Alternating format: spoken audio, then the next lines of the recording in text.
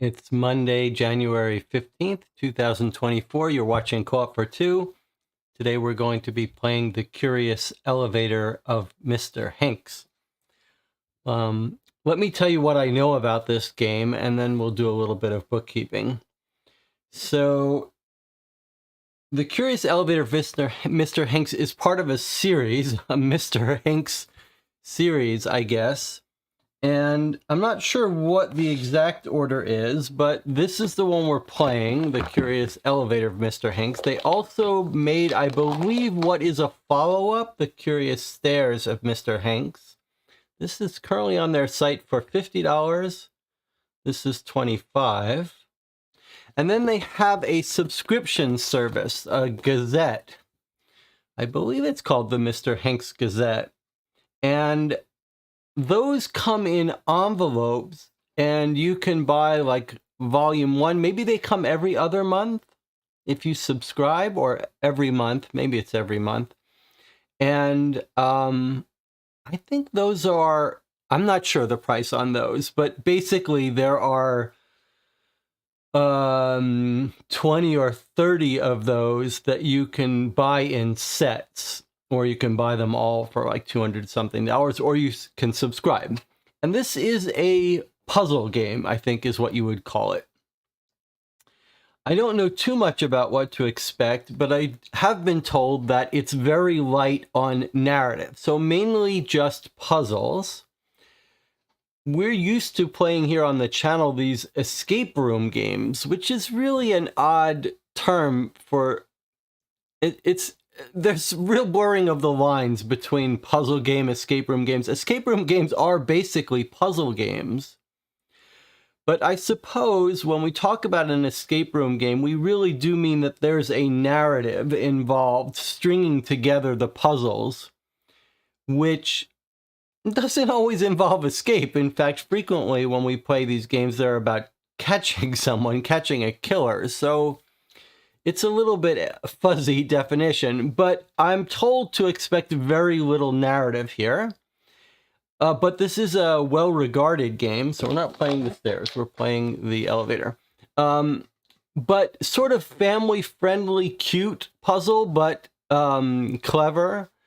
And this is a game that's been requested often by the person on this channel who is the most skilled at puzzles, which is Nicola. Not that there's a competition, but it does mean when Nicola is playing and Nicola is paying attention, what you might notice is I have to not look at the chat while I'm trying to solve something, because Nicola will frequently solve it before me. So there may be a little bit of that involved, and I'm not sure how compelling YouTube this is going to make a pure puzzle game.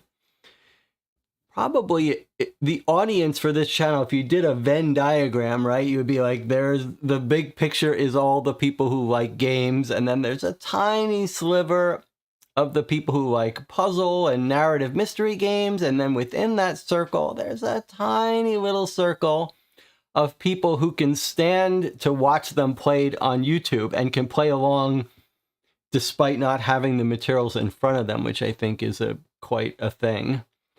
So you're my niche of niche audience here, and I'm thrilled to have you. Okay, a little bit of bookkeeping before we open this up and take a look. Yesterday, on Sunday, we opened and read the final letter of our most recent Dear Holmes play-by-mail mystery. That was The Stolen Relic. Quite a good case. Not my favorite of the Dear Holmes storylines, but very, very fun. And we normally play that on Sundays. This coming Sunday, however, will be different. This coming Sunday, I will be doing my third developer designer diary for High and Low, the narrative mystery New York City noir detective game that I've been working on for the last 8 or 9 months with a bunch of help from people in the channel. So if you haven't watched the previous developer diaries and you're interested in the game, you might want to check those out before Sunday.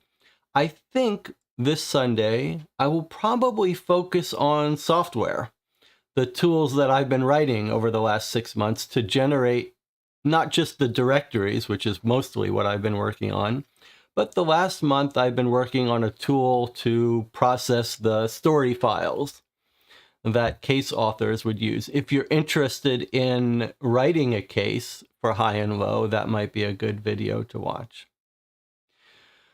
I also put up a review of The Hidden Listener, which is the 12-part narrative-heavy mystery game that we played over the last several weeks, over 40 hours. If you haven't watched that review, you might want to check it out. It's a spoiler-free review.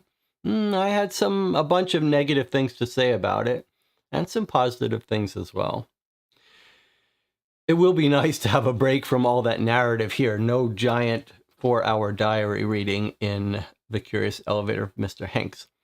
The other piece of information I wanted to pass on is that if you join me for our playthroughs of Penny Dreadfuls, which were full of chaos and glitchiness, Marco Arnaud has posted a review of it. The second review that I've seen since my review. The first review other than mine that I've seen and I've been waiting for. Marco's channel is Marco OmniGamer, used to be Marco Wargamer.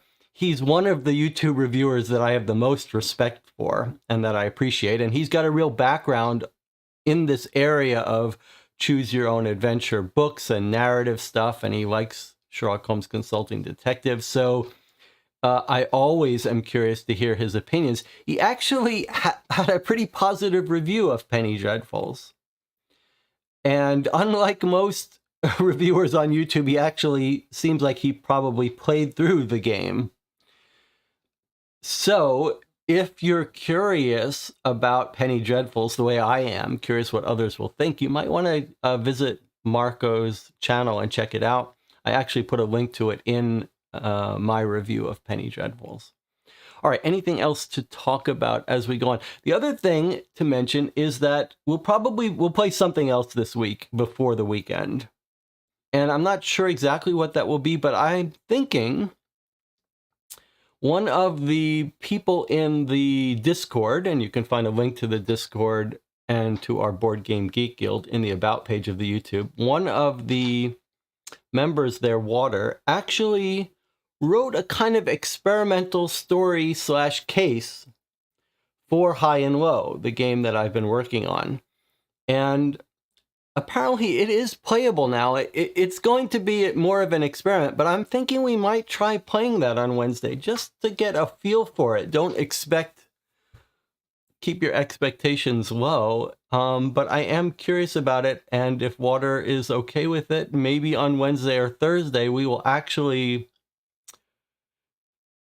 I don't know if we should call it a playthrough. We might actually play it and then talk about High and Low and the issues of creating a case. Now it's his first case, so well, okay, we'll deal with that when we do it. So maybe Wednesday or Thursday we'll do that.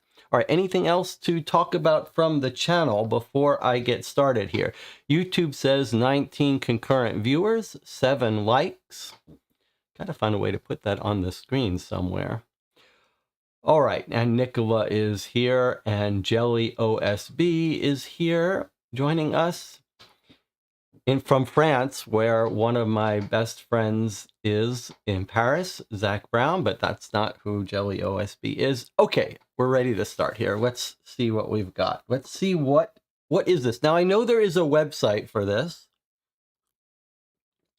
I don't know how much you're actually involved with the website when you play. I don't know if it's just for checking answers, for getting hints, but let's see. So I've had this for a year or so and not opened it. Let's, I guess we'll look at the...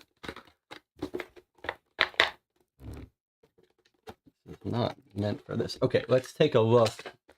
Let's take a look at this and see what it says so we know what to expect. Hop on board the virtual elevator at hinkselevator.com. Explore Hincks Tower, Bluefish Games, that's the publisher. Solve puzzles and move this excessively curious elevator. Pass this test and add your name to the Hall of Fame.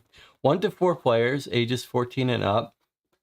I don't see the time here, but somewhere we were told to expect maybe 2 to 4 hours. Now, one thing to know is that I have found it takes us about 3 times as long to play a game on YouTube.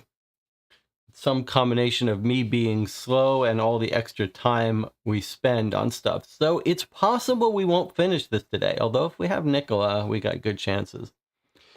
And Tina says, don't get frustrated.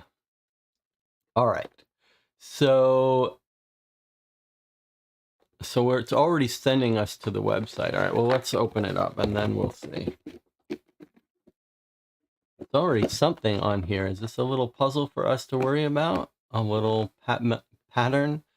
1/2, -10, question mark.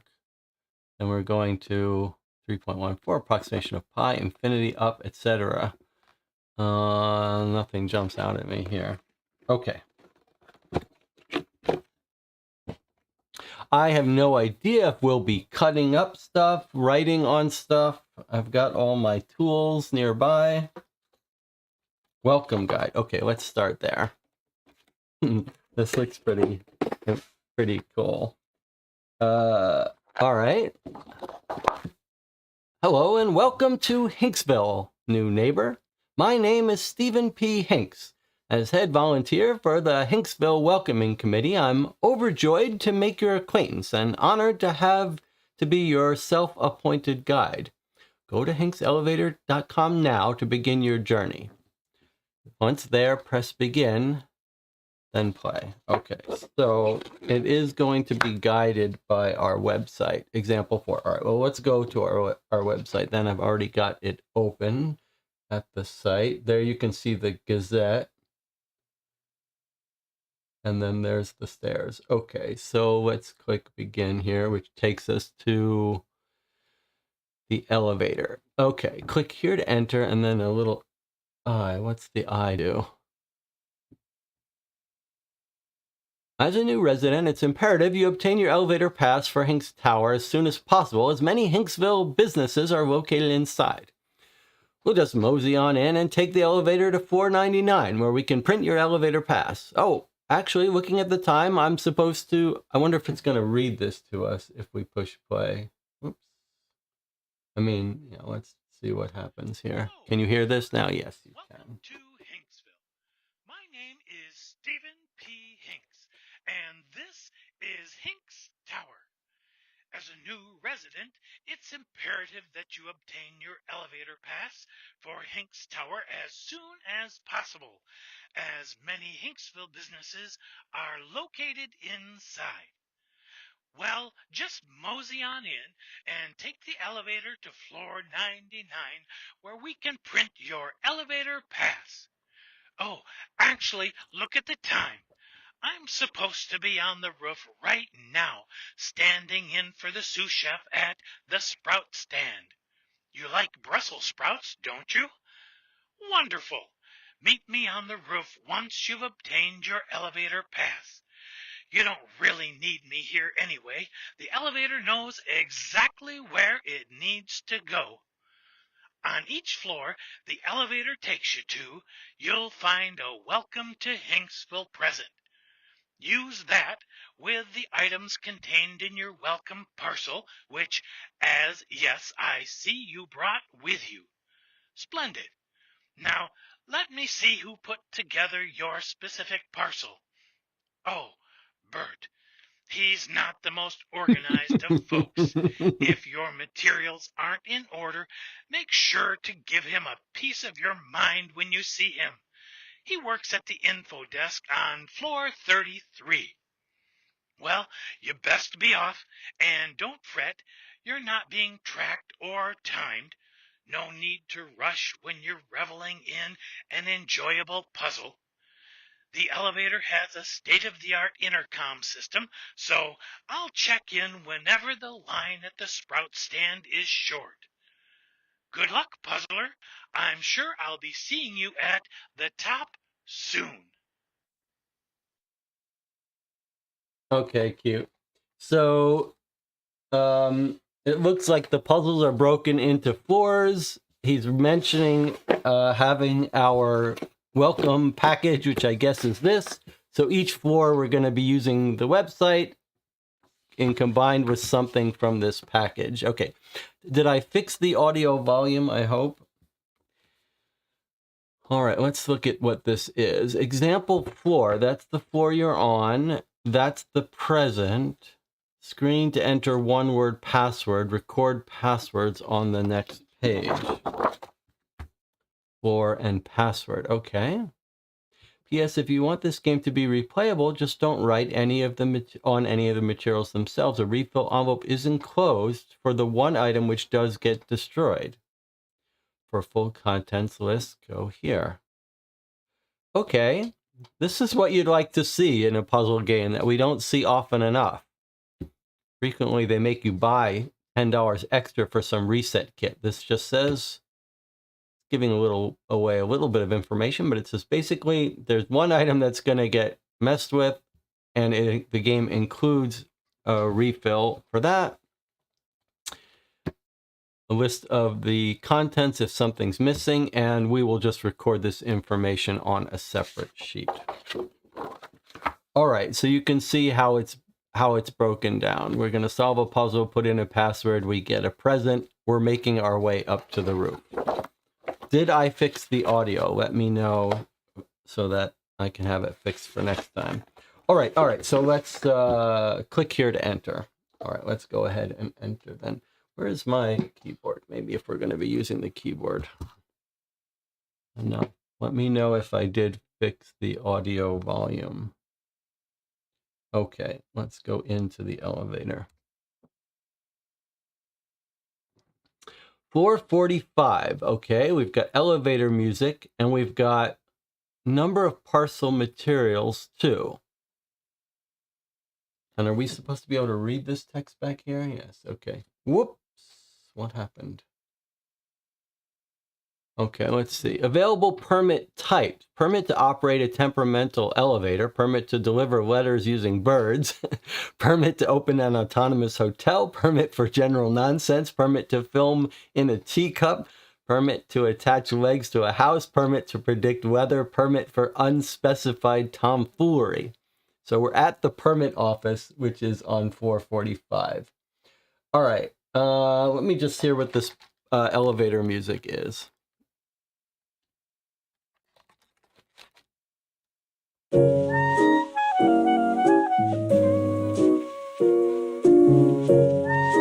Okay, so if you want some background, a little lower than the channel says, if you want some background music while you play, you can have that on.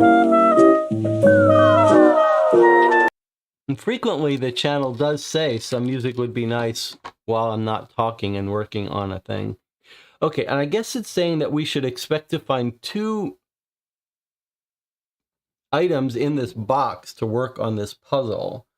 And then, let's see, if we try to click on the puzzle, it's going to say no, I assume. Oh, no, it does have an item. Okay. So it looks like, well, if we wanted to go, we could certainly solve it easily enough. S to E, start to end. All right, so we've got, I thought we were going to put the thing in to get this thing, but it looks like maybe this is our online component to solve this puzzle. Okay, and then when we know how to solve it, we're going to click here, I assume, which is going to want a password to leave. Okay, so there you go. That is how the game works. We get to a floor, we get an online element, and then we get told how many items are in the box. I was just thinking, is this a pattern here? Okay, we don't need to worry about this yet. Let's find the 2 physical items for this puzzle. Let's see how, now, what do you think? Are we supposed to, well, I mean, we are at the permit. So this is probably related to it. elevator permit renewal, and this is, but these weren't the first two items here. I'm trying to think, should we be going through all of these in order to figure out which ones go with which puzzle? We're nowhere on 45. Is there anything about this? I mean, these two look like they're connected, so I assume these are the first two. This is a permit renewal, so that makes you think this is for this puzzle. But this one, it doesn't say it's for puzzle 45, so I guess that's the way this game is going to work. We're not going to be told explicitly what materials go with what puzzle.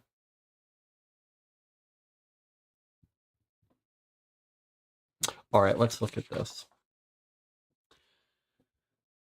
Elevator permit renewal application. I can see I should have adjusted my cameras a little differently. Let's see. Okay, so do not be late. Let's just take a look at it. We looked at the online thing, which was a maze that looked like it was going from an S to an E, but they're different E's. So maybe the online thing tells us which E. I'm trying to remember where it was. Okay, so that would trace and might trace a word. What else is down here? Do not be late with your application. Once filled out, upside down submissions are greatly appreciated. Okay. Get in on the ground floor. That does sound like it is for this puzzle. I wonder if this is... It says two things are required. Does that include the online one, or is it just...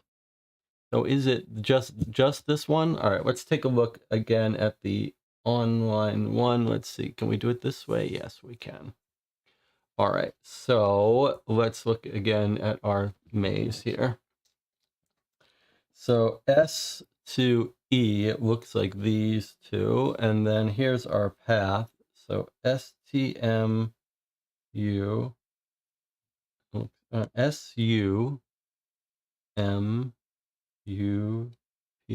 So this is one of these things that our overlay would be useful. And then it said upside down, which seems to suggest that they want us to flip it upside down, perhaps, to read it. But let's do this so that we can write on this.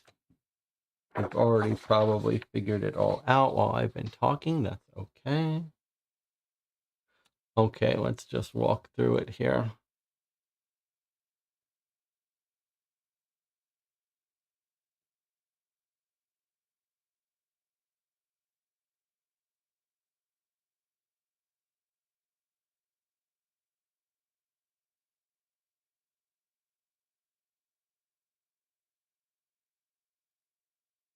Two. That's the S. Two. And two. So we're on top of the S. Up, down. Okay. All right. So SUMUPTHE.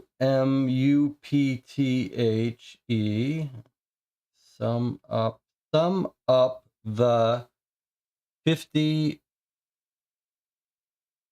D 50 D D NUMB. The 50 DD numbers on the certificate. Sum up the 50 DD numbers on the certificate. Okay, so it's talking about this certificate. So now we know two parcels do mean two items, and we might not have had to identify this until after we read that. All right, so what are the 50 DD numbers? 50 double digit numbers. Sum up the 50 DD, which is going to be double digit numbers. So I think what it's saying is there's 18, there's 22. I think that might be it for double digit numbers. Maybe the 59. Okay, so before we do that, though, what's happening here? We sum it up, and then it wants it upside down. That part's a little strange to me. All right, let's sum up our double digit numbers. DD, double digit, surely. Okay, so I think we've got our 18 there. These are not double digit. There's certainly a 22, maybe a 59, depending on if you think of this as one number or not. I don't see any other hidden double digit numbers here. Okay, so it's either 40 or 99, depending on whether you include the 59. Okay, now what's going on here?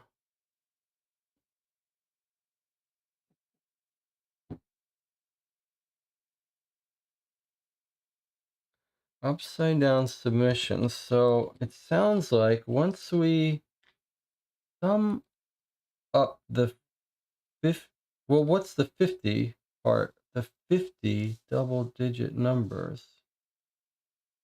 Okay, so I just summed up the double digit numbers, but clearly I did it wrong. I'm missing something.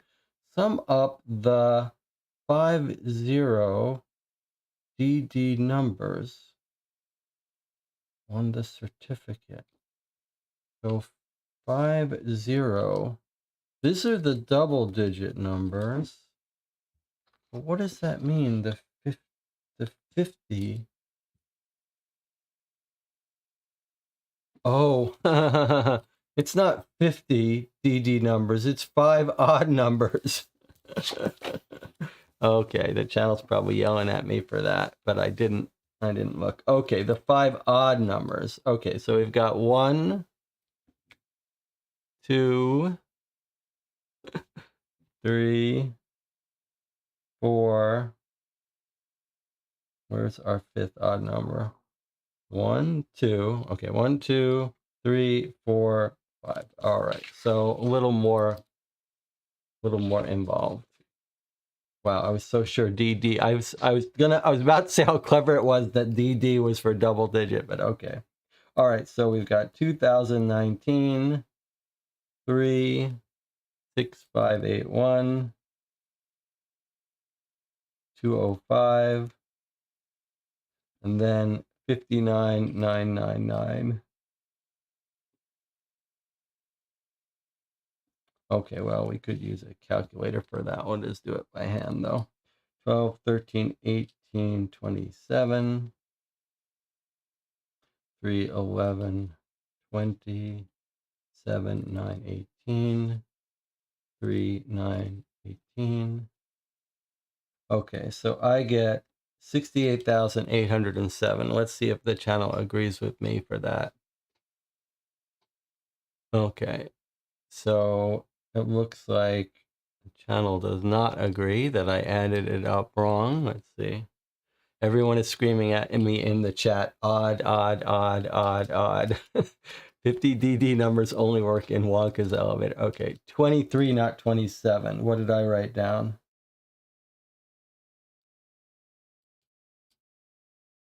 I don't know what that means. You got to be more specific when you just say 23, not 27. I don't know what you're talking about there. I don't see any 27. I don't see any 23. Okay, what did I add up something wrong? 12, 13, 18, 20, no, 12, 13, 18, 27. The last digit should be a 7. That's what I wrote. So I'm not sure why you're telling me.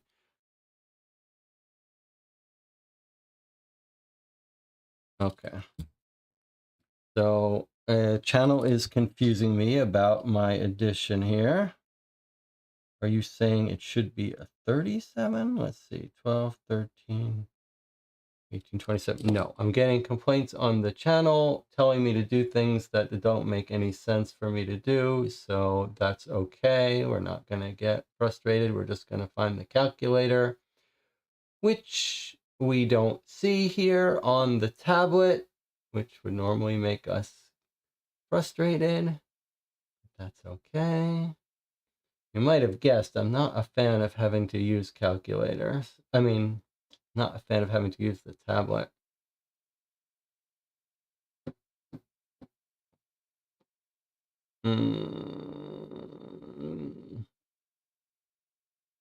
Okay, okay, okay.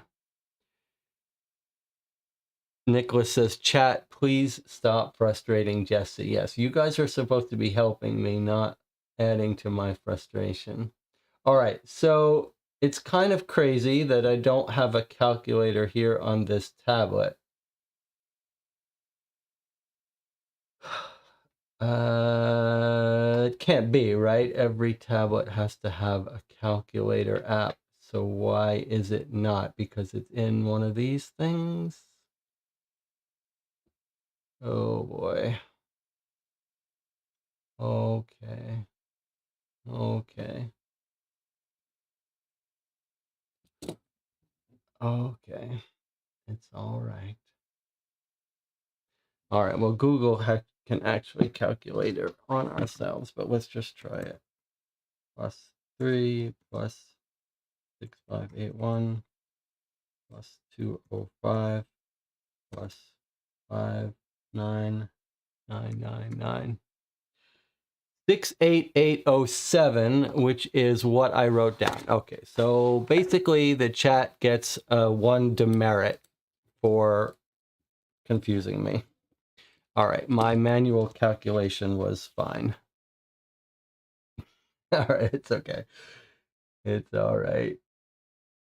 All right, so 68807. So if we write it 68807, okay, so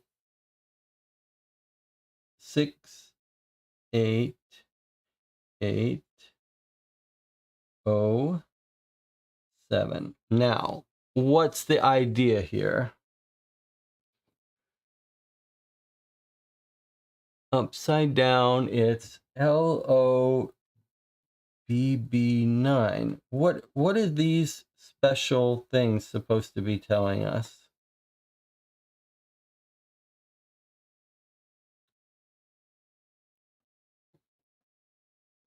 What's the idea here? Why are those colored differently?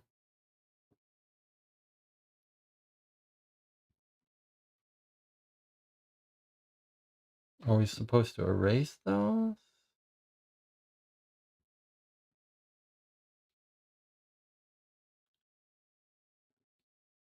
L-O... Hmm.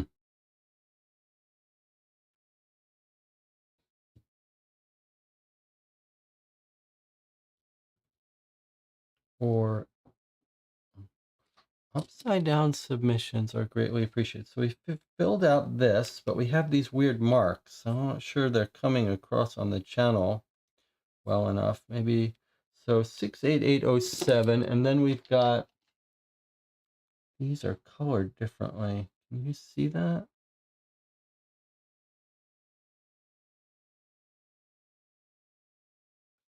Why is that? So we think it's probably suggesting that we're supposed to turn it this way and read it. But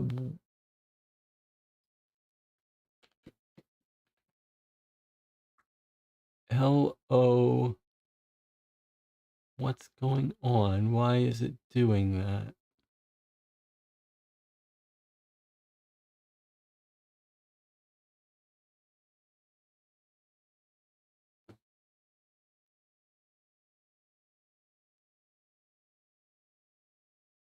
Oh, lobby. LO, this is telling us that we should erase these, so that's going to turn these into a B's. And then this is going to turn this into a Y. I think that's it. Okay. So it's saying basically turn this into this, turn this into this, and turn this into, I guess, I don't know, a curve or something, or erase it. Okay, so LOBBY.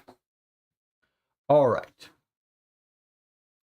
So I think we've got our first one. Okay, now we're going to go and click on this. Did it tell us how long this answer should be as a hint? Let's see. LOBBY. 1, 2, 3. No, it doesn't give you any hint about the length of the answer. But let's see if this works. Superb. Proceed. Okay, so now there's going to be some audio for us to listen to. Excellent work! Maybe don't let others in town know how quickly you finished that maze, or everyone will clamor to be your partner for the hay bale maze at the fall festival. Now, on to the next floor. Okay, so just a cute little thing. I may just click this in the future to have it read, so we can read it on the text. Okay, let's proceed. Maybe this is a good time to take our first break. You've got your taste of how the curious elevator of Mr. Hincks works, the sort of sense of humor. Stacy's reminding me to write down that the password for floor 45 was lobby. Yes, let's do that. So I'm not going to write it down on the official sheet. I'm just going to write down that for... Really? Just going to write down that floor 45 had a password of lobby. Okay. So you've got a feel for how the game works, how it's cute, how it's got a sense of humor. I'm enjoying it. We got a little taste of possible areas of frustration. We've learned I should put a calculator on my tablet. We're going to take our break here a little bit early, but if this seems like a game that you might be interested in playing yourself, your group, you could stop watching now. You see what it's about. Play it, watch the video after you finish. For those of you who are going to stick around, I'll see you in 8 minutes.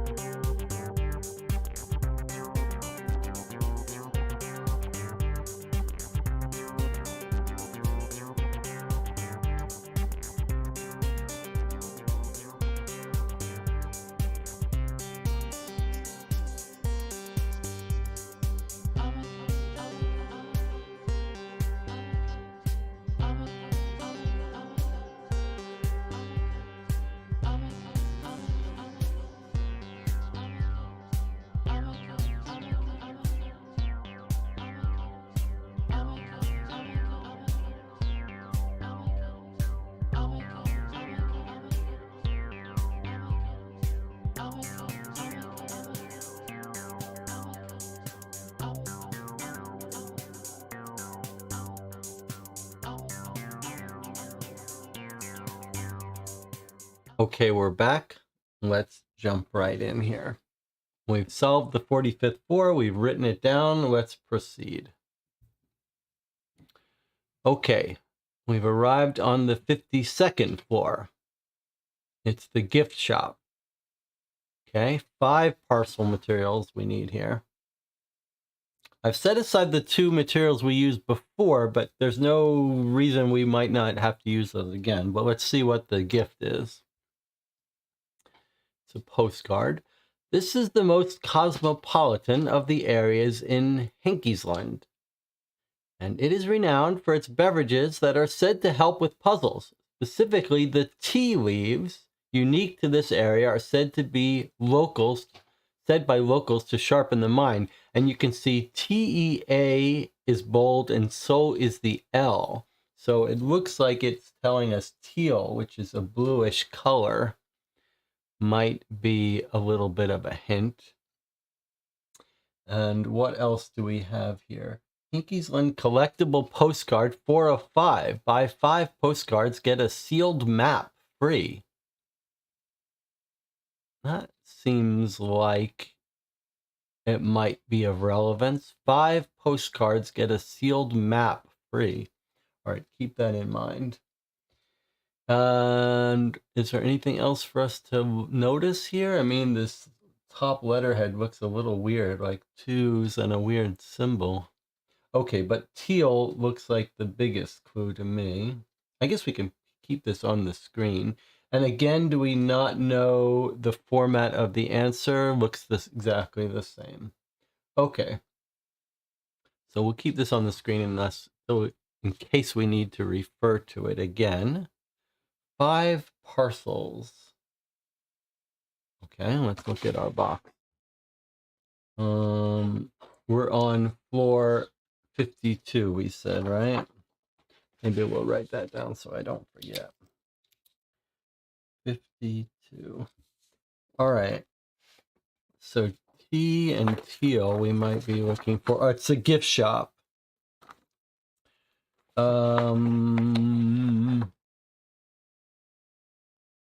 Okay.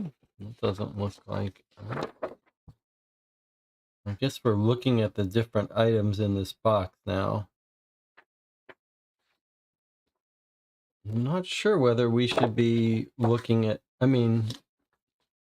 future subscriber, the Hincks Gazette. So this looks like maybe a sample Hincks Gazette, remember I talked about. So I wouldn't be surprised if we don't even use that for this, but let's see. Little dot matrix printout, although I don't think dot matrix was in color, but this looks pretty cool. A big little book of crosswords. Okay. The state of being crossed, the state of being crossed, the state of being crossed. What on earth? How strange. Okay, what's this? In our book, you're a star, mostly because you paid the star naming fee, but also because you're great. Star name's not valid in actuality or outside Hicksville. Free pencil valid anywhere. Okay. That's weird. Okay. I don't think this is supposed to get stuck, but maybe it is.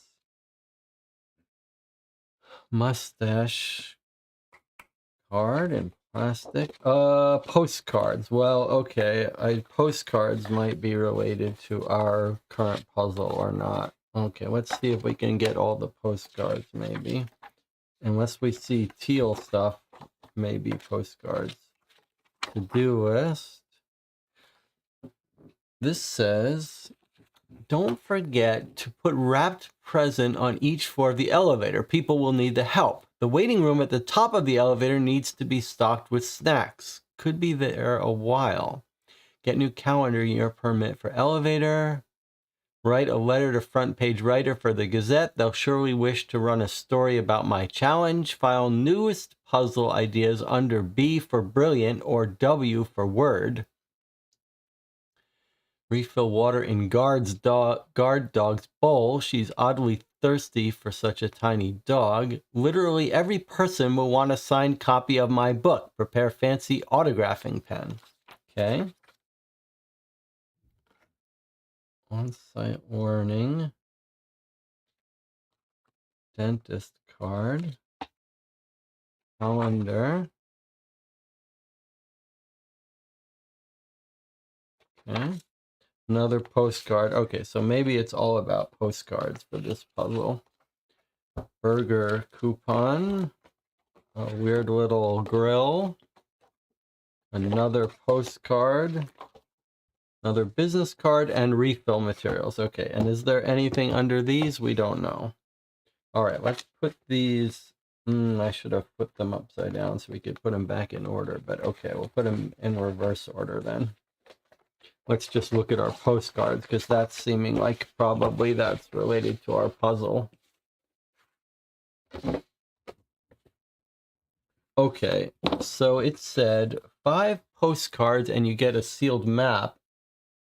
And there's one postcard already on the website. So maybe these are that. And the sealed map we don't know, but let's see if the postcards reveal to us what's going on with the map. Okay, postcard 1 of 5, 5, 2, 3. Okay, and 4 is on the website. All right.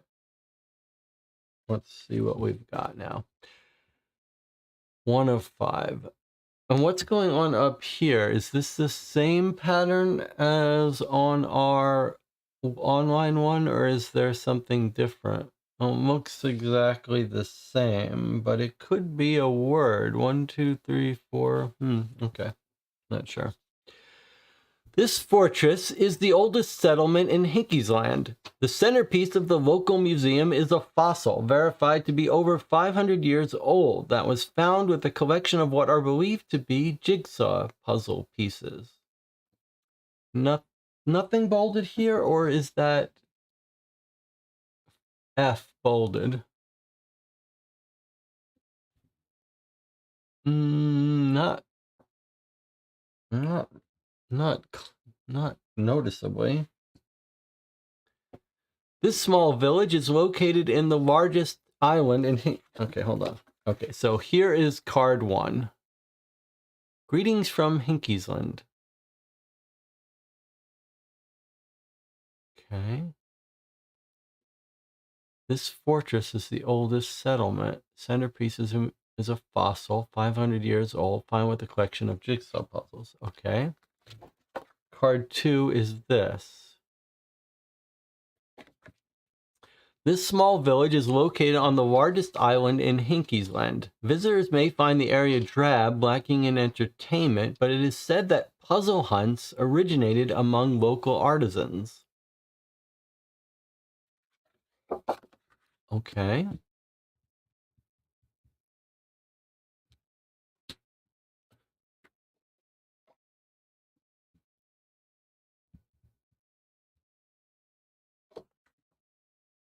The sea is a dangerous area, well known for its cyclones. The currents are in a constant spin, keeping all but the bravest or most foolhardy of ships well away from the area.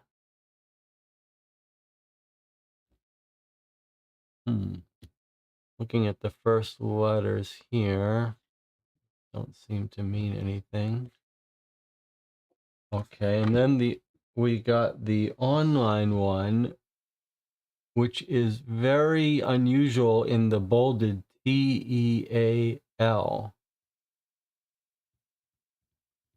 T-E-A-L. I do notice that T-E-A-L is 4 letters, and we do have 4 other postcards. I thought it was telling us the color teal, but I could be wrong. Let's continue here. Here's a ship. This postcard says, this bay is widely considered to be a mecca for treasure hunters. Legend has it, it was a frequent stop for pirate ships with ill-gotten artifacts, and it seems there's always a fleet of boats exploring old shipwrecks.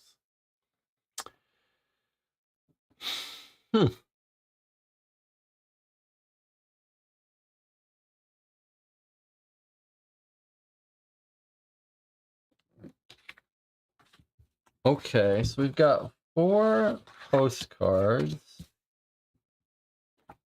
plus the one online. We don't see the picture on the one online. You could imagine lots of stuff hidden in these, but this one, it's hard to see what would be hidden. The word looks the same on all of them. No bolded letters on the others. And then on the online one, the tea leaves, TEAL. Get a sealed map for free. Maybe we do have to worry about the sealed envelope. Maybe it's not a copy of the Hincks Gazette as I expected. Maybe it is a map. This isn't the only thing that was sealed. This was sealed too. And I don't know if this is related to this. 1, 2, cobble my kick, shoot a pair.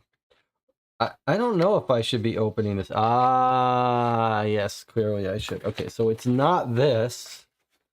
It's this. Okay, so this was sealed with a seal.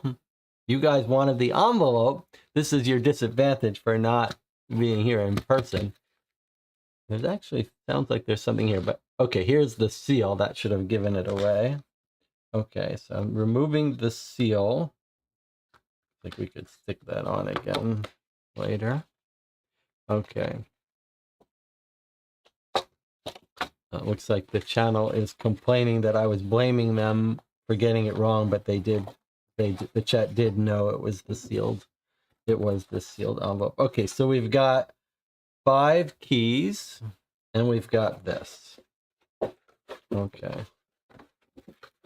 Anything on the back here of import? No. Okay. Hincks Land, the most joyous of places. Wood carven, rain hearth, Portsmouth, and Ecutepia, and Faldergog. Well, okay. These names sound weird, like maybe they're anagrams. So let's look. 1, 2, 3, 4, 5. So there's 5 places, right? And there's 5 postcards. So the village, this one, is Portsmouth. This small village is located on the largest island. So this is clearly about Portsmouth. Portsmouth. All right. And then this one, the balloon, is talking about Baldergog.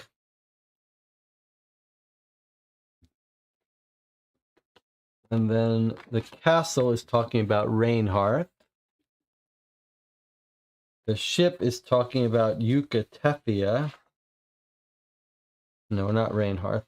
The fortress is talking about wood carven. Okay, so the online one in our present here is clearly talking about Rainhearth. That's the one that we don't have the front of.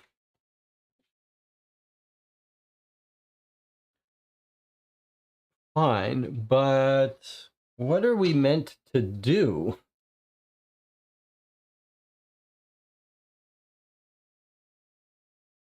And why is it saying TEAL? I mean, assuming it's Rainhearth, which it clearly is. TEAL, this is a map.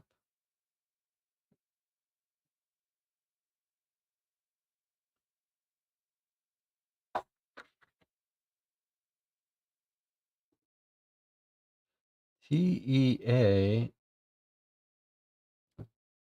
is in the letters, but no L. And what are we meant to do with the keys? Let's not forget the keys. So they all the keys have this 2 things at the end. Oh, they're telling us what letters to use. Is that right? They're telling us what letters to use. And for the one online, which is this one, it's telling us E, A, and L. T, E, A, and L.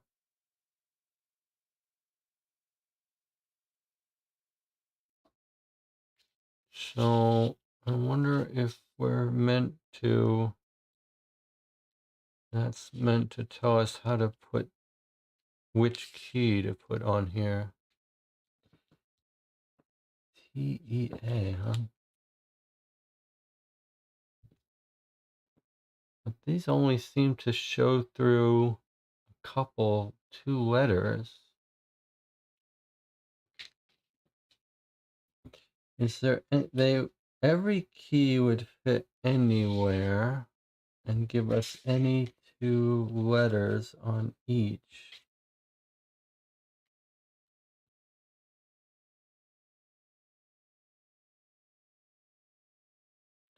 T-E-A-L.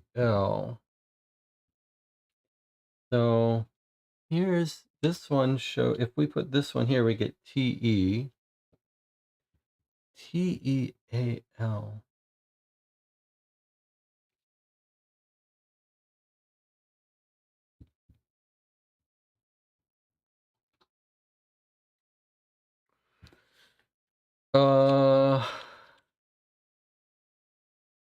Hmm. Let me just see. T-N. A.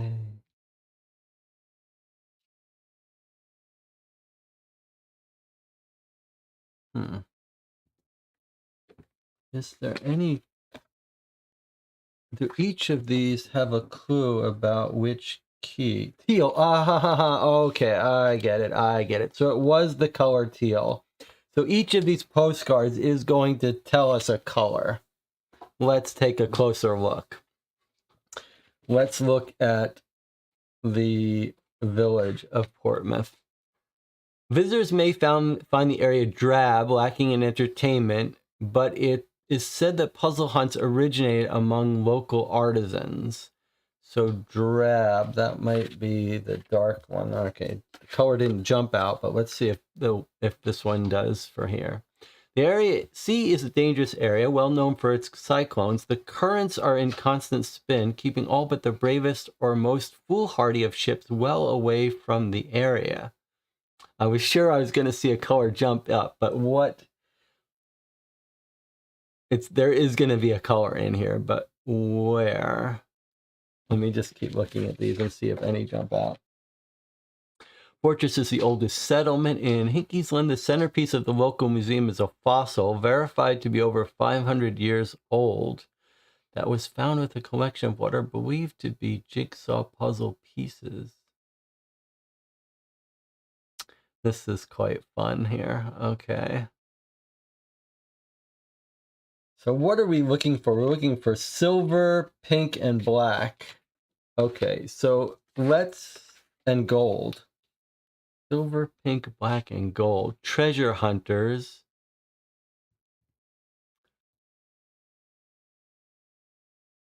A mecca for treasure hunters. Legend has it was a frequent stop for pirate ships with ill-gotten artifacts. There's always a fleet of boats exploring old shipwrecks. Well, I don't see a color here, but maybe if we had to guess, we'd guess that pirate ship hunts for gold. That would be a PH here, or you know. All right, let me put this one aside. So we've got the teal, which was on that. But so maybe we expect to find a color in literally in here by combining letters that might not all be a complete word. So we're looking for pink, silver, and black, and possibly gold. Or it could just be alluded to, drab, but I think it's going to be explicit. It is said, originating among local artisans. Look for something that sounds odd too. I'm sure the chat has found these things, but I'm going to avoid looking for now because this is fun. I have to remember I'm supposed to. Sometimes when we play these games, I get used to going to the chat for the answer. I have to remember that's not how this works here. The purpose of this channel is not for me to just facilitate the most clever among you to solve these as quick as possible. The point here is for me to have fun trying to solve these and go to the chat when I get stuck and want help. You're like my hint system. Let's see. I'm looking for a color embedded in combinations of words here. I never pretended to be good at puzzles, by the way. All right. We're going to do this by process of elimination. I don't see it yet in that one. Let's see. I'm looking for one of these has to say pink, right? Okay, let me just look. Pink seems like it should jump out.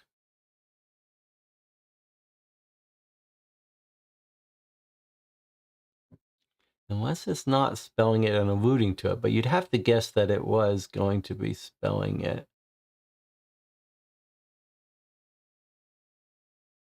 Over a word gap.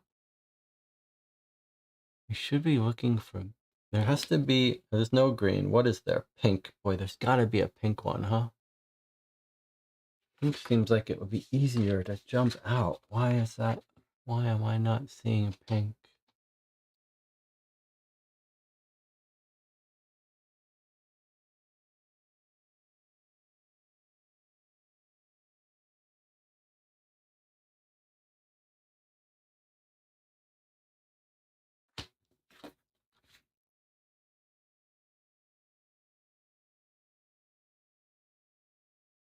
Okay, there's our pink. The currents are in a constant spin, comma, keeping all but the most common. P-I-N-K. All right. So our pink is the balloon. Okay, this is fun. This is clever. This is pretty clever. Okay, so there's our last two letters are going to be OG. We could even start to guess this thing, like just by process of elimination. T-E-O-G. C-A-O-G, unless it's backwards. All right, well, I don't know what these are, but let's, rather than do that, let's just try to find it. Okay, so we did the balloon, and we did the online one. Okay, so now we're looking for gold, silver, and black. Okay, so gold, silver, and black, and if you had to guess, you'd guess that the ship is going to be gold. So let's just look. All right, so should be starting to get easier. Where is our black, silver, or gold here? Silver should be easier to find. And you could look for unusual words that sound like they're forced in here. Drab. Yeah, drab is the one that stood out, and drab is B-L-A-C-K. Okay, so the village is black, which is Portsmouth, is our black. Okay. All right, we've got two more. We're looking for silver and gold here.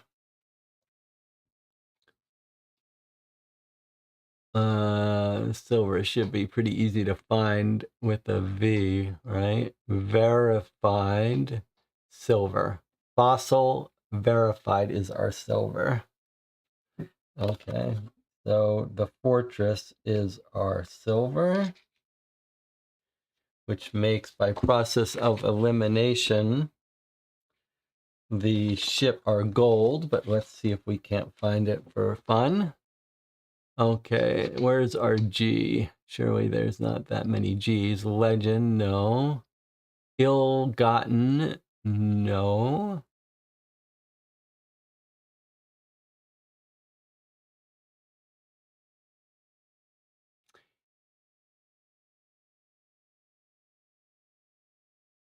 So, oh, exploring old gold. Sometimes it's nice to complete these to get to see if there's any other, like it could have been that the last key was not following the rules and was just eliminated by the process of elimination, but that it's good to know that that wasn't. Okay, so what have we got here? Let's write out these letters. We do know the order is by the order on the postcard. Now it makes sense that these are ordered. So our 1 of 5. 1 of 5 is the fortress. So that's CA.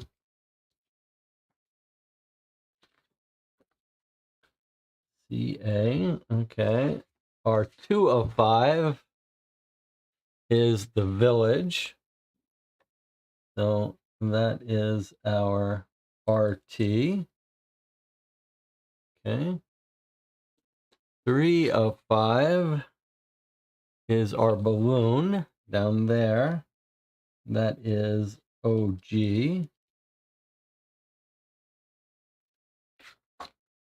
4 of 5 is online. That is by process of elimination. The Reinhardt, the teal, that's RA. And you can see what word is being spelled here. And lastly, number 5 is our pirate ship, which is PH. And that's our word. Okay. That was a pretty good puzzle. That was pretty fun. That's like a home run puzzle, all aspects of it. Having us find this, figuring out how to use the keys, figuring out why the bolded one was on the website, then having to assemble them in the right order. That's pretty good. That's pretty good. Okay, so let's go here. Let's put in our word. So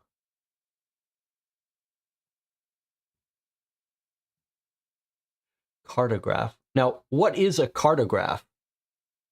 Can the channel tell me what the cartograph is? Okay, let's also check in with the chat and see, like this is where you see who gets credit for figuring it out first.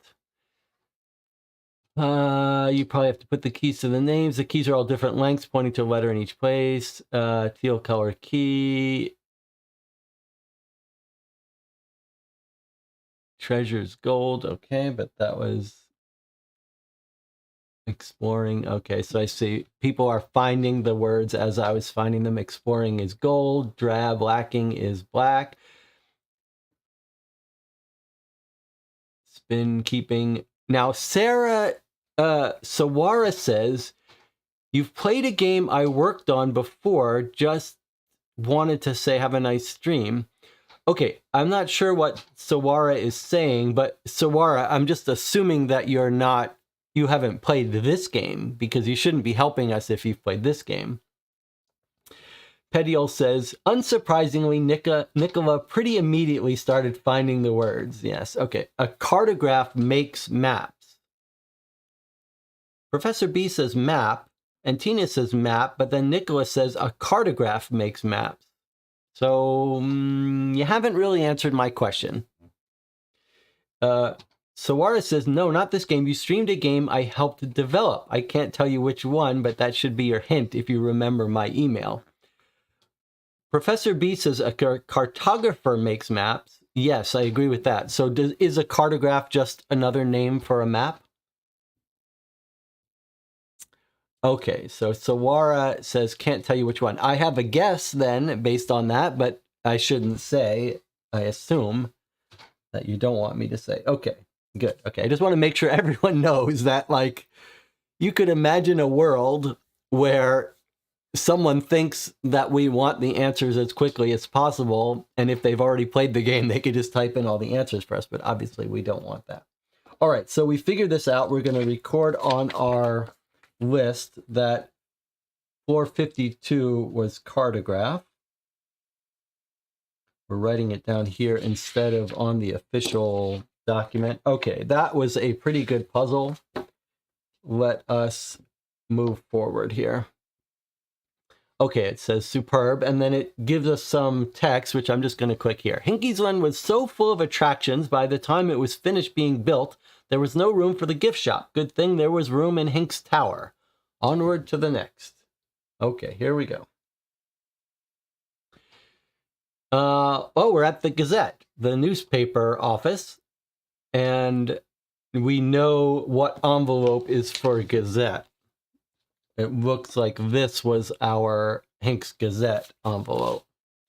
Okay, so I suspect that's going to be used for that. All right, let me put these keys and map away. I assume we're not going to need this again. We might, but I don't doubt it. Let's just put all these together and put them in the pile of solved things.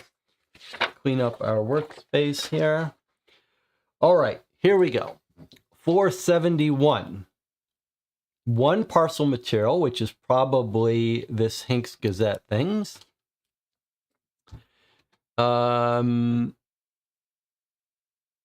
Let's see what our present here is.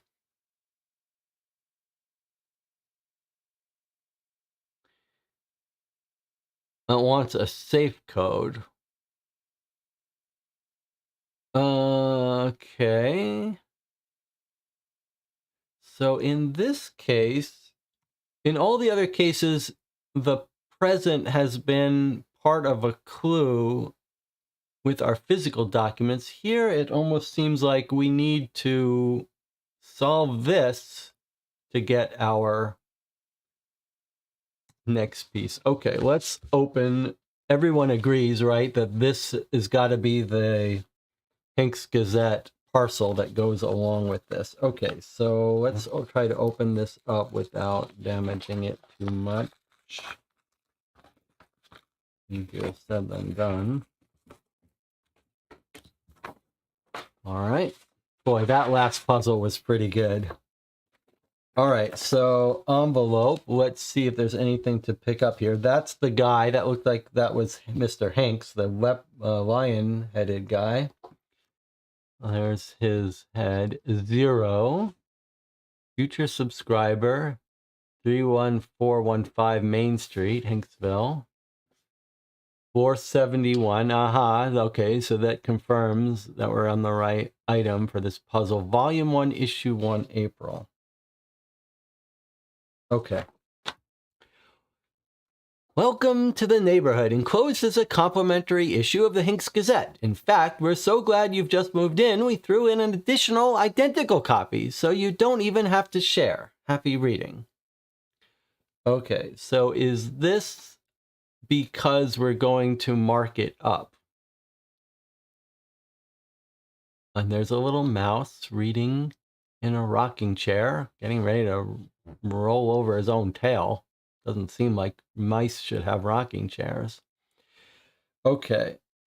An additional identical copy. Okay. So we're told it's an identical copy. It's conceivable that it isn't, but we might want to take its word for it for now, until we get some indication that finding differences is important. All right, so this may be part of the puzzle, but also an example of what you get with the Hincks Gazette. I don't know. Let's see. All right, news for today. Hincks Elevator, Hincks Gazette, April 2020. The news you want and the news you need all in one paper. And this part here says, rainy, always rainy, rainy all week, never not rainy. Should you wear a coat? Yes. Should you take an umbrella? Yes. Should you drive instead of walk? Yes. Why? Because it will be rainy all week. Okay. New museum promises to be out of sight, if it can be found, that is. Okay, so this matches this with the 0 on it. Seems the chat alert may have failed. That's because I have the box right in front of the light. Okay, thank you. Let's see, what is the chat alert?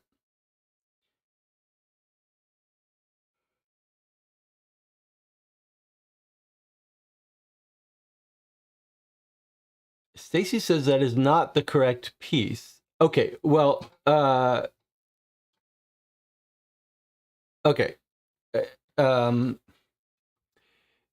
we need to have a little talk about hints and stuff. Okay, so Stacy has played this. That's very helpful, except this is a sample of the Gazette, is what Stacy's saying, and is not the right piece for this puzzle. Okay, well that might be true, but you can't give us those hints. Well, you have to let us find those things ourselves, because we want to experience this without.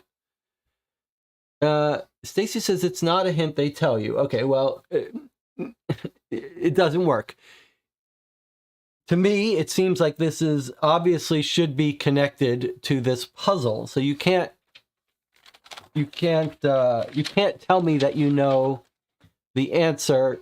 I mean, you do know the answer. That's my point. Stacy, you do know that this is not connected, having played it, but I don't know, and the rest of us don't know. So please do not give us hints related to the fact that you've already played it and figured it out. So Stacy is saying that we shouldn't waste our time on any of this paper because it's not related to this thing. Okay, but I'm just I appreciate the idea, but in the future, I do not want hints based on the fact that you've played the game and you know that it's not related. Now, it may be that I missed some information that should have told me, but you can't give us that. You can't tell me that.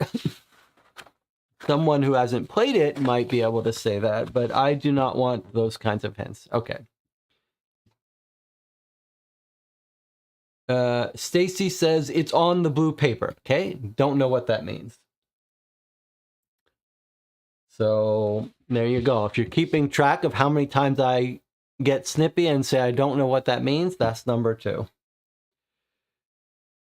Okay, let's just rewind. Stacy, stop talking. Stop talking.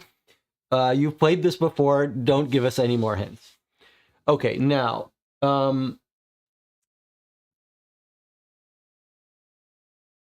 now Stacy is unwinding and saying it is on this. All right, well, let's just stop. Stacy, stop talking. Stacy has been so helpful to us in understanding a bunch of these games that she's played, but you got to stop. You've played this game before.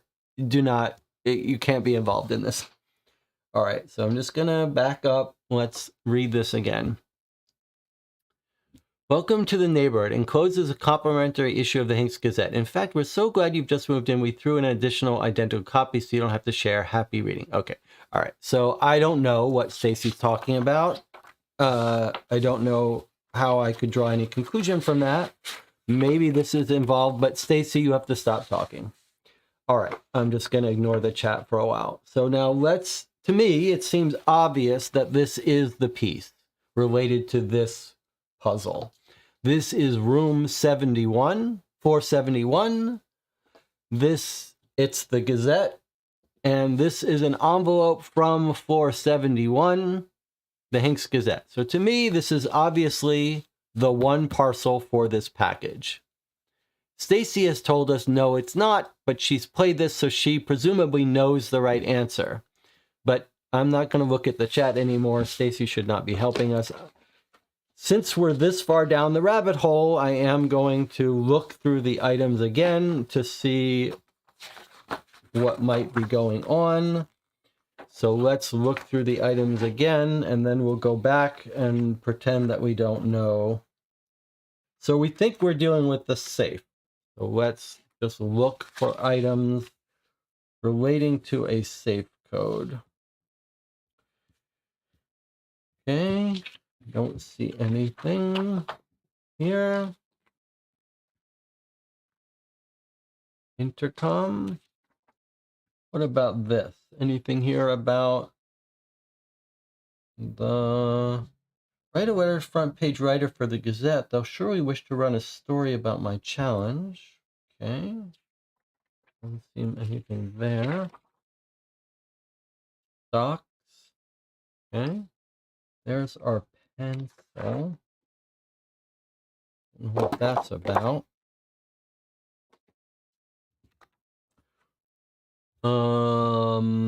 Dial mustache. Crossword. More stock. Then there's this, which looks like it goes with this. Something about a viewing service. So it seems to me like this is clearly involved. Maybe it's just the envelope, though.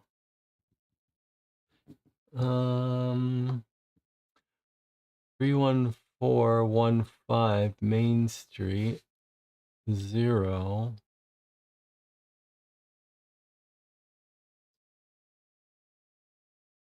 So you might imagine that any of these could be the safe code. I'm not even going to look at the chat because I don't want to. What was this thing? Oh, yeah, I remember what that was. Okay, so we've got a weird situation here. Remember, it could also be one of the items we already went through. What's curious about this game is that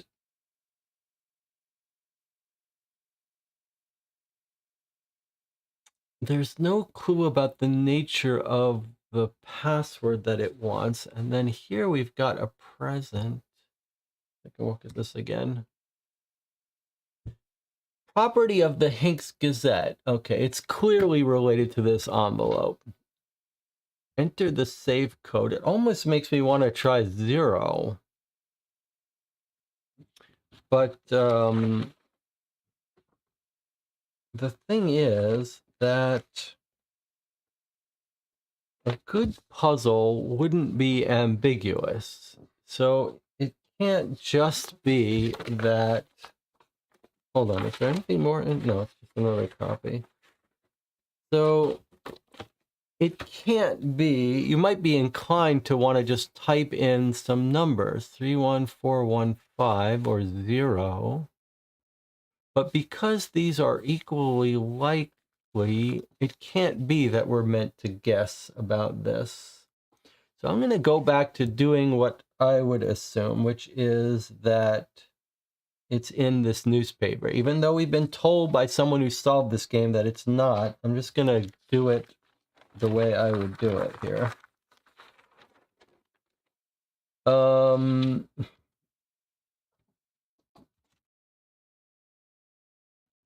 where would we know a safe password? Let's see.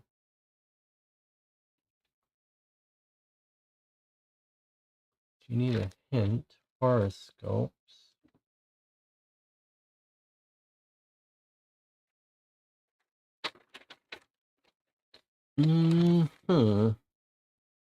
Enter safe code.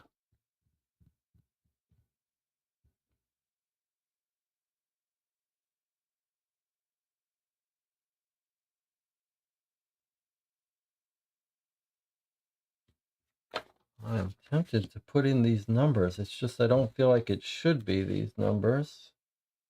But it is the Hincks Gazette.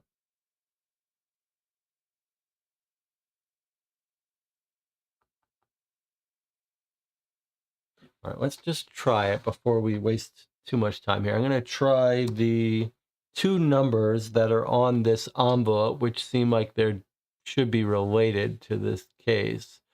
I'm going to try 31415.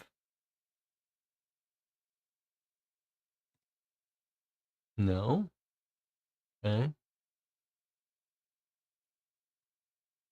Or 0.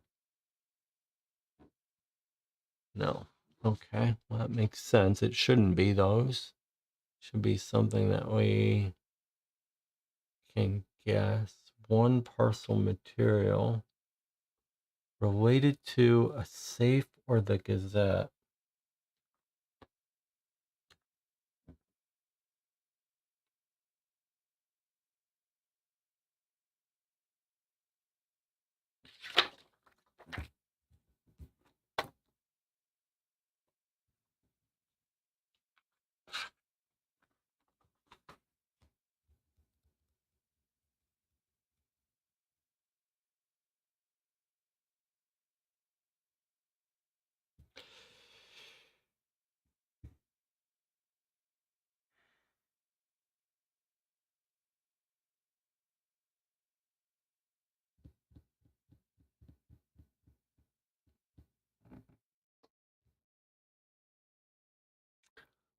Let's think.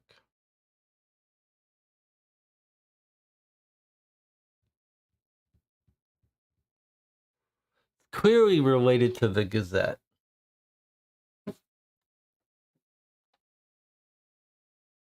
It could be related to the envelope.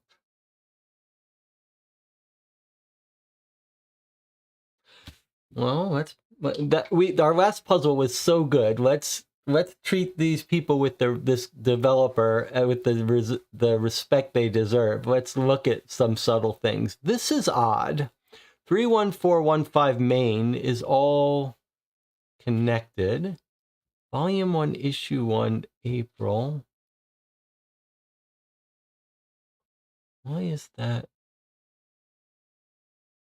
all one word? What is this 0?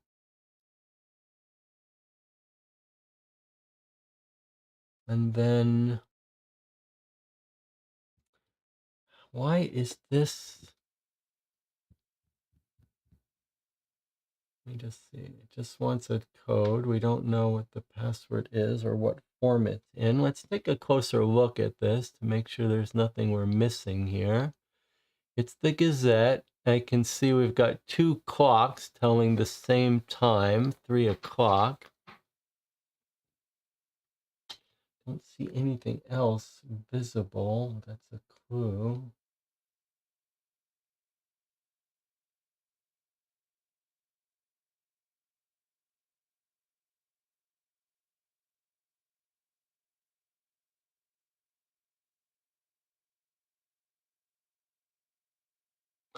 Okay. Let's go through our items again. Refill materials. Okay, so we have previous stuff that we've already been through, but that we've already used. Probably we don't use that again, but we could. Directory.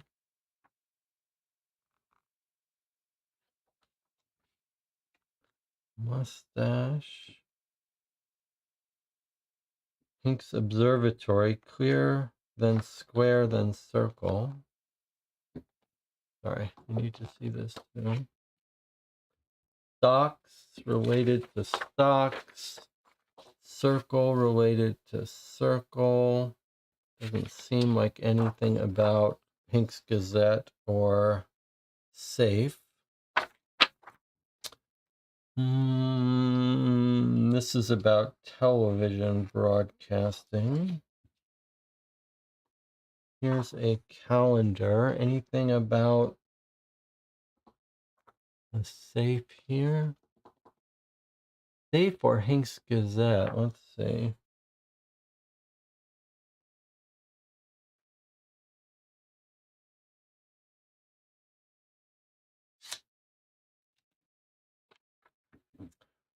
Burgers on the 10th floor.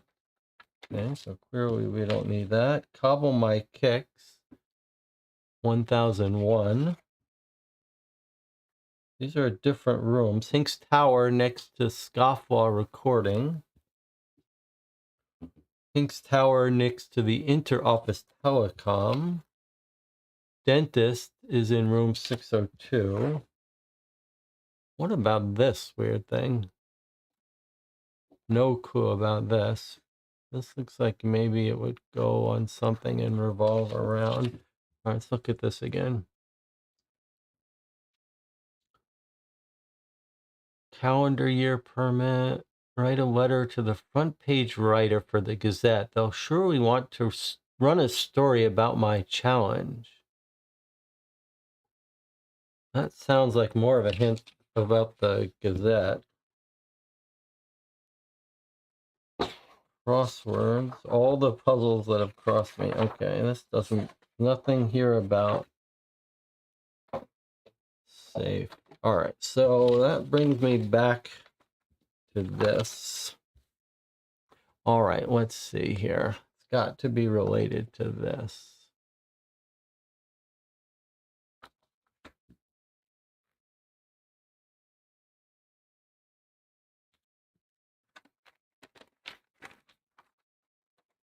let's see if we can't find, let's read this paper. Let's see if we can't find something about the safe.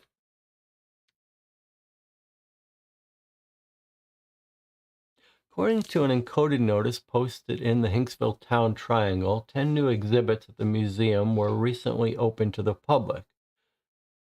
Finding the museum itself is easier said than done. Construction of the museum is of surreptitiousness was funded entirely by a donation from a single individual. Generous patron only requested two considerations in return. The first was that the donor would forever remain completely anonymous. The museum board, honoring that wish, commissioned a special plaque above the metal lion door knocker for secret knocking, which read, "Thank you, secret philanthropic human." The second request was significantly more complex. The donor asked that the map to the location of the museum be compartmentalized across the citizens of Hicksville. Each individual would know only part of the path to the museum, not the entire route.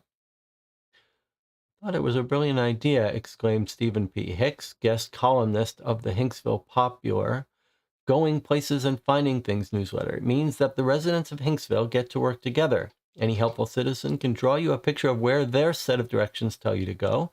Then you'll need to talk to a bunch of other people and get their information too in order to have a full map. Plus, you'll almost surely make new friends along the way. The Hicksville Nosy Neighbors Club has been surveying the town to track down all of the information. During this process, they've reported that they did indeed make new friends. But they also discovered they've created something else, with some saying it's even cooler than the friendship bit. What they ended up making was a town something. Okay, what type of bug waxes poetic when it gets angry? Okay, so you solve these by unscrambling them. Like this is LETT, well, whatever it is, it's not letter, but whatever it is, you unscramble each of these, and then you get the letter in position 1, 2, whatever, 3, 4, 5. You get that, and that spells something here. What's the name of this kind of game? I don't know what it's called. And then you get this answer. A jumble, I guess it says it's a jumble. All right, so let's look here.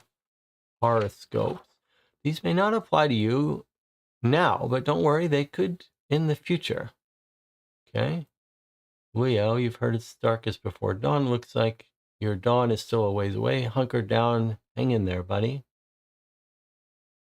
Okay.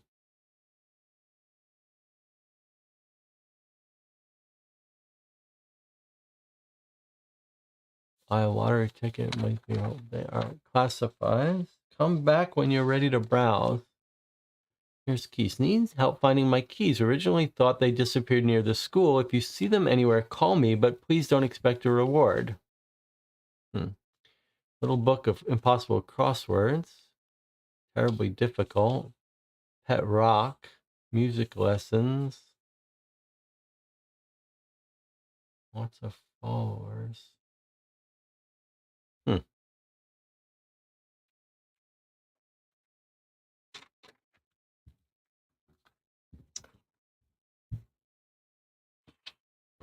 Copies. All right. Well, let's bring out these in case there might be differences. Let's see.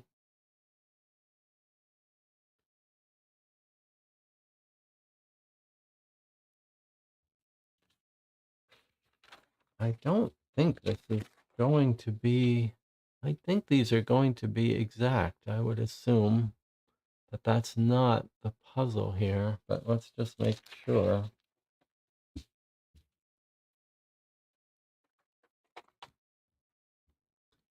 Looks exactly the same to me.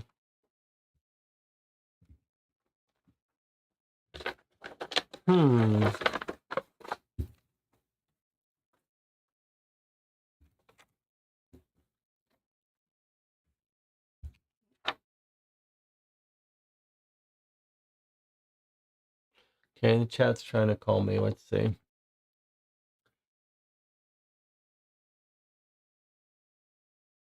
John says, check, Jesse, you have no hard feelings towards it. No, I have no hard feelings. Relax. It's fine. It's fine. You're trying to help us from wasting our time. I appreciate that. It's just not. That's. I don't. It's got to be very tempting, especially when we get stuck for such a long time. No hard feelings at all. Okay. Stacy says it's in the Gazette. Okay. Stop.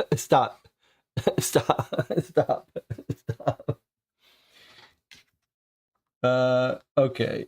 So it sounds like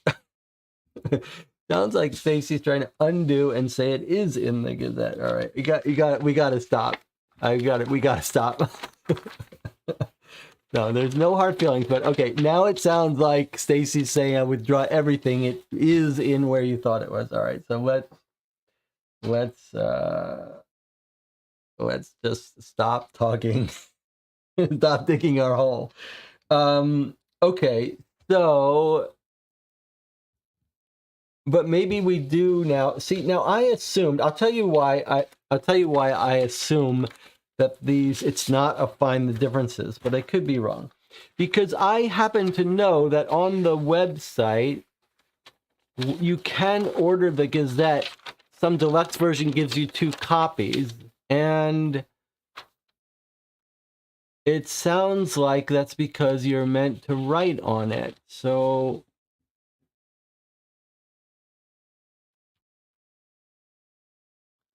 I assumed that these are identical and that's normal, but maybe we do need to look more closely. I feel like this is a little bit of a hint system. So if so, write a letter to the front page writer for the Gazette. They'll surely wish to run a story about my challenge. So it almost makes me think something on the front page. All right, do we see any differences? That's one possibility. Let's just look at at first glance, I see no differences. Dates look the same. Rainy, raining. It looks identical to me. Volume 1, Issue 1. Museum promises to be out of sight. No mention of safe. Now, we could try to solve this scramble. I don't know why that would have anything to do with safe, though.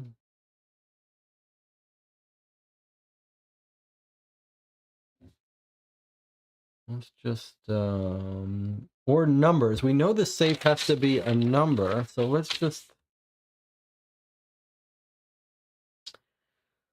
take a look and make sure we're not missing something that's talking about a safe.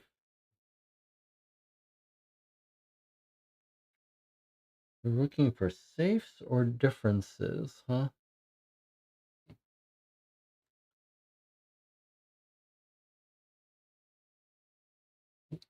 Boy, these papers look identical, and it was very convincingly expressed to us that we're going to get 2 copies. So why would we think that it's going to be different?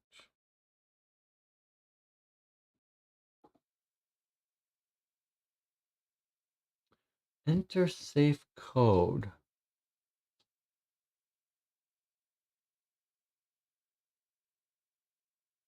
Oh.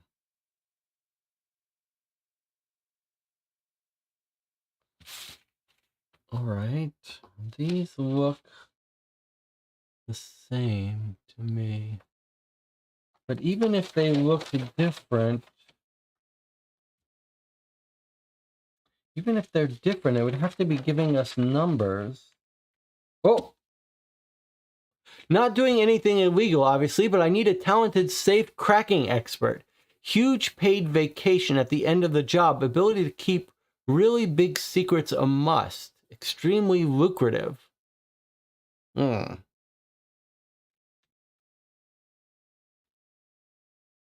This is surely our thing. But now, how do we not doing anything illegal? Obviously, I need a talented safe cracking expert. Huge paid vacation at the end of the job. Ability to keep really big secrets. A must. Extremely lucrative.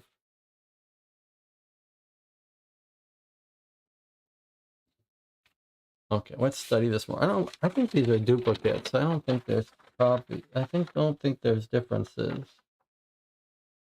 We can return to that in a bit. Let's study this newspaper more now. Need help finding my keys. Really thought they disappeared near the school. If you see them anywhere, call me. Don't expect a reward. These are all different. Okay, Pet Rock. The third base at the Youth Hincks field is gone. Please, if you know the party responsible for the theft, direct them to return it. Music lessons. Soothe your mind.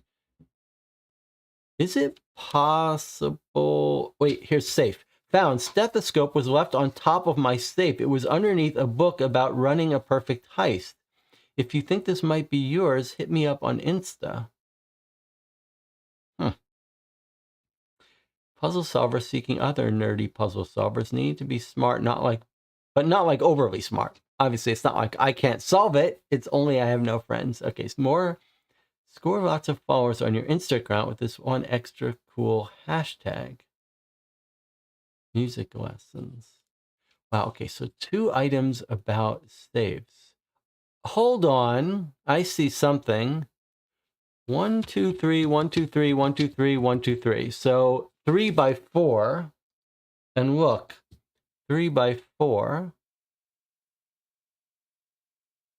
I wonder then if the pattern is going to be safe cracking.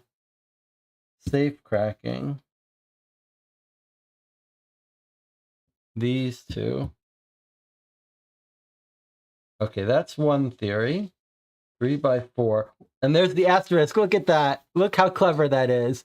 The asterisk is where the asterisk is on the online thing. That's very clever. And look, the pound sign is where the pound sign is on the map. Okay, so this is for sure it. I was also had a thought that maybe these numbers were related, but okay. So we've made some progress, some very good progress. All right, so we've got a 3 by 4 grid, and the asterisk and the pound sign match up to our asterisk and pound on the online thing. I'm glad I found that because I'm sure Nicola found it already, so it's nice to see. Okay, now let's look. What else? So we've got a mention of a safe here and a mention of a safe here. Any other mentions of safes?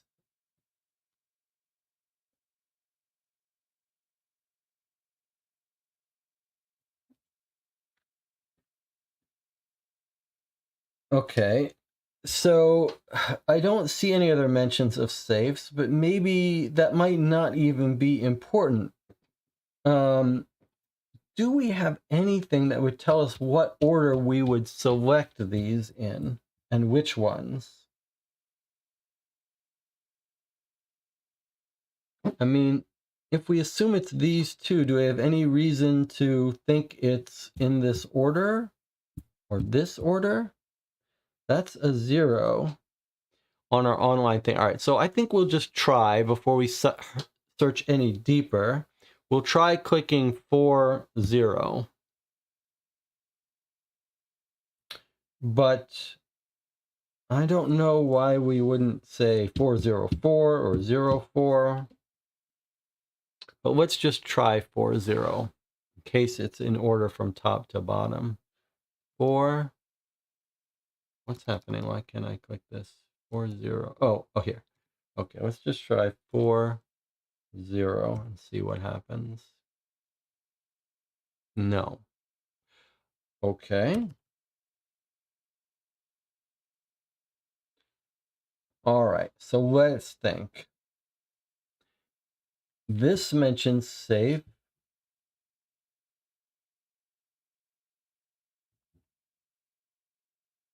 Het rock.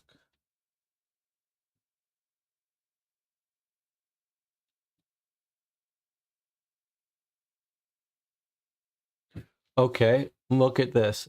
Nothere, not here. This one says Nodic, no dice. FIRST first. Okay, here's our first number. FIFTH, this is our fifth. MOVON, move on, not here. THIRD, there's third. Okay, so let's just do it. No dice. This is first. Okay, so our first number is 2. Okay, this is our fifth. This is our third. Not here. Move on. SECOND. Okay, so here's our second digit, which is a 7. Okay. NADA, nada. NONON, no, no, no, no. NOPE, nope. FOURTH. So there's our fourth digit, which is our, well, we're not want fourth, we want third. What was our third? Third is here. So that's a 5. Okay, then this was our fourth digit, which is our 0. And then our fifth digit was up here, which is a 3. Move on, no, no, no. And our sixth digit down here, which is the pound sign. And that's it. There's no 7th. All right, here we go.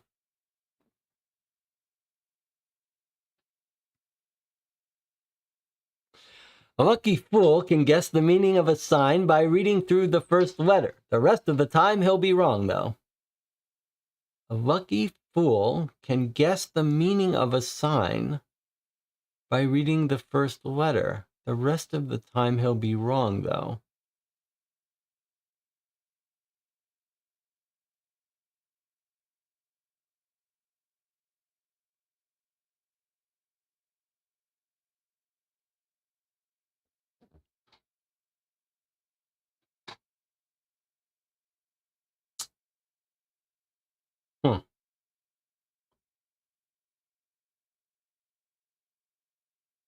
Okay, that sounds like a horoscope. A lucky fool can guess the meaning of a sign by reading the first letter. The rest of the time he'll be wrong, though. So I think it's suggesting a horoscope. A lucky fool can guess the meaning of a sign by reading through the first letter. The rest of the time he'll be wrong. Okay, so let's look for some that says lucky.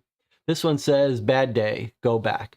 This one said buy a lottery ticket, it might be your lucky day. Okay, so this is lucky. Watch your back. It's bad day. Start off the day with some lucky charms. I've got a strong feeling it's going to set the tone for the rest of your day. So we've got 2 lucky day items here, Aries and Taurus. Libra is also lucky. You're going to be late. You're lucky, though. Okay, got another lucky. Darkest before the dawn. You're going to get a caffeine headache at 2 p.m. Not a good day to be outdoors or indoors. Favorite food, walk into the nearest restaurant. It's going to be a lucky pick. Okay, so we've got 4 places, 1, 2, 3, 4, 5 places that mention luck. Okay. Reading the first letter, the rest of the time he'll be wrong though. Okay, so are we looking for the first letter of each word? YWUOT. That does not sound right. What about this? STDOW. That doesn't seem right. What about Aries? YGTB. That doesn't sound right. What about Libra? YFSTW. That doesn't seem right. What about here? TYGTF. That doesn't seem right either. A lucky fool can guess the meaning of a sign by reading the first letter. Rest of the time he'll be wrong, though. Reading the first letter. A lucky fool. A lottery ticket, it might be your lucky day. Start the day off with some lucky charms. You're going to be set the tone for the rest of your day. Your favorite team will win. You're going to be late. You're lucky, though, because the bus is going to be even later. Today you're going to find a new favorite food. Walk to the nearest restaurant and order something different. It's going to be a lucky pick.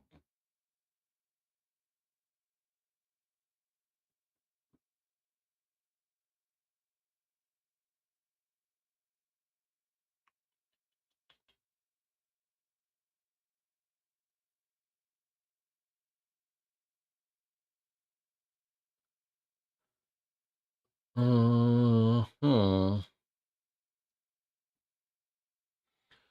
A lucky fool.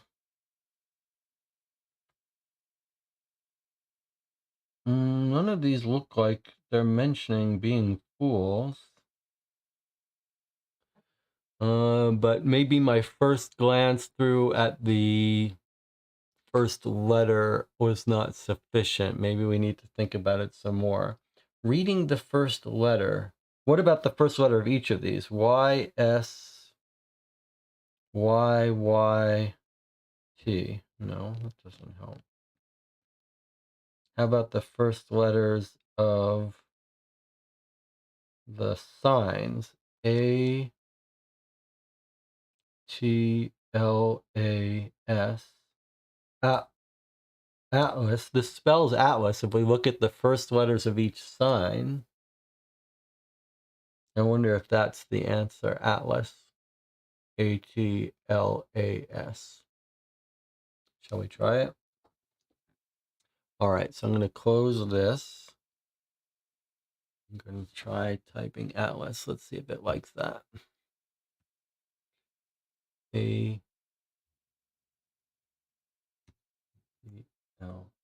Atlas.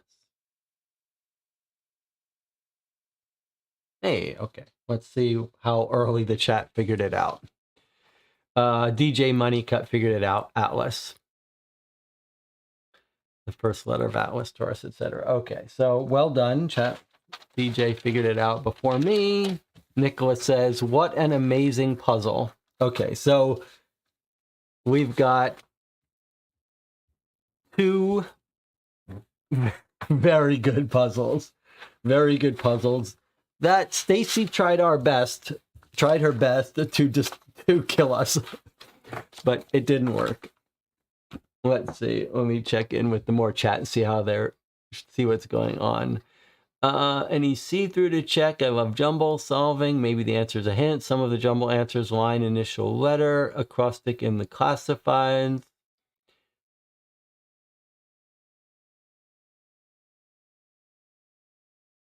Notice okay, that was talking about the things. I love the wrong answers are funny. Okay. All right, so it's time for us to take our next break. We're doing fine. Those are two good. Those were two very good puzzles. Okay. I'll see you in 8 minutes.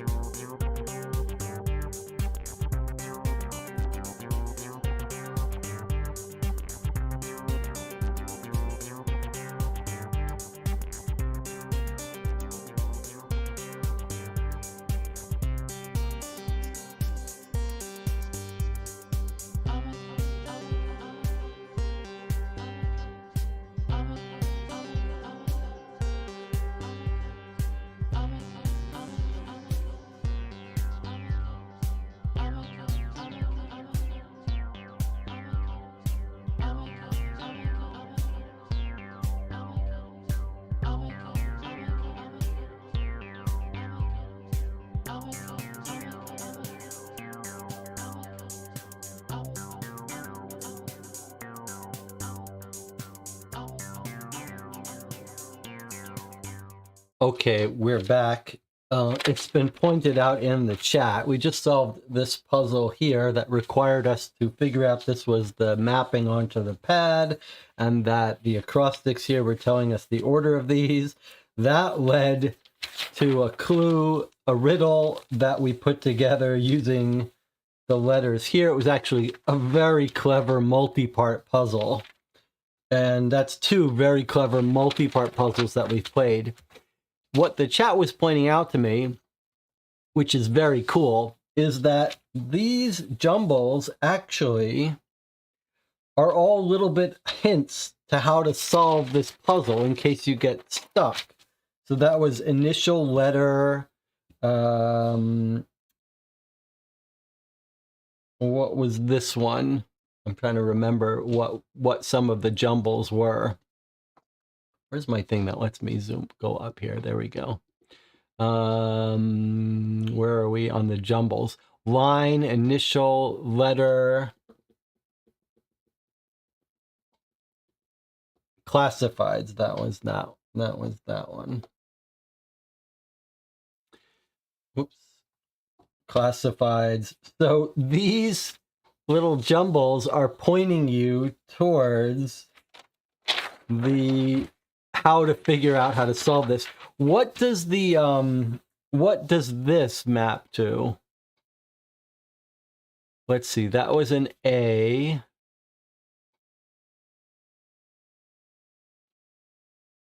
The answer to the jumble is acrostic, says Petiole. So acrostic, for those, that's a term that puzzle solvers may know. I've just learned it recently. But acrostic is when you use the letters from the lines to spell out something. Usually it's the first letter of each word. So Nodice, no dice. So that's an acrostic puzzle. So that was the solution. That's very clever that the jumble is a hint or hints to how to solve the rest of the puzzle. That's clever for catching you if you thought, well, let's just skip this. It's not related. It obviously was related. Okay, let's continue here. Extra, extra. Puzzle astonishes Hinksville with quick thinking. They're trending this month in the Hincks Gazette. Okay. All right. Proceed. Here we go. Next floor. So I've written down 71. Now I'm going to write down we're on the 58th floor. It's the observatory. Okay, that sounds familiar. I believe we've seen some items that go with that. 4 parcel materials that go with this puzzle. It's a telescope. I can see phases of the moon in the background here. Moon phases. I wonder if that's saying something. Okay, anything else? What's on the right here? The solar system map. Okay, moon phases on the left, solar system map on the right. Let's see what our present is. Okay, Thai Candy Day Mile High Alarm with black spaces and white spaces. That makes you think you take a letter from 2 letters from each word, put one on the left, one on the right, and they might spell 2 things. Okay, but we can now look at our items that go with it. This certainly seems like it is related to that with the blue graph paper background. It seems like this might be related to that too. Or those are words. Thai Candy Day Mile High.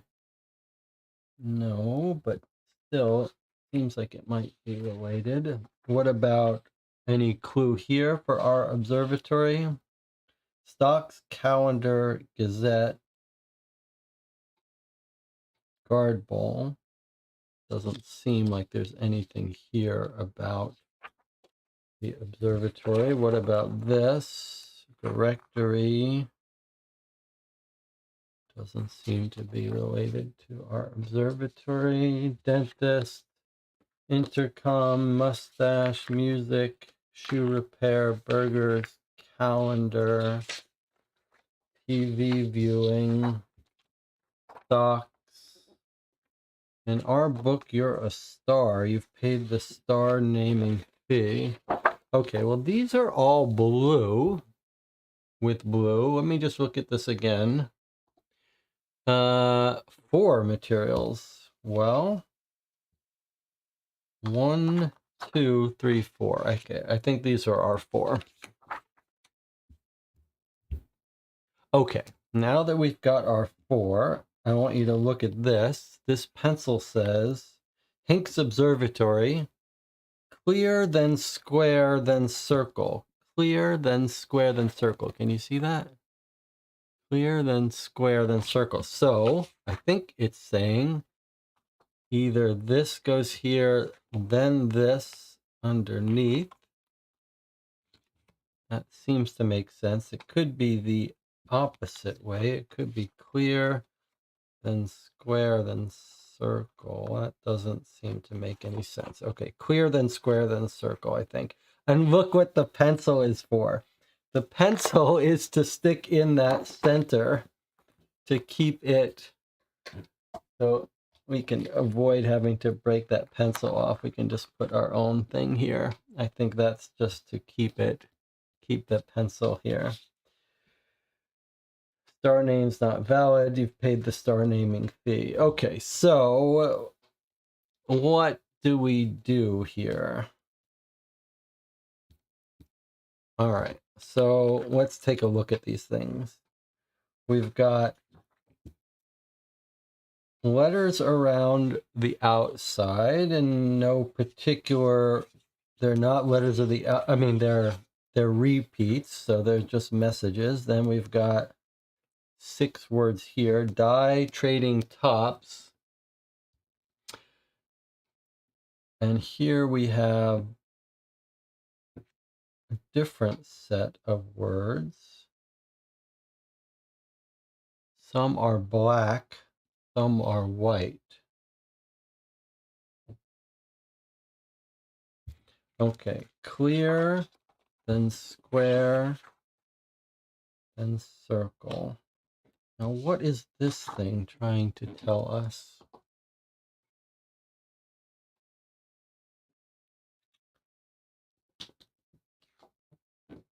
Clear, then square, then circle. Clear, then square, then circle. Clear, then square, then circle. Okay.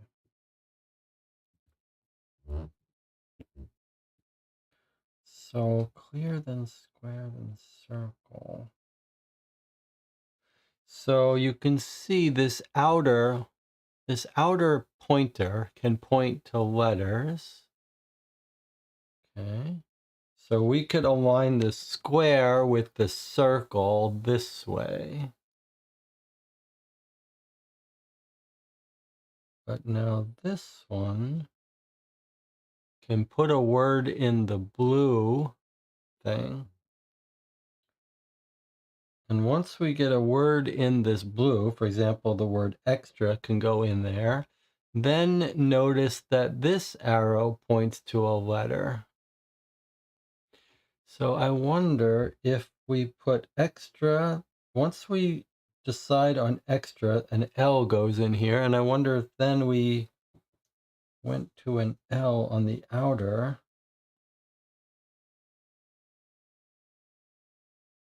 What does that give us? I'm not saying we should go to an L. I'm just saying if we synchronize these. Okay, so, and we've got white words under here. All right, so I'm thinking that, let's see, if we look at our thing here, if we ask which of these black words can be made with a word down the left-hand side, so it has to start with a T, an I, or an E. So let's see. Well, I you can't make. Black you can't make. What about extra? EX, no.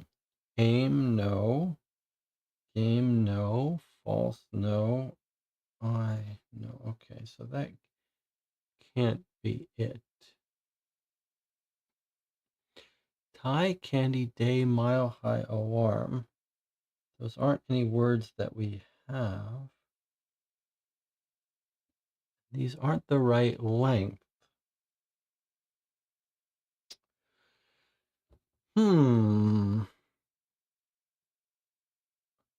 why do I want to do that? Because every time I put a blue word in it, I get a letter on the outside, sort of. Not really, though.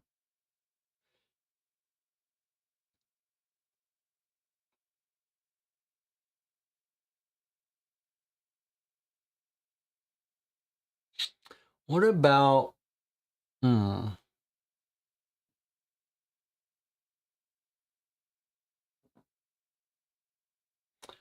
So you can see there's a sun at the top of the letters. I-N-A.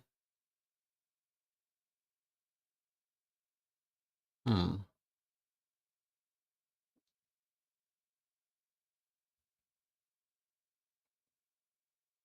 We have 2 degrees of freedom, and this one seems to be about putting a word in this blue, which points to the blue here. Aim with a G.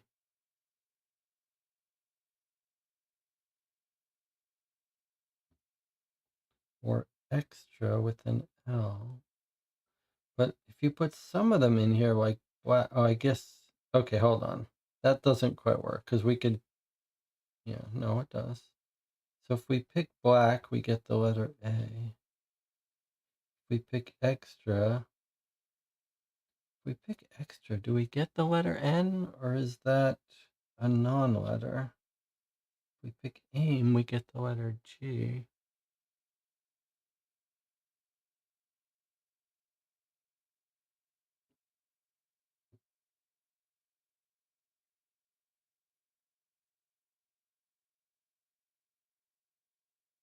Aim, we get the letter L. False, we get the letter A. I, we get the letter M. Sorry, I'm not showing you this. So why does that help us? So if I gives us M, and then we put an M, but there's multiple M's, aren't there? In the outer ring. So there's an M. So I M doesn't give us a word in this one. What about another M? So look at this. If we match I, then we get this M. And then if we put an M here, we get the word die. And notice the die is white and the I is black. But wouldn't this suggest that we should just be looking for a 6-letter word to go in the black? Don't they all have to be 6 letters? Or should we be looking for a 5-letter word where we're looking for black and then a D?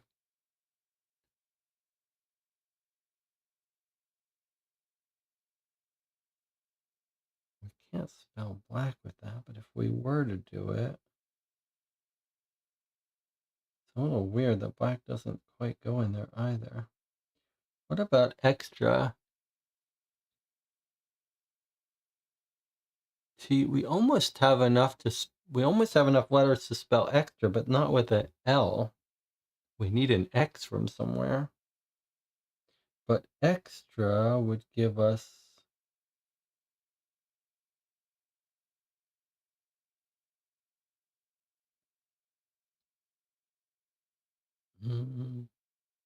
so there's multiple of each letter around, multiple of each letter on the outside, but some don't seem to line up. So if we find the ones that do give us,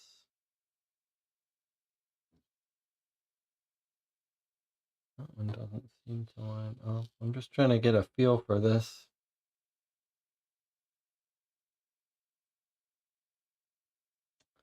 Doesn't quite work. What about aim and G? It's a pretty clever little device here. I don't even see a G on the outside here. Aim and A.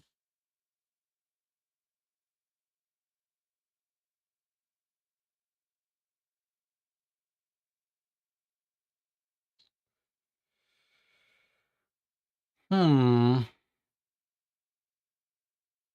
would we even do once we got letters? So here's game, gives us an A. If I line up an A, I get corn.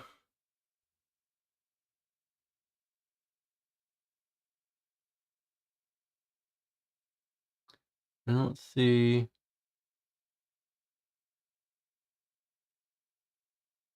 Game.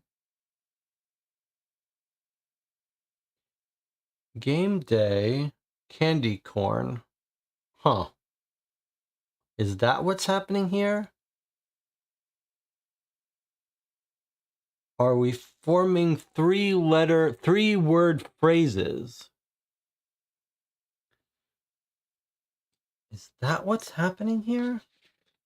So in this setup, we have game. Let's count for a second. 1, 2, 3, 4, 5, 6. Yeah, look, okay. So there's 6 black words and 6 white words. Is there only 6 white words? Let me just pull this off. Yes, there's 6 black and 6 white. So I believe what we're forming here is 6 pairs of words, or 6 triplets. So here we have game and corn with this configuration. If I had to guess, it would be candy corn, which is a kind of thing, and game day. So these are going to be our blacks over here. And these are going to be our whites. Just seems like a little odd that we're pairing, like, so this is game corn and uses the letter A to connect them. I'm not sure what order though, but let's, if this is right, let me just see. So our next one would map false. There's another A. There's our, oh, that doesn't, that's not good.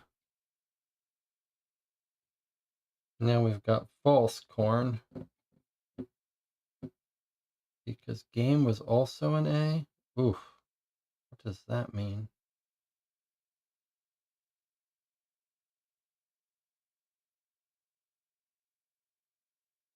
And are there more A's? Let's just see. It's weird that there's multiple letters here.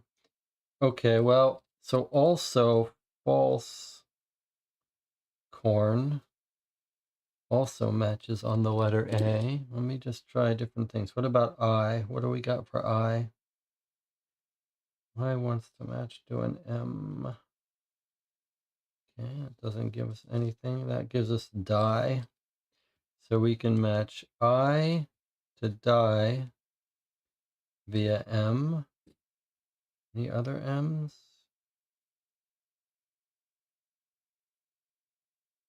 No, not that match up to things. Okay, we've done game, false, I. Let's try black.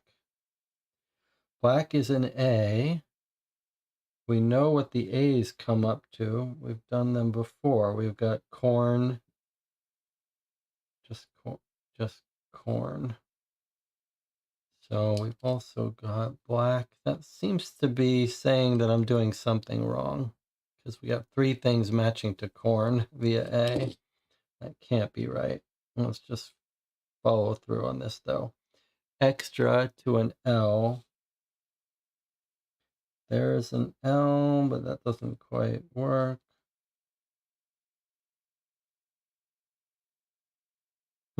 That's the only L there is though. That's weird.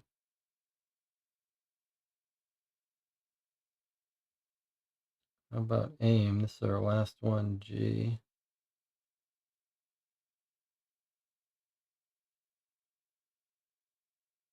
There's no G? Okay, so clearly what I'm doing is not the right thing, but this one in particular is weird because there's not even a G to map this to.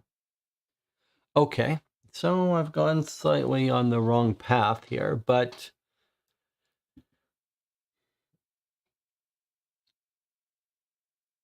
It doesn't feel like you might not even need this if you just said, here are our white words: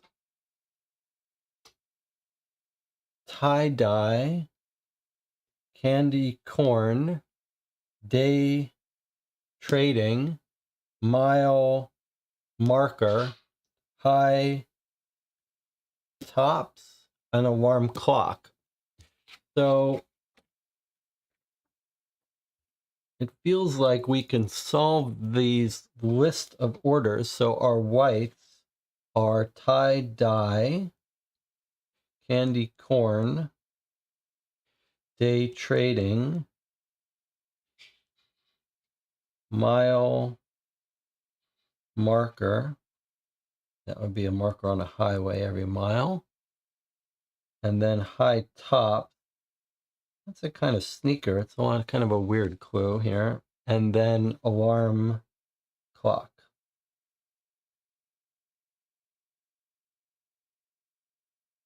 And I shouldn't be using this pen.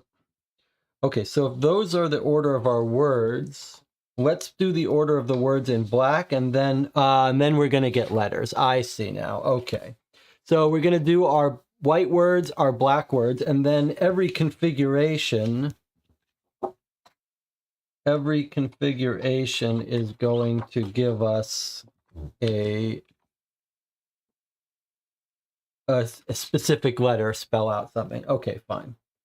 Clear, then square, then circle. Okay. So that makes sense to me now. Okay, so we just solve what of the black letters now. Let's solve, sorry, you need to be able to see that. Let's figure out how to do those. Okay, so black tie would make sense. Okay, candy would be what? Eye candy. And something day would be game day. And then go the extra mile. Okay, so I just overcomplicated, and then probably aim high and false alarm. 3, 4, 5, 6. Okay, so there's our black words and our white words, and then they're going to spell something out. So let's now do it. So it's clear, then square, then circle. We can go back to doing our thing. Oops.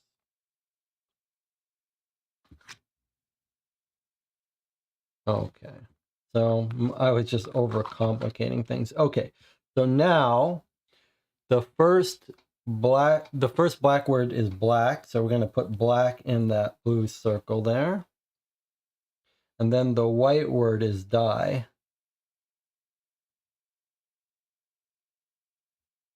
Okay, so when we combine black with dye, we get the letter M. So that's our first letter of the answer. Now we need, oops, let's see, can we zoom out here? Now we want a black word of I.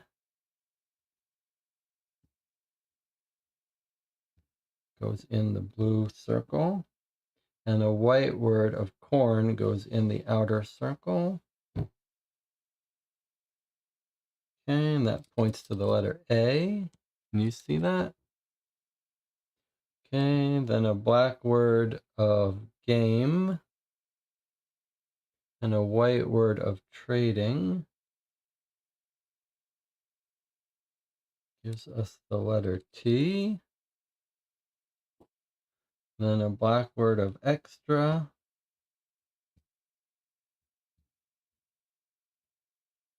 a white word of marker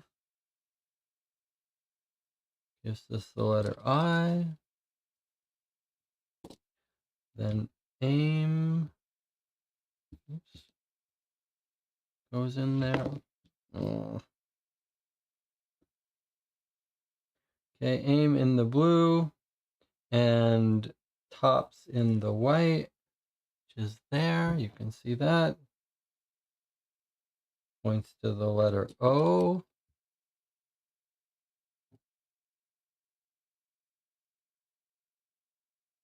Feels like I did something wrong here.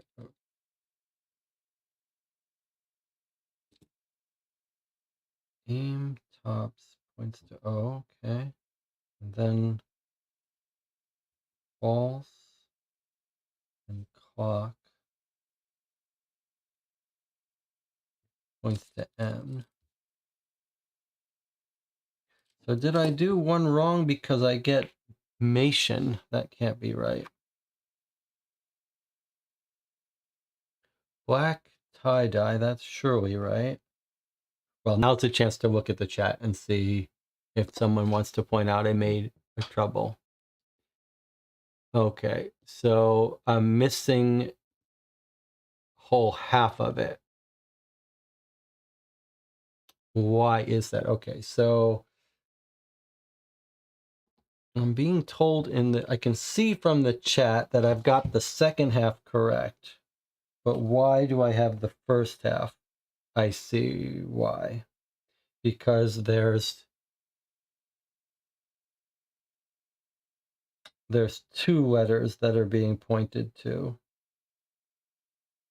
So I looked at the outer letters, but there is inner letters here. Okay, so with black and dye, we got an outer letter of M, which we wrote down here, but I didn't write down the inner letter. So let me make a space for that.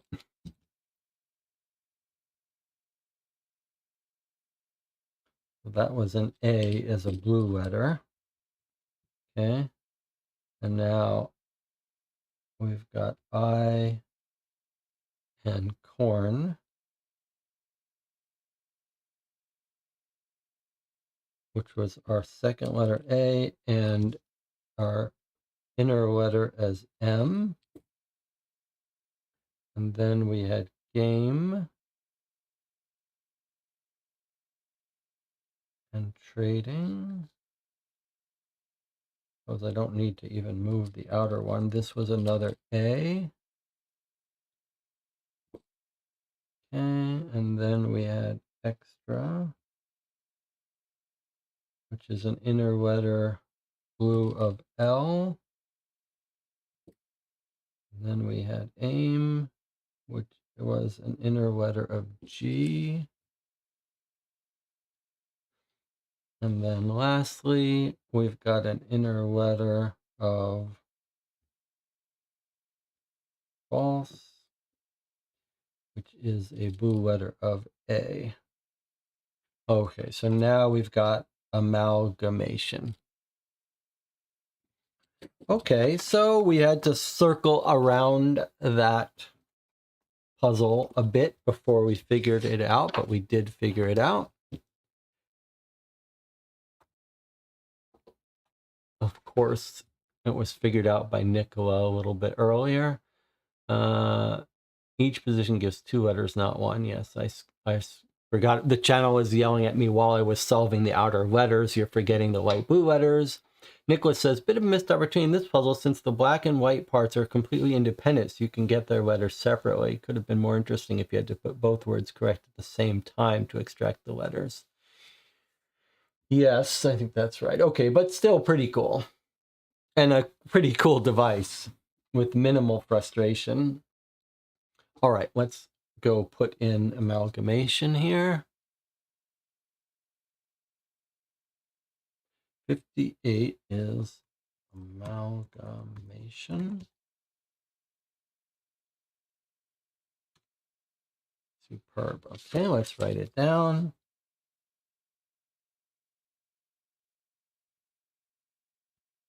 All right. And the information here says amalgamation. What a great fake name for a star. Excellent choice. And since they're not valid anyway, you can come back anytime you want. Pay the fee and name another. All right, so we named the star amalgamation, and now we can move on to the next one. 429.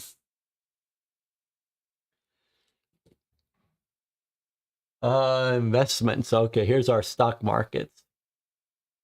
Okay, a whole bunch of piggy banks. 2 parcel materials where we think we know what those probably are. Let's put these away. I'm assuming we only use these once, but you never know. But we did find 2 items related to stocks. So surely it's these 2 that it's talking about. These look like anagrams. Sell, sell, buy. That's the SP Hincks stock way.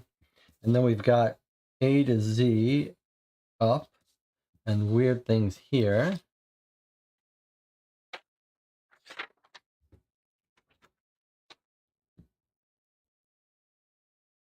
Okay.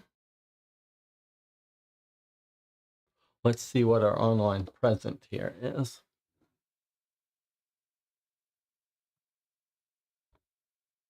Password. Wait, what? Password required. Yes, I know about that. What about our present?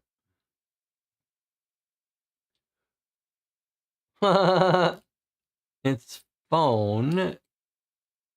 Can you dial something? No, we're just meant to listen to this phone message. Okay, let's listen to the phone message together.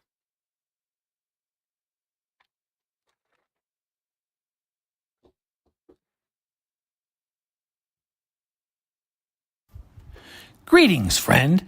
This is Hincks Investments. If you're calling for stock knowledge, please look elsewhere. They publish reports for those sorts of things.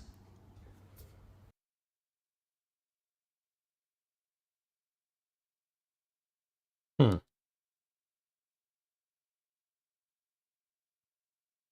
Please look elsewhere. They publish reports. That's kind of weird because you could, if that's a hint, you could have given that to any of the puzzles we had. Why would you make us do that? Let's keep your eye on this phone here in case it's relevant. Let's look at this. What is the text version? That's like, greetings, friend. This is Hincks Investments. If you're calling for stock knowledge, please look elsewhere. They publish reports for those sorts of things. That's a weird clue. Like it's saying something.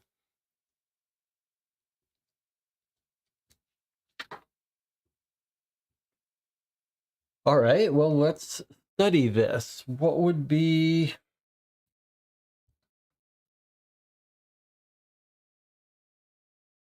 How strange. Okay. I mean, these sure seem like words we might combine, letters we might combine. These sure seem like anagrams. 1, 2, 3, 4, 5. These are actually uniquely numbered. 1, 2, 3, 4, 5, 6, 7, 8. We put them in that order. We get UMB, HIFT,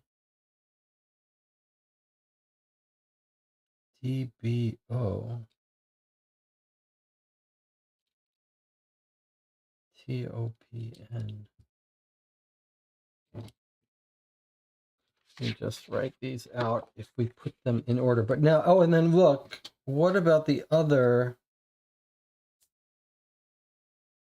numbers in red that are showing the prices dropping or going up? What do those numbers look like?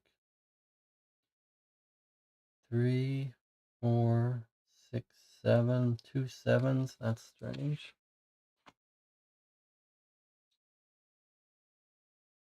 Hmm. 1, 2, 3, 4, 5.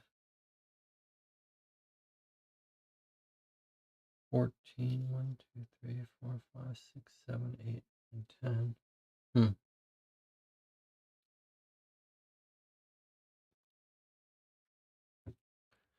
So if we put these in order, we have UMB. Then the second one is HIFT. D dot BO, and that's suspicious. This actually, to me, looks like it might be part of the word shift. That would suggest it would come after miss or heiress.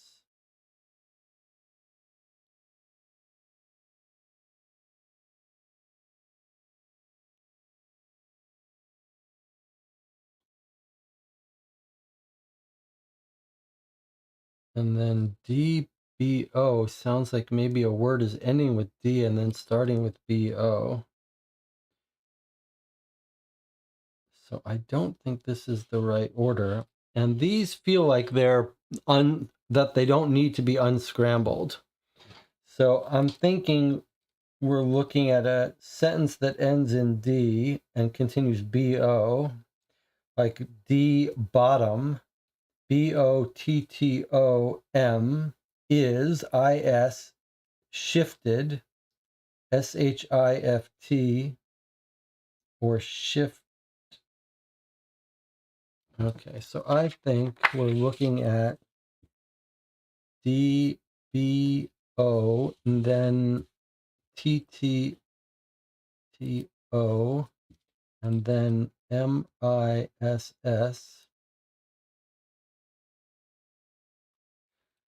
Bottom is S.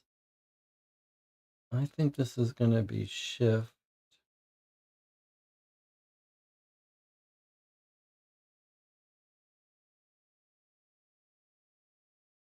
Bottom is. And then what would be the word that's ended in D? Actually, maybe.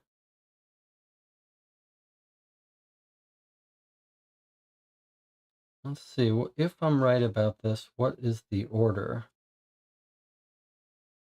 Up 12, down 6, down 3, 6,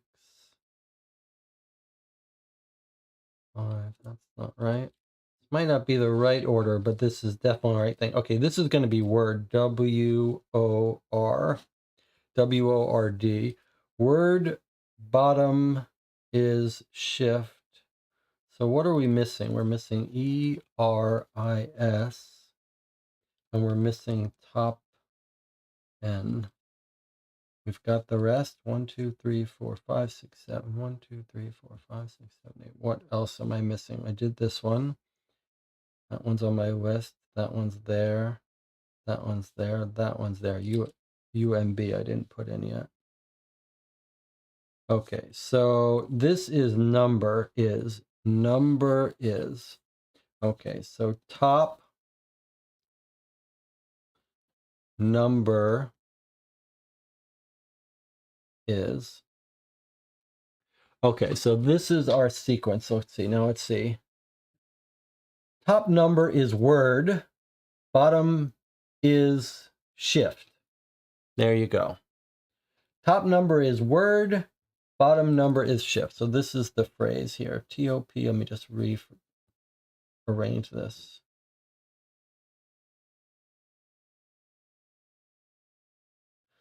Top number is word. Bottom is shift.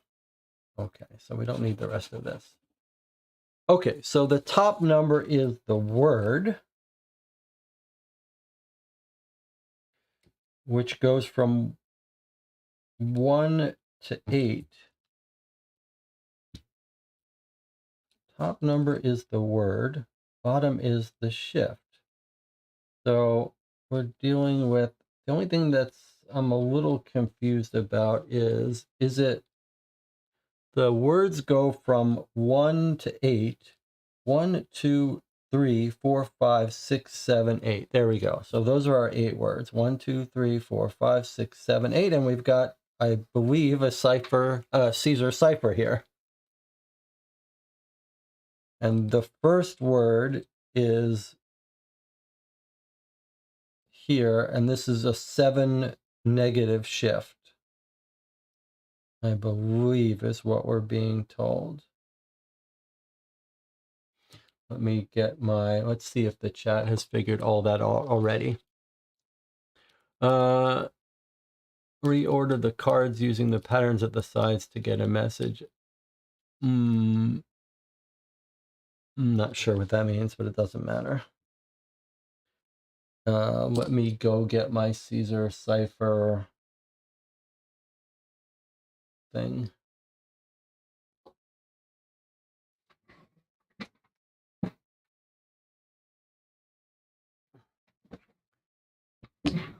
Let's see if this is it. In fact, okay, so if our first word has a shift of 7 down, if we go from inner to outer, hard to know.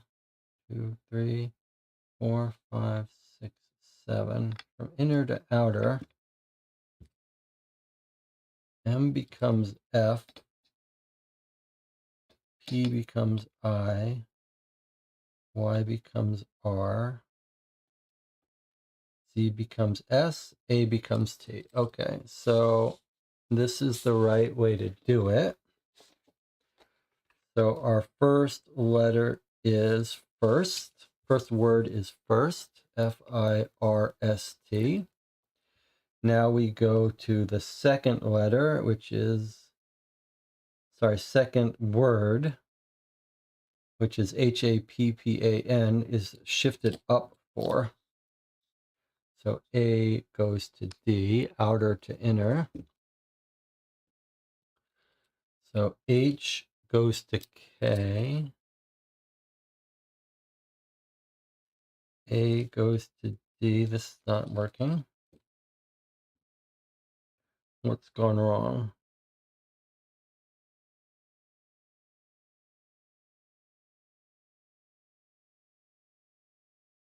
Let me just draw it out. Let me do it out. H goes to K. A goes to D. P goes to S.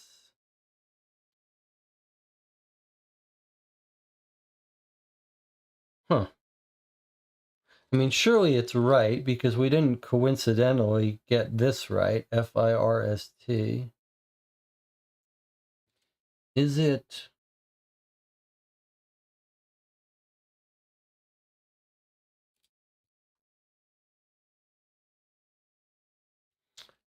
I'm misunderstanding. Well, let's do it and then we'll figure it out later. But this definitely is wrong here. N goes to Q. Okay, so something's wrong with how I'm doing this shift. But let's see if the down shifts work. 3 is 12. What? If I go in the other direction, then I get W. Maybe they're all shifting in the same direction. W. No, sorry. H goes to D. A goes to W. P goes to L. That's not right. How strange. Okay. Surely this one is right. So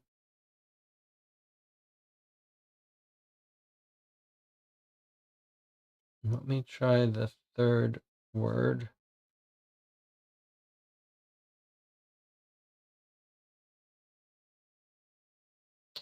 Third word is 12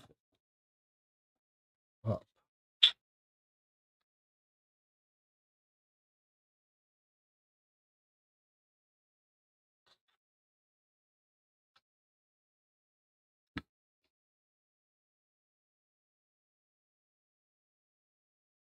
CT would be NE.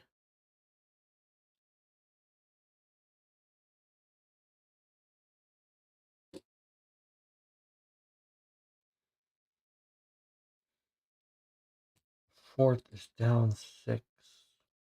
But that's how.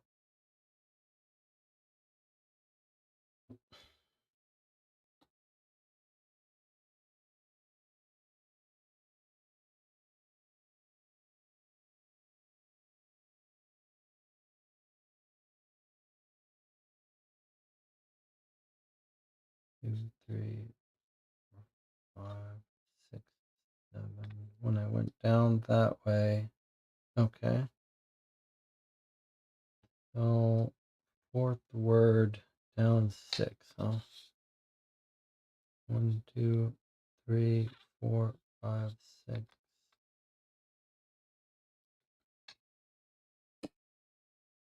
Let's just do this one. Fourth word. KBKXE. E V E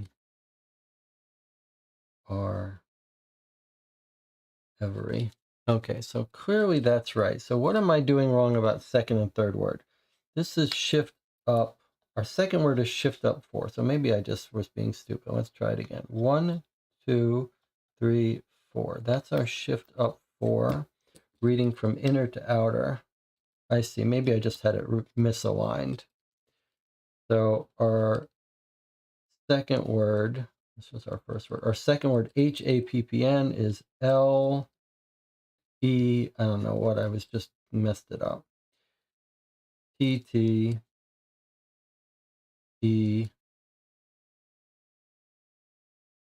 R. I don't know why I got that mistranslated. Okay, then the CT is our third word. Our third word is up 12, which should go to L. Okay, then C goes to N. First letter, and T goes to E.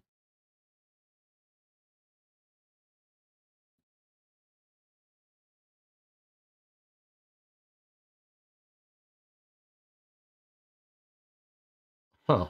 I see. It's that way. It's not NE. It's OF. First letter of every. Okay, so now we've got a couple more. All right, so this is fine. We've got 1, 2, 3, 4, 5. So now we're working on our fifth word. Our fifth word is downshift by 9. 1, 2, 3, 4, 5, 6, 7, 8, 9. From inner to outer. Maybe I should be going the other way.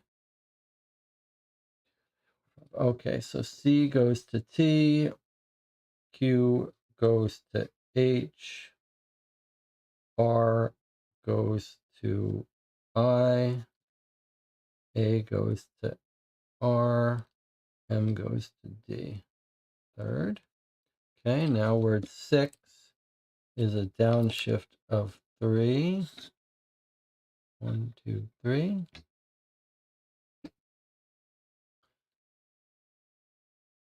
So Z goes to W, R goes to O, U goes to R, surely, and G goes to D. Okay. Our seventh word is a upshift of 14, and what I was doing wrong before was I was off by 1. So there's our 12, 13, 14. Okay. Our day is F R O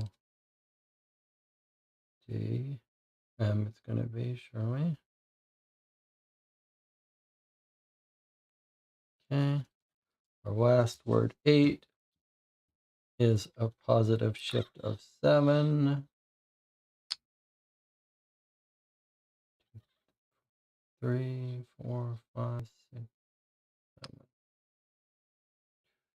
4, 5, 6, 7. Okay. V O I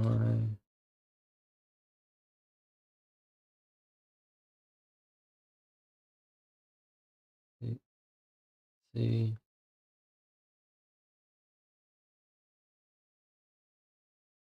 E M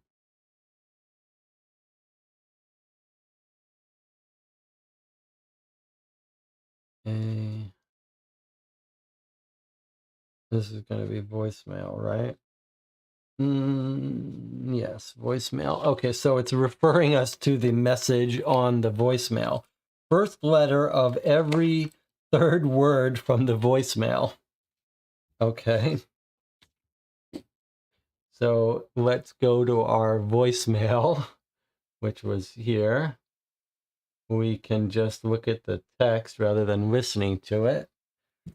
It says we want first letter of every third word from the voicemail. Okay, so every third word and the first letter. So the third word is this, or I, and then one C, K, I, E, R, tickers, T, I, 1, 2, 3, 1, 2, 3, 1, 2, 3, 1, 2, 3, 1, 2, 1, 2, 3. Tickers is what I get. Okay, let's see what the chat says.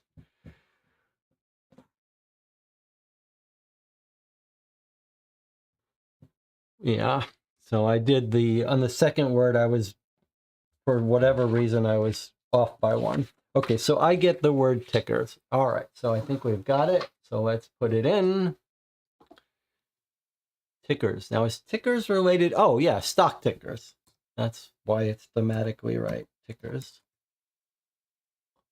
Okay. Okay, so for 429, the answer was tickers.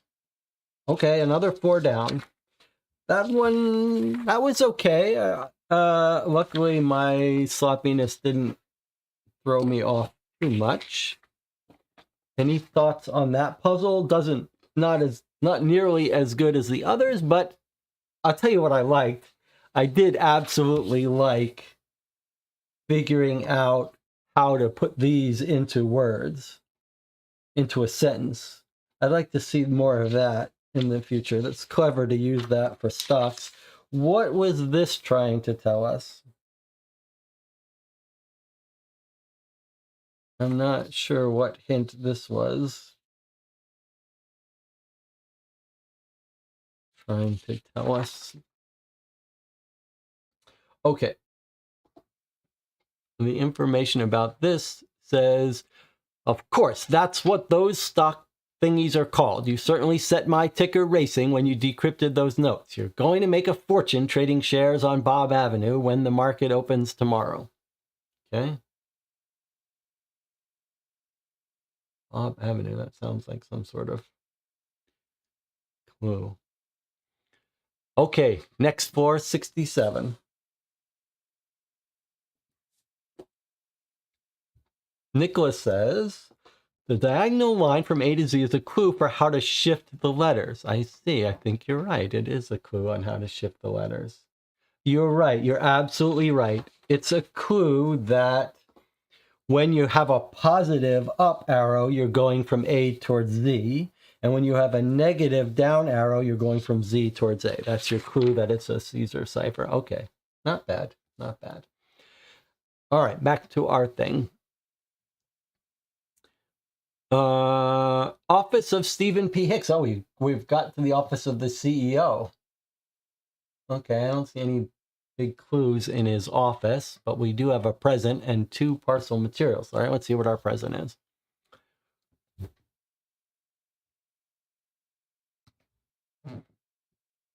The actual task. Okay. TD 1 through 7, W 1 through 6. And it's got 2 parcels, huh?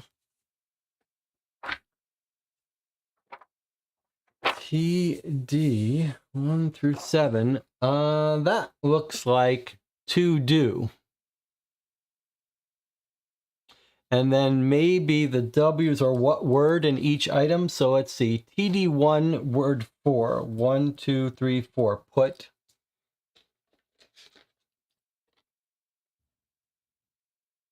And then to-do list item 2 matches to W1.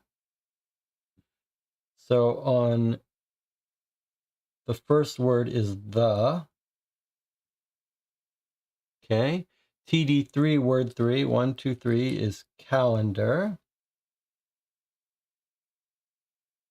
To-do list 4 word 6. 1, 2, 3, 4, 5, 6. Page. Okay. TD5 is word 5. 1, 2, 3, 4, 5. Under. TD6 wants word 2. Water. What?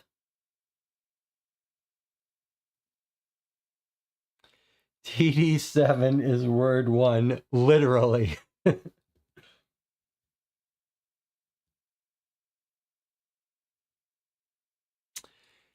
So it seems to be saying that it wants us to put this thing underwater, literally. Is this the page that there's a replacement for? Remember, it said one item will be destroyed. Let's take a look at the size of the envelope for refill materials for replay. So this absolutely feels like this. I was going to say, like, you better not be mistaken, but this feels like our clue at how well this does. Okay, so it wants us to put this underwater. We're at our break time, so that's perfect. I'll get some water, but can we see what's going to happen here? What do you think is going to happen when we put this underwater? I'm looking through it. I don't see any signs of extra text. I don't feel any thickness, any special ink. Do you want to guess what you think's going to happen when we put this underwater? What do you think's going to happen? It doesn't feel like there's any embellishments here. I don't really see any sign of any extra writing that's faint. What do you think's going to happen? I have a guess. Let me see if what you guys think. What's going to happen when we put this in underwater?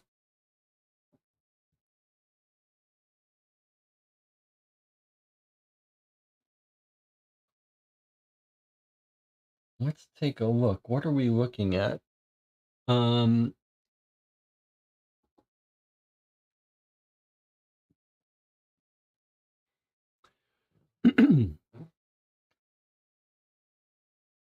Got a bunch of X's after the 26th.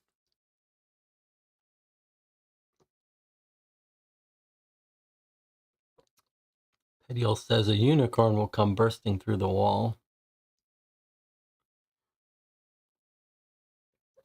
No one seems to be guessing. I don't know what.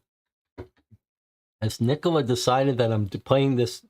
My skills are too slow, that Nicola's not even bothering to guess at these things? Just fix us when we get wrong. Nicola says the calendar has kudos to Puzzled Pint. Puzzled Pint. What does that mean?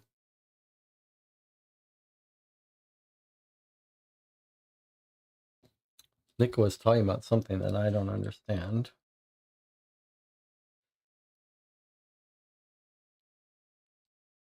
Puzzled Pint, is that a thing? If I had to guess what was going to happen, I would guess that some of the ink is going to disappear. Nicholas says Puzzled Pint is a puzzle hunt held in some pubs every month. I see. So one guess I have is that maybe when you put in water, half some of this stuff disappears. You could guess that a different thing might happen is new text might show up that I can't see, but I would have thought that I'd be able to spot it. The fact that I can't spot it almost makes me think that some of these numbers are going to melt away in the ink. There's also some stuff here, like it could, if some things disappear, you might spell out a word. A pattern might show up. All right, so kind of exciting. We're going to take a break here. When we come back, I'll have some water. We'll put it in. We'll see what happens. I'll see you in 8 minutes.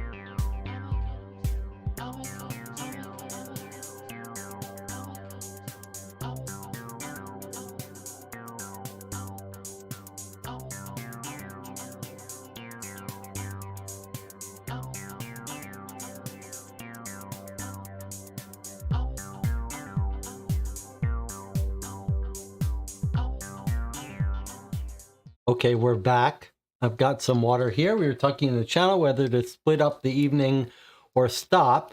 Nicholas says the table you were given in the beginning to record progress suggests there are 9 puzzles. So we're doing the 6th.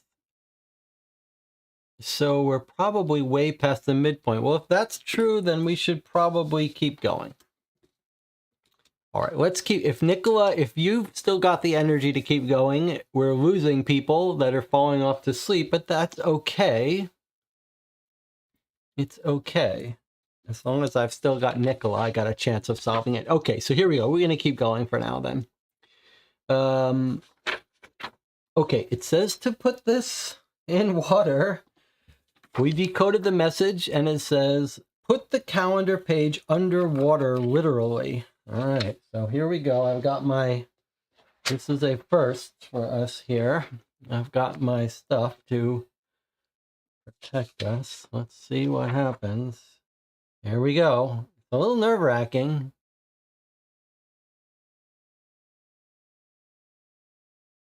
Okay. Uh-oh, nothing's happening.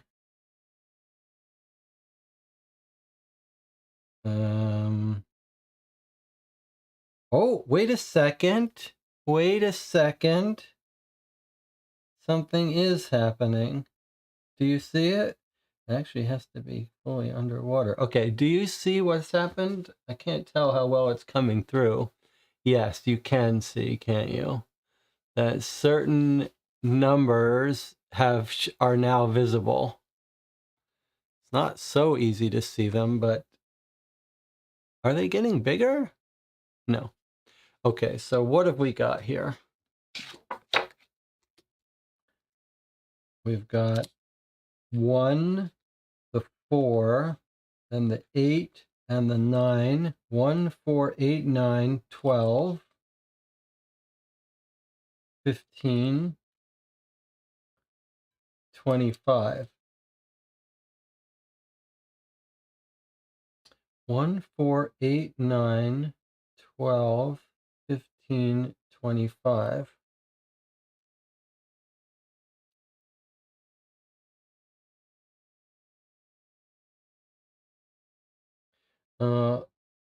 So that feels like a sequence prediction. Also, boy, you can actually see it more clearly even if you look at it from the front. Look at that.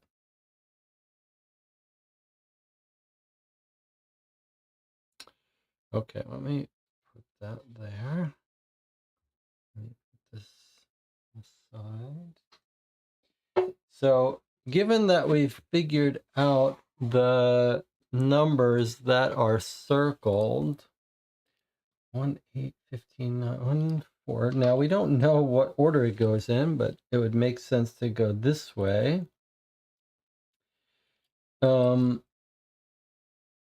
The question then is, what's the next step to putting in the password? Now, the passwords have all been words, so it would be unlikely that it would be this phrase.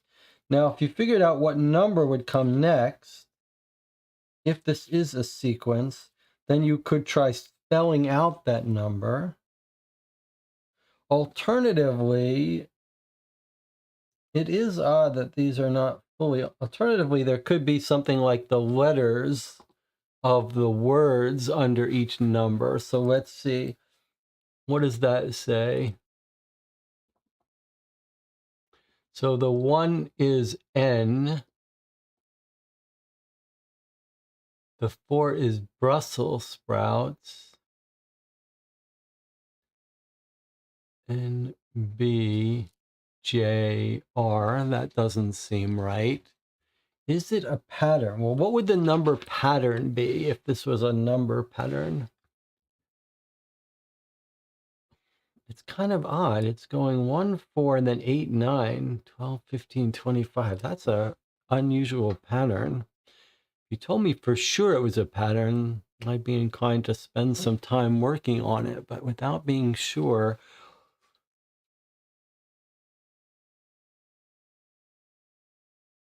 it's kind of odd.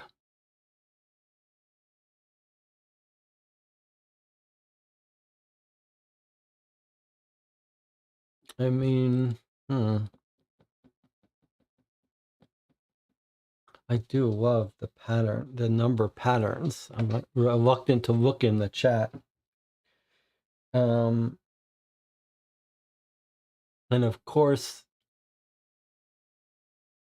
you could say that maybe the pattern isn't going this way, but this way. I don't think so, but you could imagine 1, 8, 15, 9, 4, 25, 12. That seems wrong. If we spelled a word this way, what would we get? NJ? That doesn't seem right. There are also times on these, so you could say it's 6, 1, 5, 1, 4, 3, 2. That seems wrong.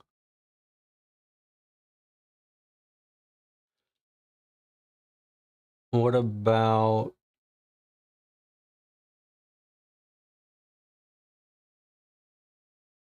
let's see. If this was a number pattern, what would be happening? I mean, they do look like there's some odd things going on.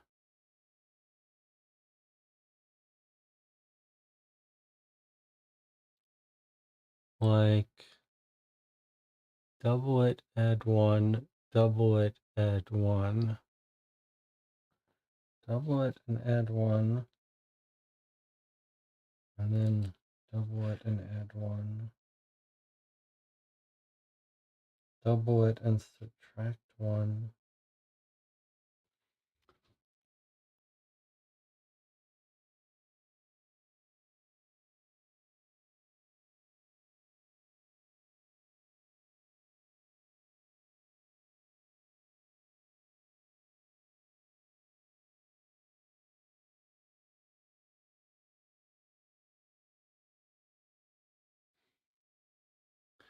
My gut tells me that it's a number pattern and that we're spelling it. I could be completely wrong though.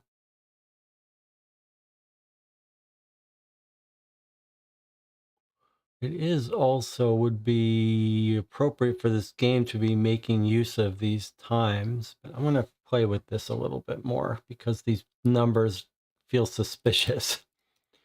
On the other hand, it is this one gap here is tricky.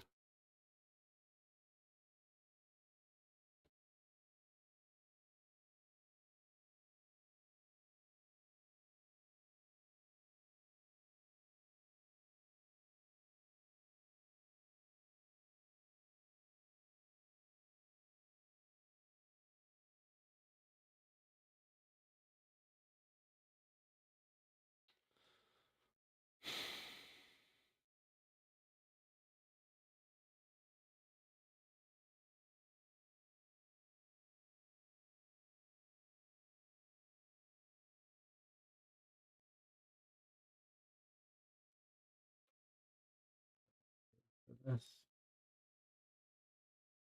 1, 4, 8, 9, 12, 15, 25.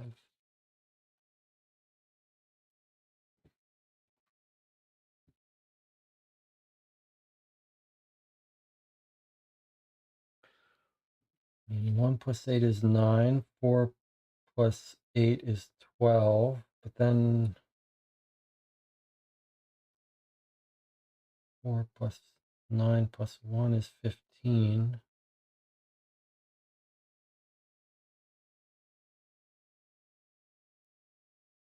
How do we get the 8 out of that? And how do we get the 25? 1 plus 8, 9.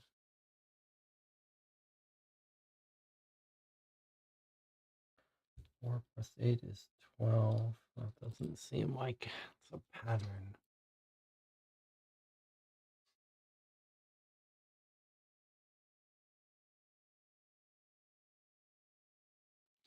1 plus 3 is 4. 4 plus 4 is 8.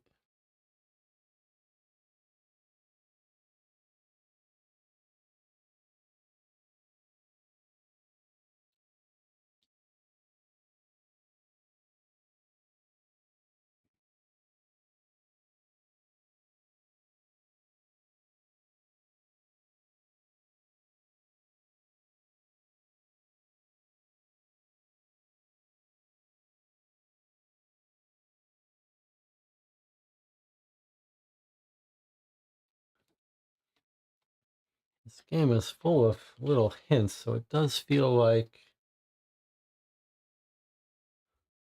there might be a hint to this.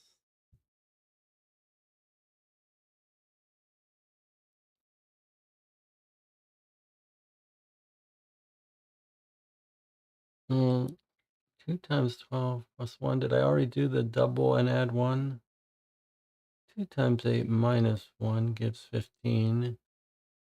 2 times 12 plus 1 gives 25.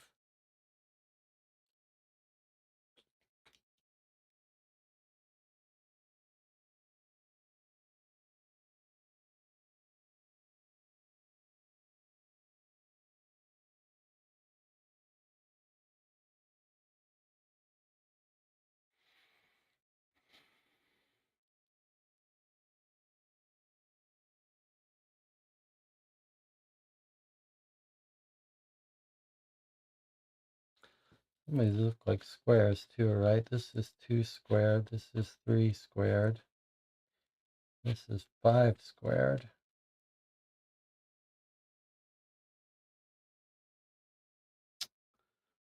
Then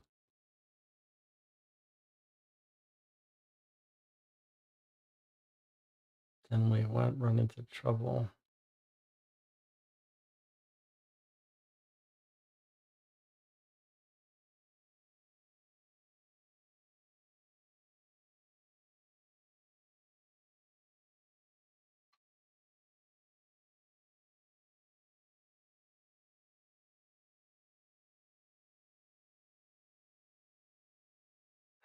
It's hard. It's hard to. I do love these number sequence things, but it's hard to. It's hard to work on it without knowing that that's what it is. Uh, it's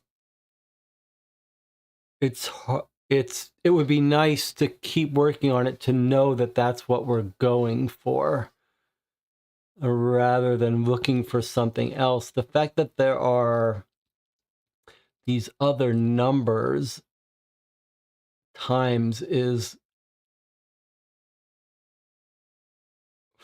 a little tricky. Like, should we be using these numbers also? 1, 6. Like, what if you're supposed to add this 1 to 6? Uh, I would say that I find this a little, the nature of this puzzle being so open-ended, a little bit frustrating.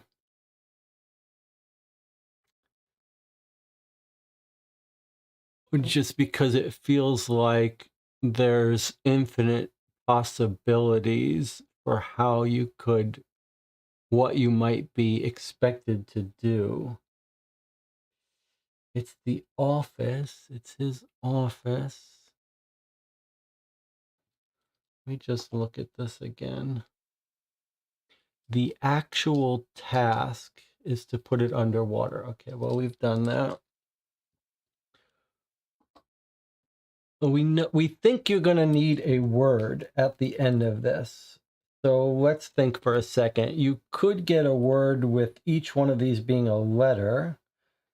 Look at this. Okay, hold on a second. I got it. Look how it goes to 26, and then these are X's. 26 letters in an alphabet. So A, B, C, D. Okay. So the first is an A, B, C, D, E, F, G, H, I, J, K, L, M, N, O, P, Q, R, S, T, U, V, W, X, Y, and Z. It has to be that, but that's not a word. So what's happening? Is this a shift? Are the times shifts? So are we meant to shift the A 6 points?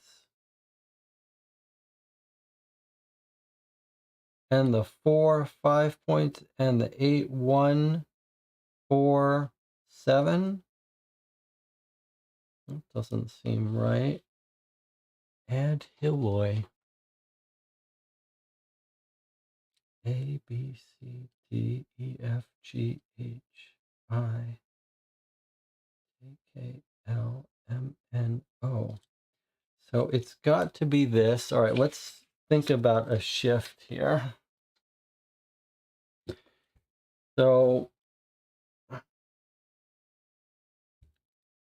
all right. So if we were to use this time and shift the A forward 6, 1, 2, 3, 4, 5, 6, we get a G. And then the D forward 5, 1, 2, 3, 4, 5 gives us an I.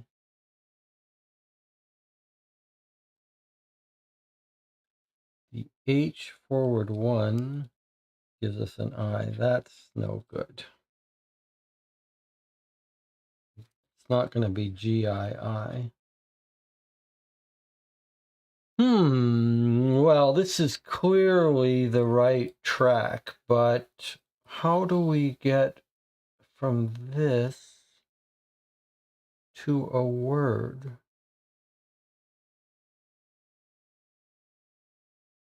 A D H I L O Y.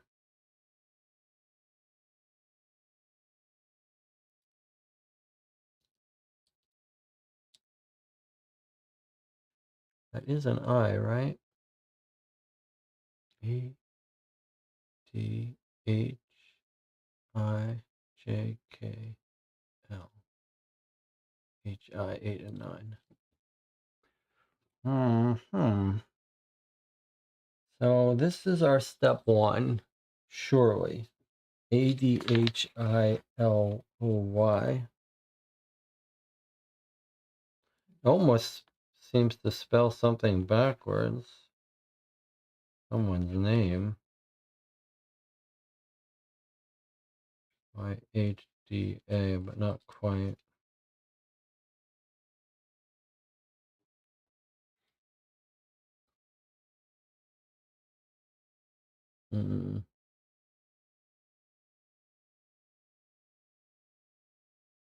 Well, surely this is our clue that these are 1 through 26 are the letters of the alphabet A through Z.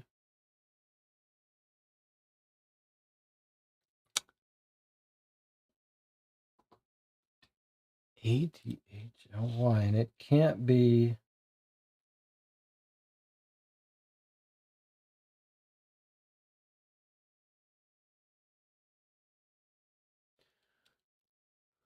If the time is a shift,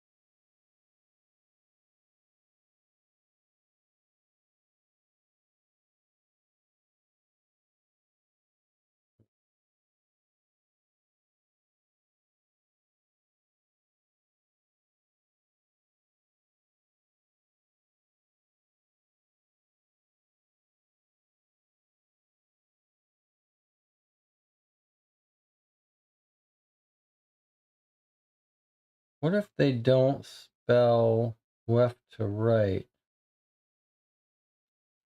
What if it's A D H I L O Y A H O I A H O I D Y L? That doesn't work.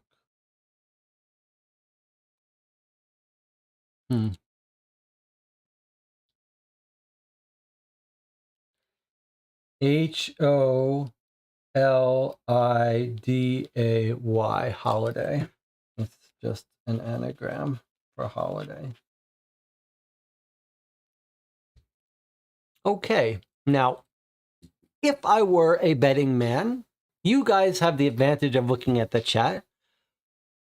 What's the chance that Nicola has not figured out that it's holiday? I'd say 0.1% chance, 0.1 probability that when I look in the chat, there's not going to be the word holiday scrolled up. Too bad I don't have timestamps. It would be nice to know how long ago Nicola got it, but let's find out.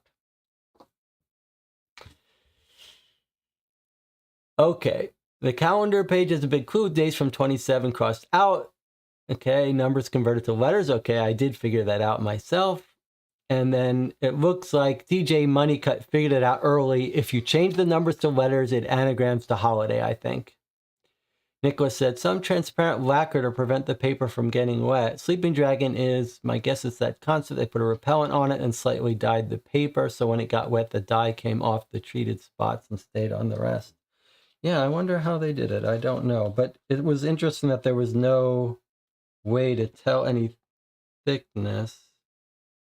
I believe from feeling it now, what we've got is we may have some protection on an off-white, protection on the paper that is blocking the water from fully soaking through. Okay, anyway, DJ Moneycut got it. I don't see that Nicola got it, but it feels like Nicholas doesn't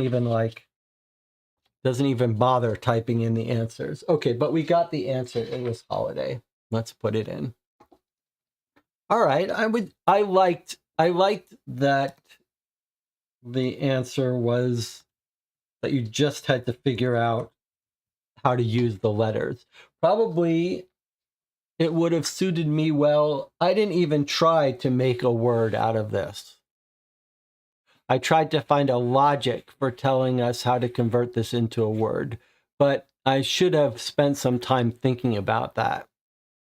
What would that anagram to, given that we're dealing with a calendar? Okay, holiday is surely our answer. All right, and now let's see if he's talking about his holiday. Brilliant. I thought you had gone off the deep end when you headed towards the sink with that calendar. But I can see that you knew exactly what you're doing.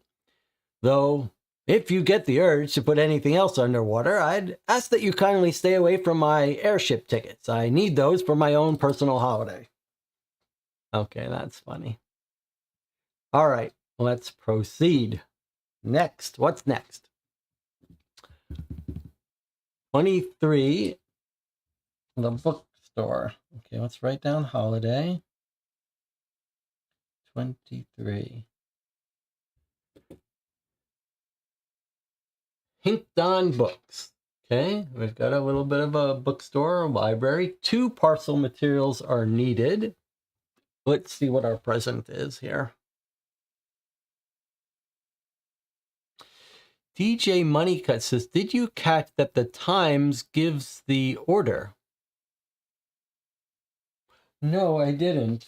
So you're saying there was a logic to it. The Times give the order. Okay, so this is worth pointing out that what I should have absolutely picked up on is that the times are unique for all these letters. We have a 1, a 2, a 3, a 4. a 5, 6, 7. Okay, so that I should have picked up on. Well, we would have picked up on it. We figured out that it was probably the times were related, so now it makes complete sense. I'm usually pretty good at finding when the numbers become unique. That's a big clue, but nice catch. Okay, lots of little subtle details to these puzzles that are very impressive so far. Okay, let's look at what our present is. It's from the desk of S. Hincks, author of Stephen P. Hincks' Big Little Book of Crosswords. In the end, I managed to survive my own personal starvation, but I could not let this slight pass in silence. My associate recommended that I send a letter if I was so bothered by this incident, so I decided to funnel my feelings into this correspondence. I'll be awaiting your formal apology. A most irritated customer, Mr. Stephen P. Hincks. Okay. So, in the end, I survived my own personal starvation, but I could not let this slight pass in silence. My associate recommended that I send a letter if I was so bothered by this incident, so I decided to funnel my feelings into this correspondence. Those all sound some weird, out-of-place words. And from the desk of S. Hincks, author of Stephen P. Hincks' Big Little Book of Crosswords. So it's mentioning this book. So clearly, puzzles that have crossed me, clearly this is related to that. But we're told that there are 2 parcel materials. So what is our other parcel material? There aren't that many left, assuming we use them all once. Telecom, December specials learn Braille. Dentist, burger, music, mustache on a weird card. Feels like maybe shoe repair. What about this? Hincks Tower directory.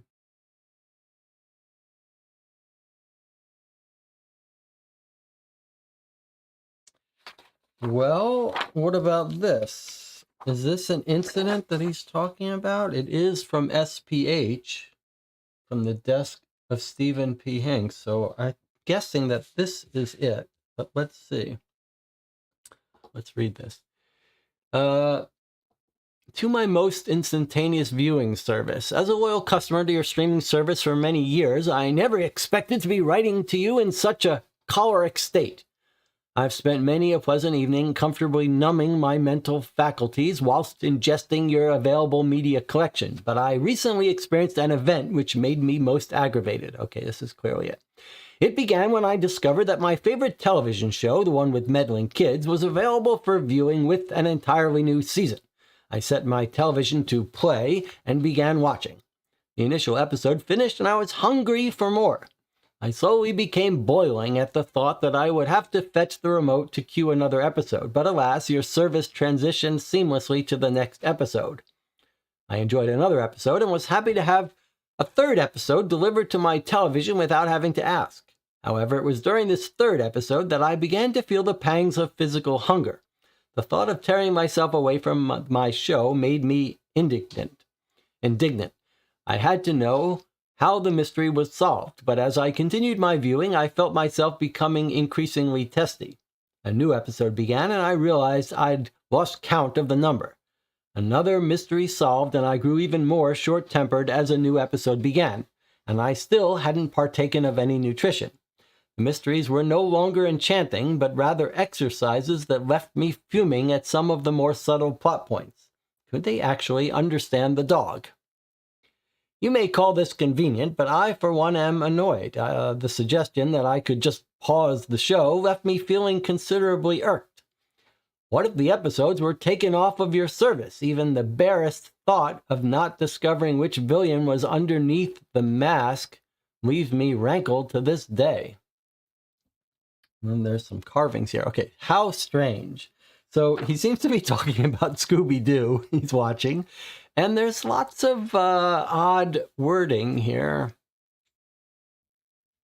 And then here's his book of crosswords. I see crosswords, angry words. Okay, let's take a look at our thing here. He managed to survive his starvation, so we know it's talking about this, but I could not let this slight pass in silence. My associate recommended I send a letter, so I decided to funnel my feelings into this correspondence. I'll be awaiting your formal apology. I wonder if that funnel really jumps out as being weird. Irritated customer. Okay, so if we look at this thing,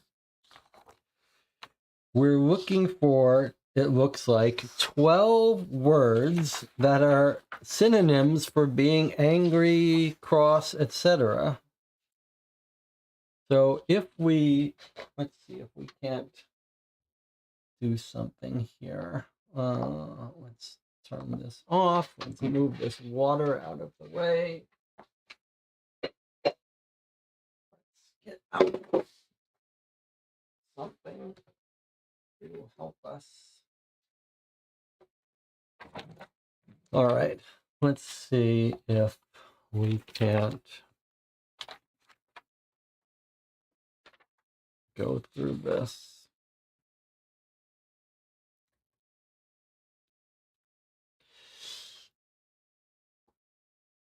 Okay. Words for cross, huh? And words that seem weird. Well, there's aggravated.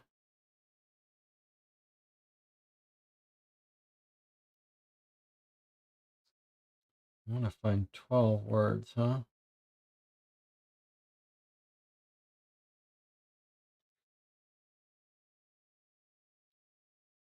Indignant, testy,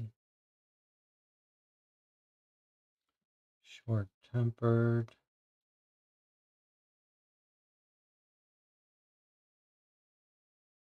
fuming, annoyed. Oops, sorry. Let's try it so you can see it better. Irked, rankled. 1, 2, 3, 4, 5, 6, 7, 8, 9. So we want 3 more. Do you think we would count the ones in the online thing? If so, you could add to that list bothered and irritated.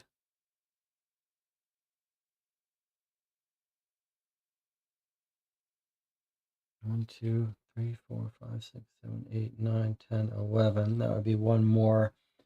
We probably wouldn't even need it. We could probably figure it out. So probably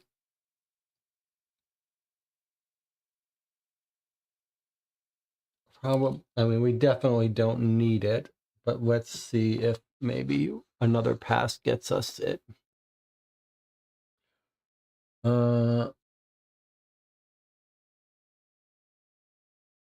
Aggravated. Meddling kids? No. Hungry for more? Boiling.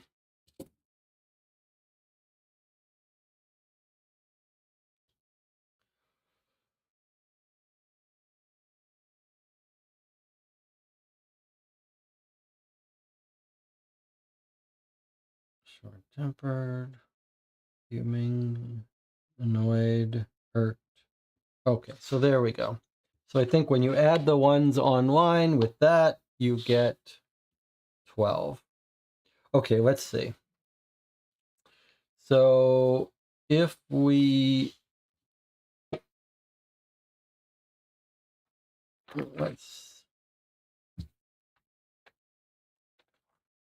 see if we can't do these.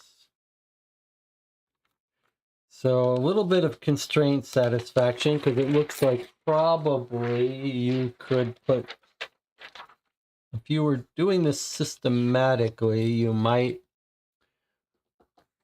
write down the lengths of these words. 1, 2, 3, 4, 5, 6, 7, 8. So 8-letter words. I wonder if there's a good logical way to do this. Okay, I'm gonna do this a little bit systematically because otherwise I think we'll lose track. So I'm gonna write down all our words here. Choleric, aggravated, boiling, indignant,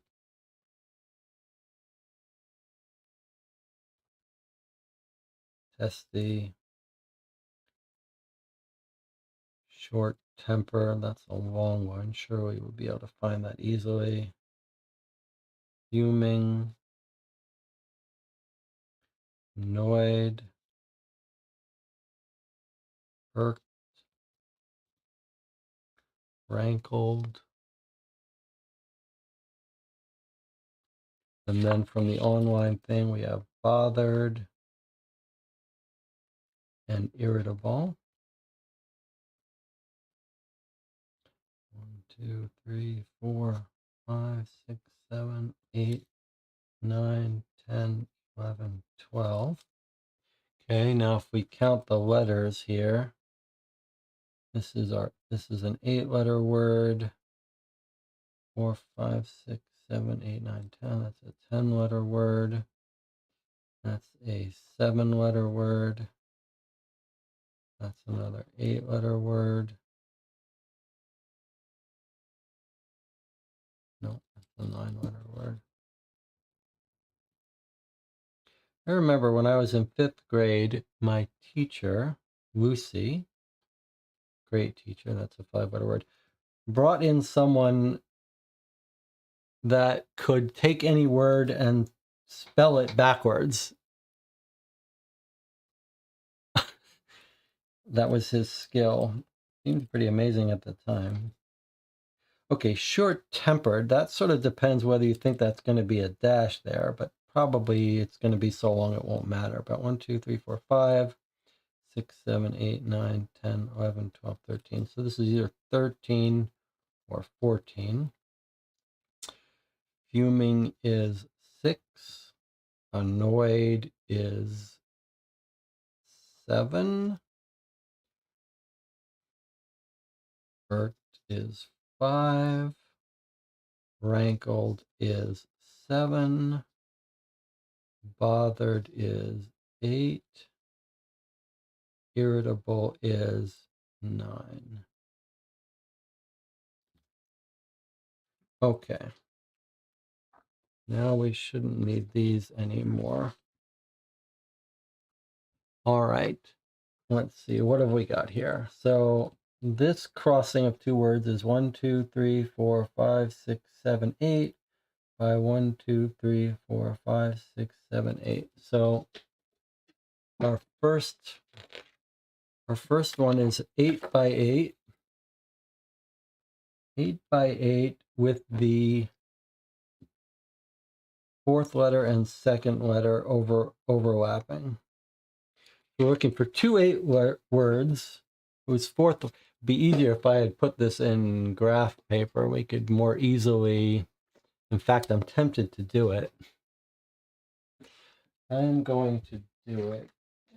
This feels like this is one of these puzzles that you could solve on your own without going through all this hassle like I'm doing it.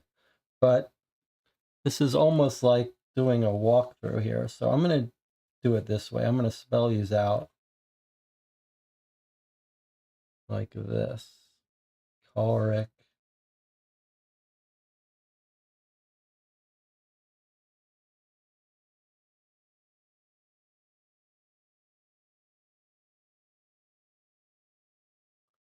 There's our boiling.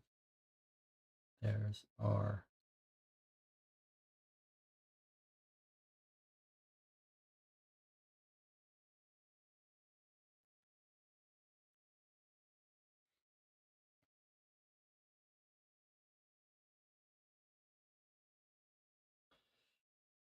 this is the part where I'm not sure if it's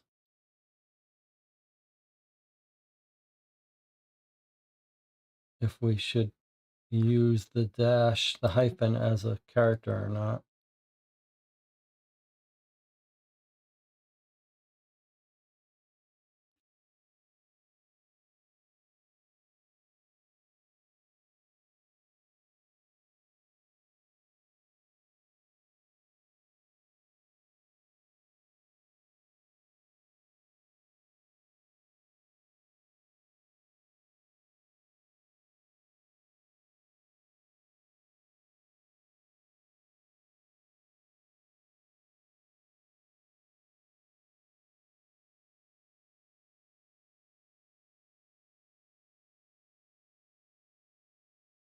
Okay. 1, 2, 3, 4, 5, 6, 7, 8. So this is our 8, 9, 10, 11, 12, 13. So there we go. Okay, now we can attack this better. This is our 5, 6, 7. Okay, now we want 2 8-letter words, I think we said. 1, 2, 3, 4, 5, 6, 7, 8. 2 8-letter words that agree on the second and fourth position. So we're looking at choleric and bothered. Those are the only 2 8-letter words we have. So that has to be those two. So they're either agreeing on the H and the H. So there you have it. H and H is the agreement here. So our first letter is H. Let's do it this way. 2, 3, 4, 5, 6, 7, 8, 9, 10, 11, 12. Our first, no, it's choleric this way and bothered this way. So our first letter is B. And our second letter is bothered and choleric. B, C. Choleric. Doesn't seem like this is spelling a word though, but it's got to be. So let's just keep going. We did choleric and we did bothered. Can't go the other way, can it? If this was CH, choleric, BOTH. BOTHCH. Okay, actually, bothered and choleric would be CHOL. Yeah, okay. So this has to be bothered and choleric. All right, let's move on. Next one here, we've got a 1, 2, 3, 4, 5, 6, 7, 8, 9 by 1, 2, 3, 4, 5, 6, 7. Sorry. Okay, 7 by 9. Let's see. We've got 1, 2, 3 7-letter words and 1, 2 9-letter words. Our 7-letter words, it could be matching on the O, or it could be matching on the N, or it could be matching on the A. Okay, that's for that word. Here, 1, 2, 3, 4, 5, 6. So for the 9-letter word, it's the 6th character. So we've got an N, that's possible. That could be a matching letter. And then for irritable, it could be matching on the A, which we also could match. Oh, that's interesting. How can that be? A-N-N-O-Y A-N-N-O-Y-E-D. A-N-N-O-Y-E-D would put an N here. And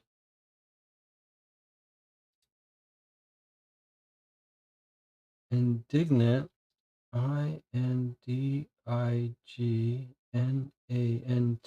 would work.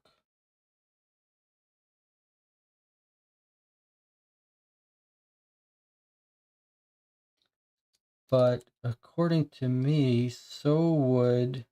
That's indignant. Indignant and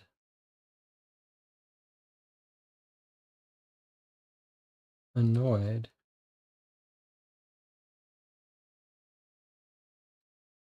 But according to my thing here, we could also match on irritable and rankled. ERRITABLE.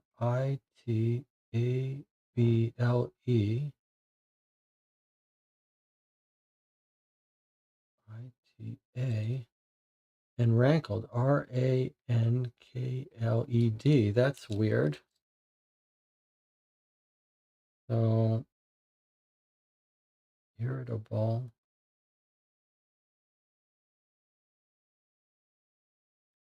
Rankled. Huh.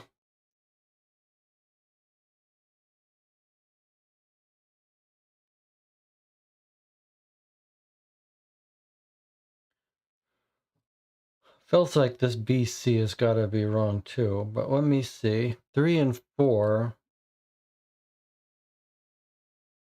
would be I and either an A or an R. Okay, what have I done wrong? If this is spelling out a word, why do I have BC? That can't be right. BOTHERED, bothered and Coric, COLERIC, gives you BC.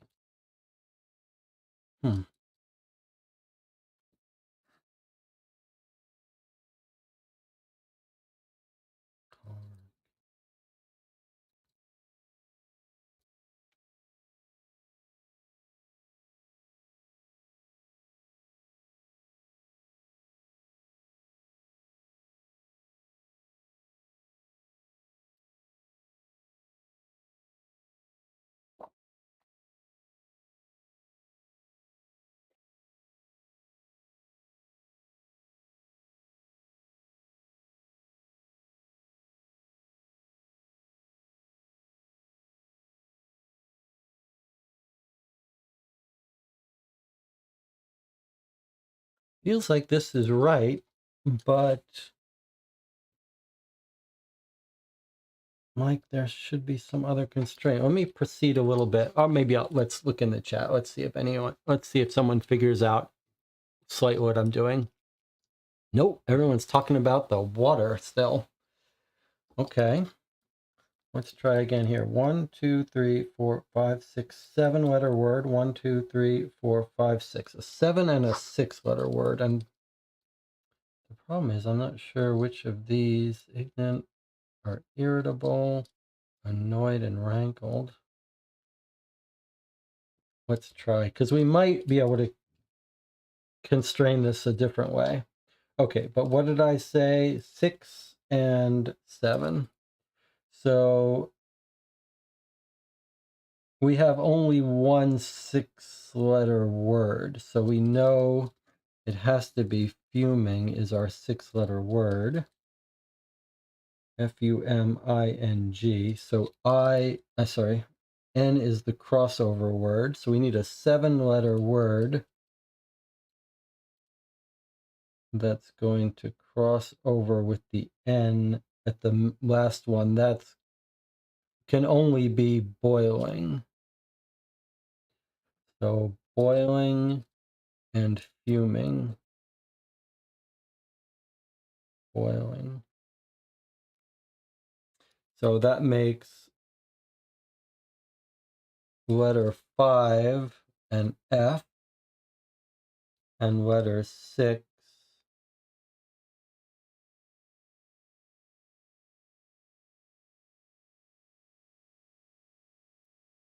or B.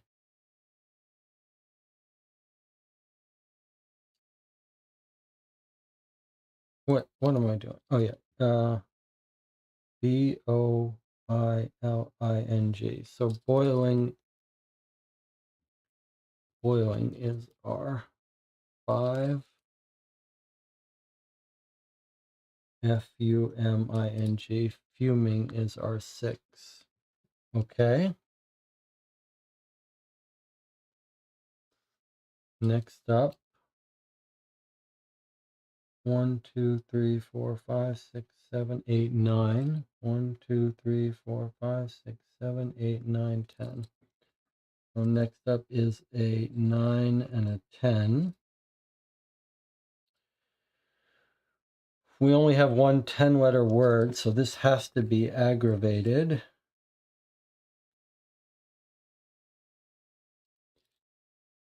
Five, 6, 7, 8, 9, 10, which is matching on the third letter, which is a G.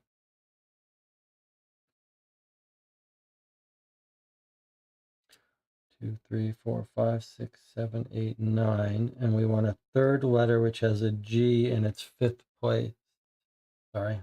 A 9-letter word which has a G in its 5th place, which is indignant.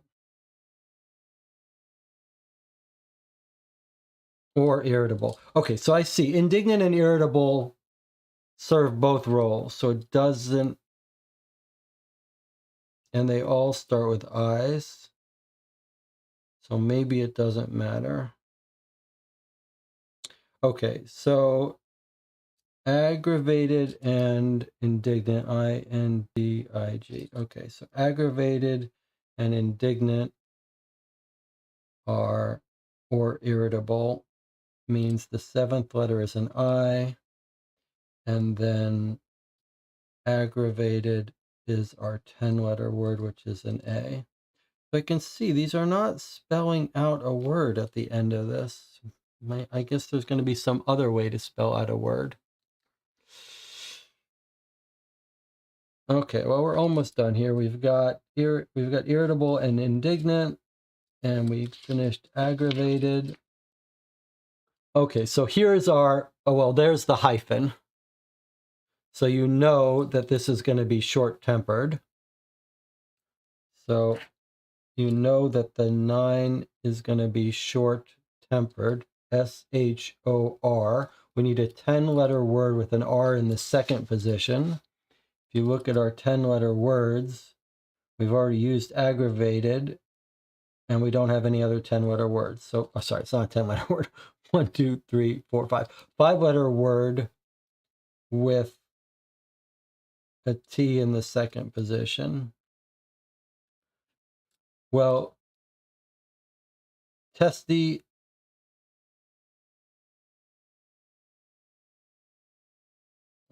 Boy, I'm confusing myself, aren't I? S-H-O-R. It's an R in the 2nd position, which is our irked. Boy. Well, this is why I took the time to do this, so I wouldn't get thrown off. So it is then short-tempered and irked. So 10 is an I for irked, and 9 is an S. Oh, what a, all right, I did that right. And then I for irked. Then the last 2 should be the only 2 we have. Let's see, 1, 2, 3, 4, 5-letter word, and a 1, 2, 3, 4, 5, 6, 7-letter word. So it's testy, and what's the 7-letter word we haven't used? It's either rankled or annoyed. Okay, so testy is going to be here, T-E-S-T-Y. So the letter, this is a T for testy, and the last letter is Y. So annoyed, A-N-N-O-Y, has to be the answer there. So this has to be annoyed. So that's an A for annoyed. And now that we know that that's an A here, it means we need to use rankled up in this one here. So the final letters I have are BCIRBFIASIAT. So I believe that's the 1 through 12. But now I believe that's right. I'm highly confident that it's right, basically, because everything got solved in the end. But now, what do we do with this list? Clearly, this is not a word. That's not going to be put in it. It's another, is it another anagram? And we saw before that there was a hint for the anagram. There should be one here. Let's take a look at the thing here again. In the end, I managed to survive my own personal starvation. Send a letter if I was bothered, so I decided to funnel my feelings into this correspondence. Boy, that funnel sounds like an odd choice of words.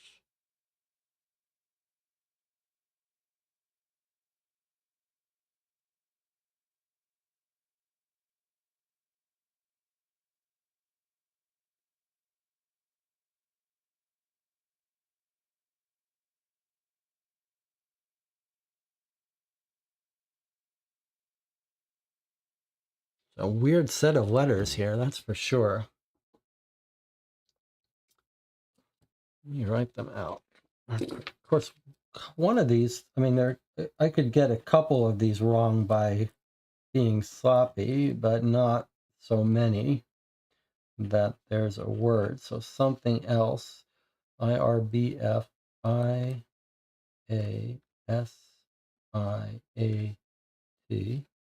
1, 2, 3, 4, 5, 6, 7, 8, 9, 10, 11, 12. And then this here.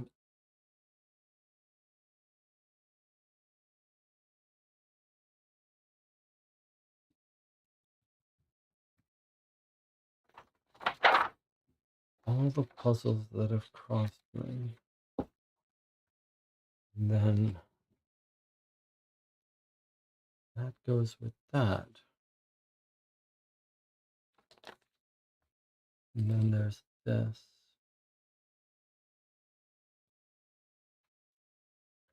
Is it just an anagram here? 12 letters. It's so weird. There's so many I's and A's and B's.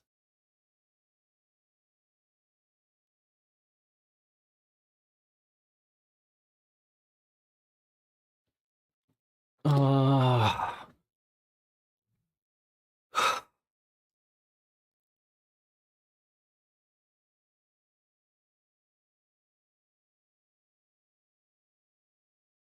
There should be another clue, even if that's right, though.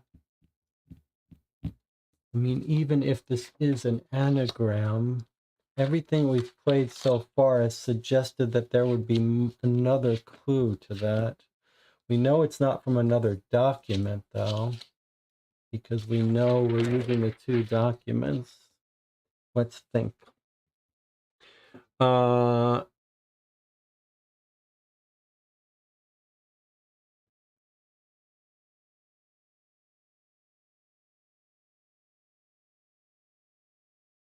Unless I'm misunderstanding how to get the numbers from the words, what if it's, okay, so what if it's just the common word that it wants? The common letter. Okay, so I've written down 1, 2, but not the common letter. So that's a little bit unfortunate, but let's see if we can reconstruct it. So bothered and choleric is the common letter was H. Oh boy. Choleric, B-O-T-H. So yeah. No. B-O-T-H and choleric means the common letter is H. Okay. Then That makes a lot of sense here. Now we got pairs. Okay. All right. So we said this one was going to be irritable and rankled. Irritable and rankled means that's an A. Down here, we said this was, I think, fuming and boiling. Yes. Fuming and boiling, F-U-M-I-N-G-N. So that was an N. Okay. Then this one was our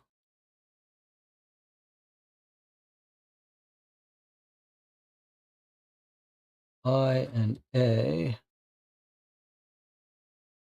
That was our annoyed and aggravated. Oh boy, I wish I had written these down better. Our 9 and 10, 1, 2, 3, 4, 5, 6, 7, 8, 9, 10. Yes. Aggravated, A-G-G. Okay. So this is going to be hangry, isn't it? Okay.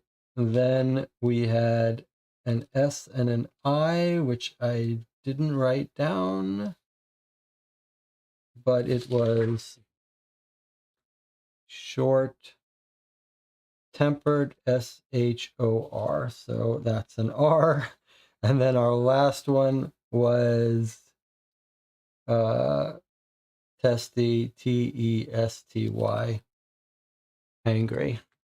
Okay, nice. Okay, so okay, fair enough. I mean, that's all completely logical, and I got the gist of it. I guess, we're used to a lot of puzzles where the number tells us what letter to pull off. And I should have realized that 12-letter, well, I did at the end realize that a 12-letter word is probably too much. So it would make more sense that it was this. Okay, there's our hangry. All right. Took us a bit. I'm sure the chat had it figured out way ahead of time. Let's see. No salad 'cause he's hangry. Why can't he eat and watch Scooby-Doo at the same time? We don't know. Sleeping Dragon said hangry. And it looks like Nicola figured out long ago.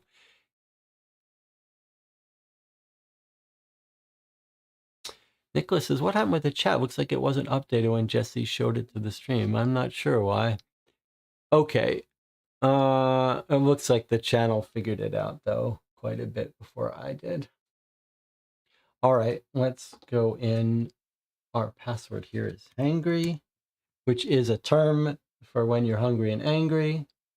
Okay, we got it right. That was 23, was hangry. Okay. That was smart to use the graph paper, though. That's 2 more items used up. We still have a bunch left that we haven't used yet. 1, 2, 3, 4, 5, 6, 7 items we haven't used yet. Assuming that we don't use anything twice. Let's take a break. I'll see you in 8 minutes.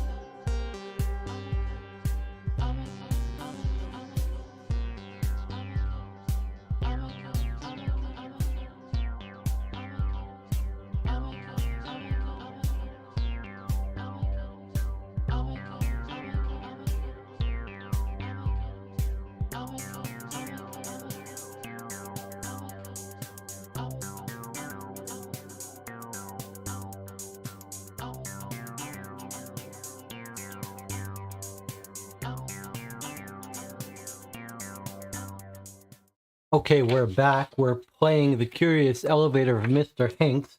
We've got 7 puzzles down. As Nicola pointed out, it looks like there's space for 9. So if that's right, we've got 2 puzzles left. These these 4 seem to go together. They're business cards. And they have to say, they all seem to say what they're near or what rooms they're in. So I suspect that since this one has to do with rooms, that these are all going to be for this one.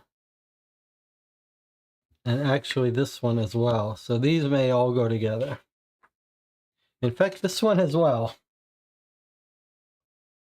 It says Hincks Tower 10th floor. So maybe they all go together. I don't know. Let's see. Okay. The chat has been talking about Scooby-Doo, a show I watched on Saturday mornings. Kids today do not know what Saturday morning cartoons were. I mean, I guess there's only a window of time for those of us who watch Saturday morning cartoons, but now it's all streaming services. But when I grew up, it was just network television. Everyone had the same handful of channels. And in America, they all would schedule kids' cartoons for Saturday morning. So you'd wake up at 7 a.m., 8 a.m., and you'd sit there with your TV guide and decide what cartoons to watch, because they would be on competing at the same time, competing channels. So it's like, okay, we'll watch Scooby-Doo at 9 a.m. instead of this one. There's no recording the other ones. You just had to miss Captain Caveman or Josie and the Pussycats or Wacky Races, and what else was there? The Herculoids, one of my favorites. What other Saturday morning cartoons did people watch? Scooby-Doo.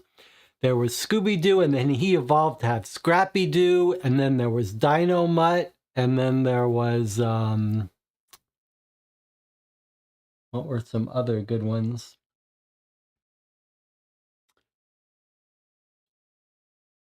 Sleeping Dragon says, I miss the innocent days of Saturday morning cartoons.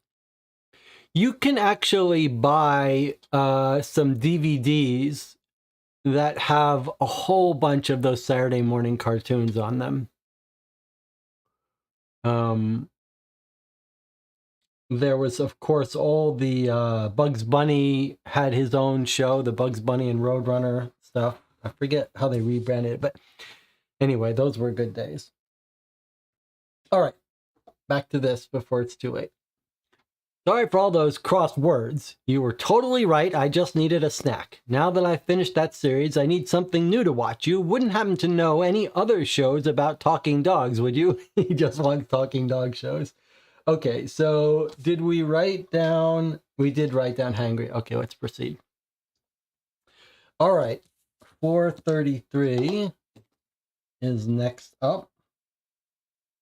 7 materials. Okay, so we were right to think that these were all going to come into play. 1, 2, 3, 4, 5, 6, 7.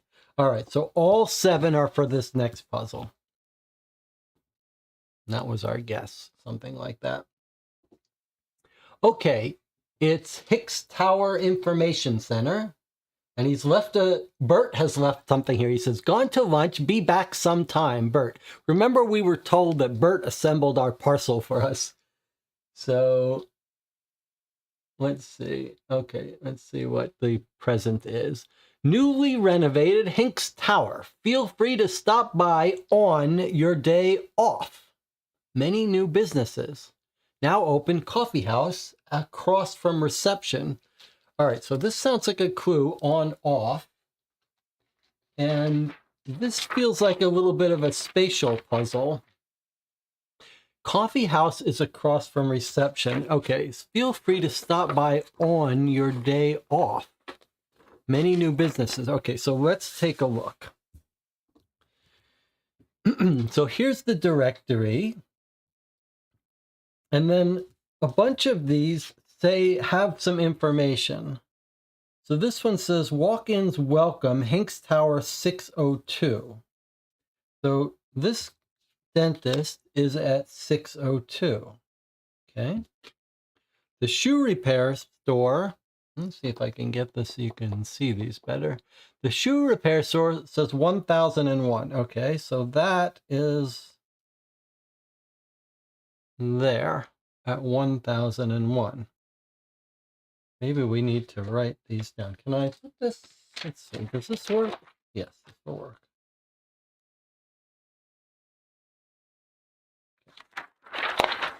Do this way. Okay, so we said 1001 was the cobble place. The dentist is at 602. Can you see this? Okay. What's next? Offbeat music. What does that say? It's next to Scofflaw recording. Okay, where is Scofflaw recording? Scofflaw recording is 702. So this is the music store. Okay. Next up, this card that feels plastic. Smack dab near the middle. Okay. Smack dab near the middle. Well, the closest thing we have to the middle is, I guess, this one.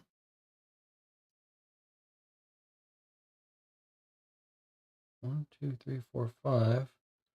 Yeah, this one seems like it's the closest one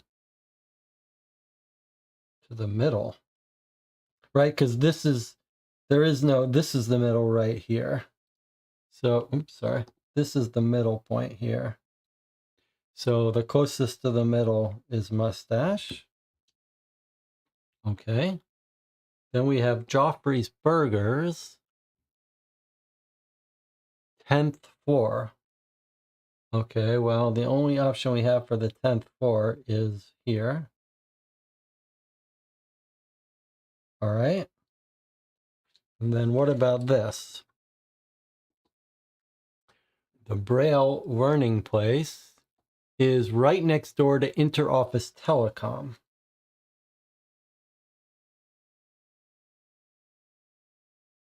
Okay, well, there's our Interoffice Telecom.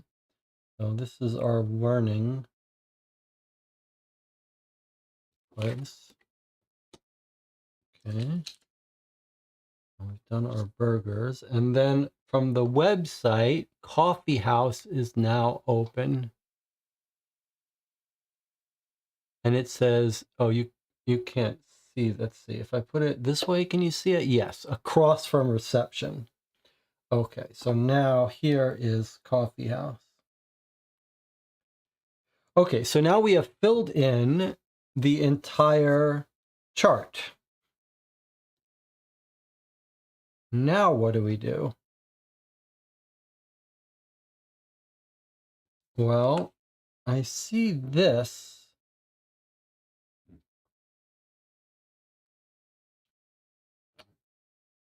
So 1, 2, 3, 4, 5, 6, 7, 8, 9. Okay, I see. Okay, well, we have these letters are 3 rows by 2 columns. And these sections are 3 rows by 2 columns. So if you look,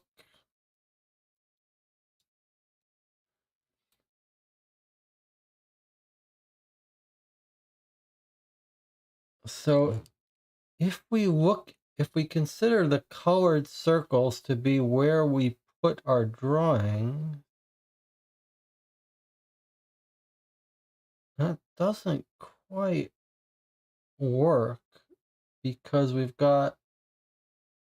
don't have we don't have like 2 written ones things here. We don't have a letter with just 2 dots at the bottom. Feels right though. Feels like we're on the right track. feel free to stop by on your day off.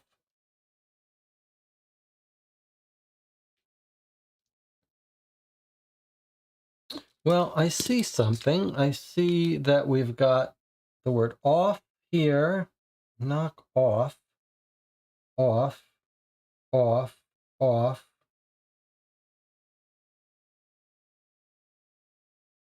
Offices, coffers.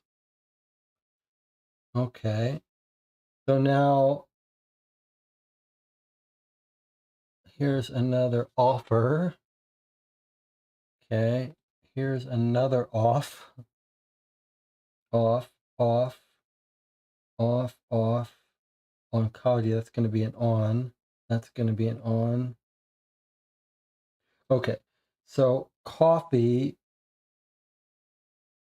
and offbeat music. So I wrote down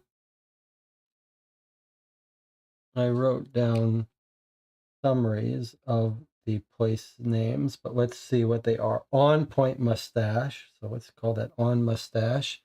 The dentist is Linton Town Dentist. So this is Linton. The learning is on site. Joffrey's Burgers is Joffrey. The cobble is 1, 2. So that's our on cobble. And I think that's it. Okay, so now we can circle an additional Joffrey with an F and coffee. And then if we have another color pencil somewhere where we can use our green, let's do the ons. So O'Neill's on, Saloon has an on, Cobble has an on, Sons has an on-site learning. This was our office music, offbeat music, on mustache, oncology, went on,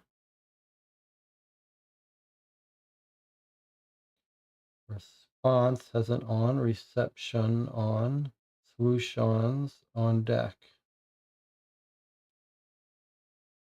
Do any of these have both that we have to worry about? Doesn't look like it to me. Okay. Now we've got off and on. So now let's look. Now let's go back to our letters here. We don't need these anymore. Okay, so starting out here, we've got 3 on the left and 3 off on the right. So what are we thinking? That's probably the L, right? Could be on and off we've got reversed. So we're not 100% sure, but let's treat the oranges as ons. So that's our L. Okay, next we have off, on, off, and then on, off, off. So off, off, and then on, off, off. That's an I. Next up, on, off, on, off, off. On, off, on, off, off. That's an F.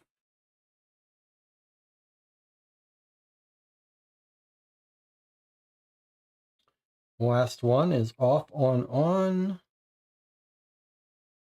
which is,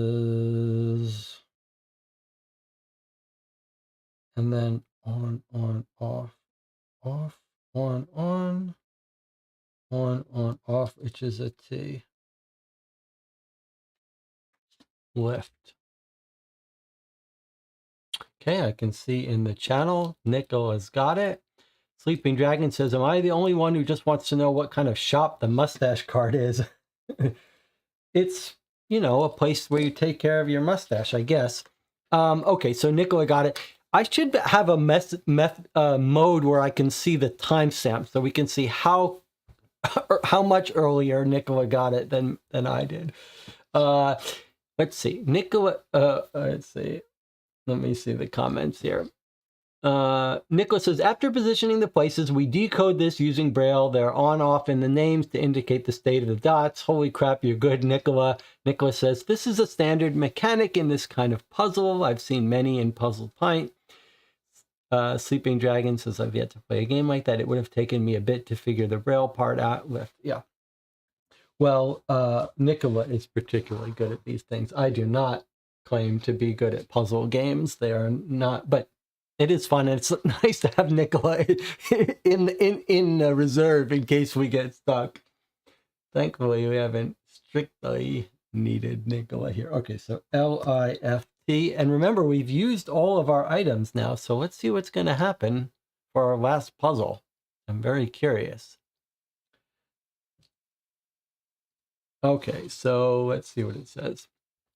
You did it. I don't know why I printed those flyers without trying to figure out which businesses are on each floor. I take my hat off to you, puzzler. You know the ins and outs of Hincks Tower, and I think you're ready to visit the Pass-O-Matic 98.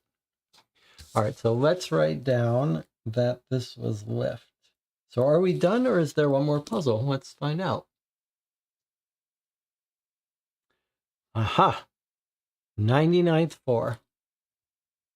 This is where he told us to meet him. At the very top, the Pass-O-Matic. All right. Pass-O-Matic, enter a floor number or command. Say what now? Password required. So if I click on the thing,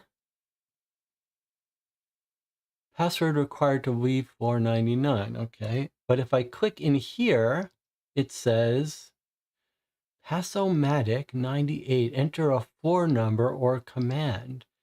Is this to let us go back to a floor? That's weird. Pass. What does that mean?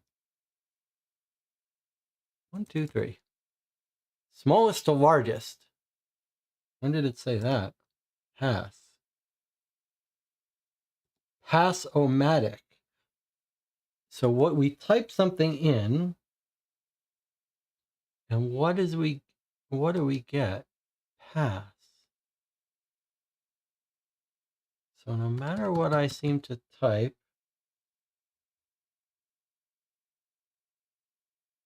it says pass. And then this says smallest to largest. Okay. Number of parcel materials 1. All right, so here's the tricky part now. We've used all the items, but this says we need to use one of them for this last one. So one of our items in the box, I guess, we need to use again. That's a little bit troubling since there are so many pieces. It could be the box itself.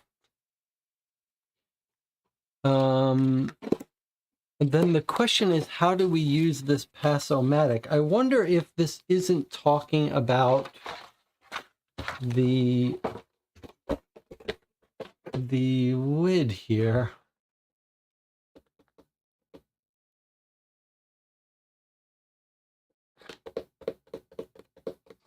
Let's think, though. What else could it be? I am right that we've used everything else, I believe. The other thing that might jump out at you as being usable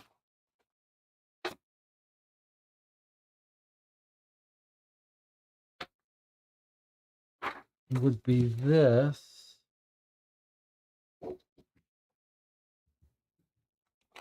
Or the box.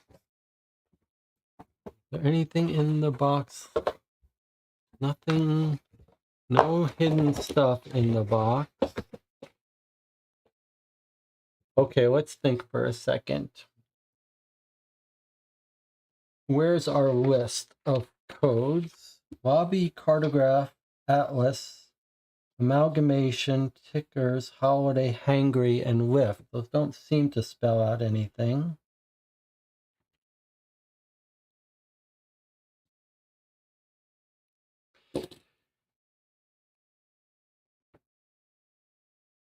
We're at the top floor. It's the Pass-O-Matic. It wants a password just like everything before. But if we click on it, it seems to be a device that lets us enter a floor number or command. All right, let's try something. We started out the game on the 45 floor. Smallest to largest. Does it just want us to put in the floor numbers we were on in order? So we went 23 first. I mean, not first, but was the smallest floor we went to. Text go. Okay.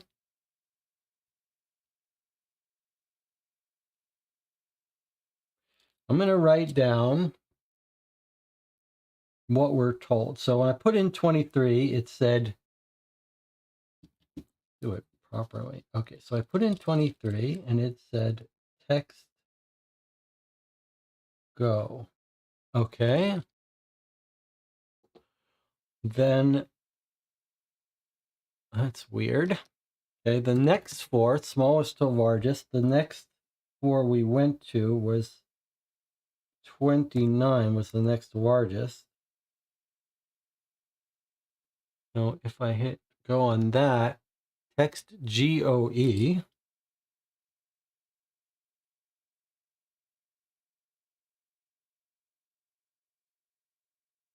Okay. Then after 29, the next largest one was 33. TEXT.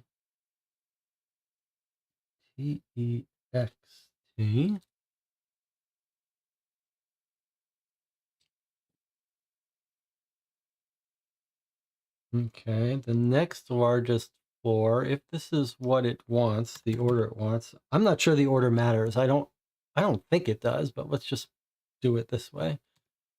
45 was TEXTG. TEXTG.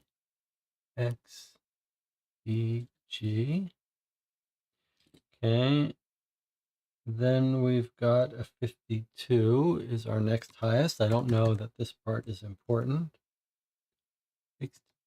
62. Whoa, this is interesting. TEXTGOESHE.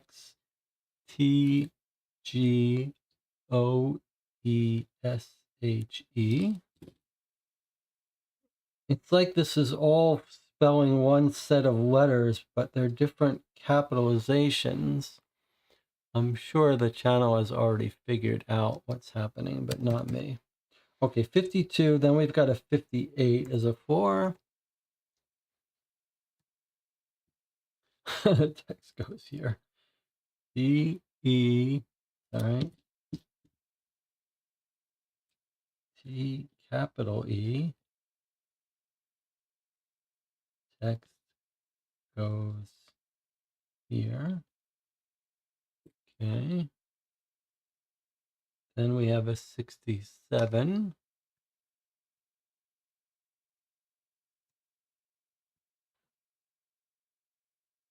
Which is TEXTGOE.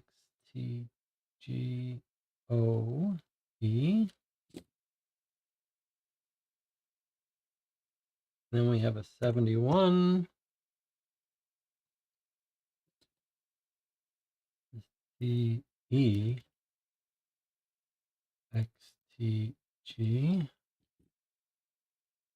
And then lastly, we have our 99, which says pass. So it says pass when it's not related. Okay, I'm going to see what happens if I just put one in out of order. 45. Let's see if it's the same thing each time. 45, yes. Doesn't matter when I put it in.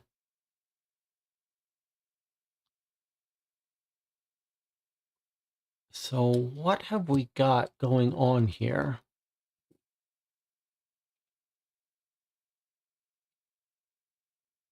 This was our lowest to highest. So 23, 29, 33, 45, 52, 58, 67, 71, 1, 2, 3, 4, 5, 6, 7, 8, 9. For each one, we've got one capital letter. G, G, X, E. Just write down if we look at. So the phrase is text goes here. That was our full.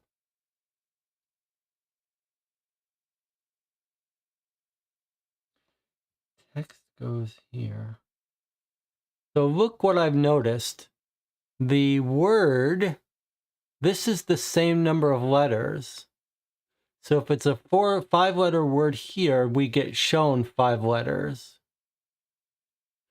Cartograph is 8. 1, 2, 3, 4, 5, 6, 7. Oh, I guess I'm wrong. Seems like I was right though. 1, 2, 3, 4, 5, 6, 7, 8, 9, 10, 11, 12. 1, 2, 3, 4, 5, 6, 7, 8, 9, 10, 11, 12. Yes. 1, 2, 3, 4, 5, 6, 7, 8, 9, 10. 1, 2, 3, 4, 5, 6, 7, 8, 9, 10. Yes. Okay. So the more words we put here, the more the letters match in length. So if we look at the uppercase letter, then that means the O matches the uppercase letter. The R matches it here. The T matches it here. The M matches it here. Here it's the 4th letter, which was the K. No, 5th letter. Was the L. The L. This was ticklers. Let's circle that L. The M. The T. The R. The O. For holiday, it was HOLIDAY. For hangry, it was the 5th letter of 6, so the R.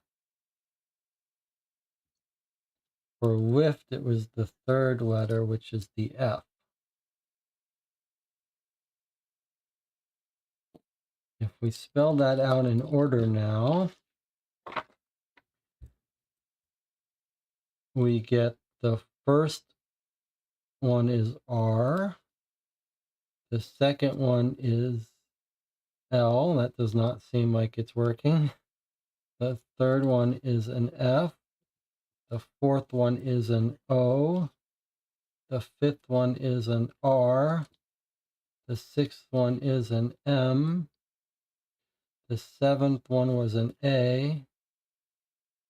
And the 8th one was a T. Okay, so this is going to be a spelling error. This is why when it starts to look wrong, you keep doing it, because you may have done a little bit of a typo.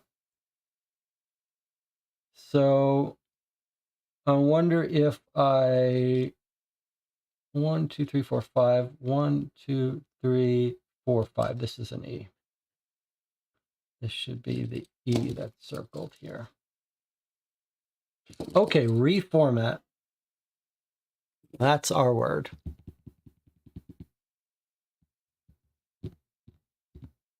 And of course, Nicola has already figured it out. Okay, that's pretty cool though. That was pretty cool. All right, let's put it in and see what happens. This is exciting. Okay, here we go. So we're gonna, well, I guess we put it in passcode, but I'm gonna see what happens if we put it here. Remember, I don't think this is where we're supposed to put it, but I want to see what happens if we put it in here. Whoa. Oh, I see. Passomatic reboot successful. Proceed to the roof to complete pass registration. You have solved the riddle of the first initial, middle initial, last name.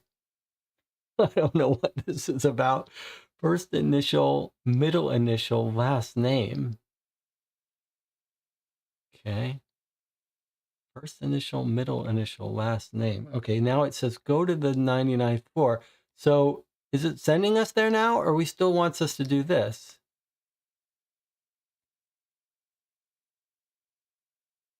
So does it want this guy's first initial, middle initial, last name? Stephen P. Hincks? Is that what it wants? Or does it want...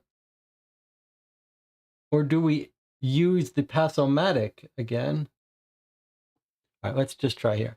If it's S.P. Hincks to access his elevator? Yeah, that was it. Okay. Okay. So reformat, and then Stephen P. Hincks was the last password. Okay, let's see what this message says. Excellent job, puzzler. I knew you could think on your feet. Congratulations on earning your elevator pass. Now join me on the roof so I can properly record your accomplishment. Here we go. All right, let's listen to this. Where's my... Let's listen to it together. Ready? Here we go. Superb, puzzler. I knew you could solve the riddle of the Sphinx. I mean the riddle of the S.P. Hincks. Your elevator pass has now been generated, so that all that's left to do is click on the screen and enter your name in the Curious Elevator Pass Registry. Welcome to Hinksville, puzzler. I'm sure you'll find it an exciting yet befuddling place to live. All right, so we're living in this town now. What is this R about? Enter your name for the pass registry. I think maybe this is keeping track of people who have solved the game. Art direction and Hinksville illustrations by Christina Sina. Game design by Ace Ellett and Anna Ellett. Okay. All right, I'm just going to put in op 42. Let's see if it takes that.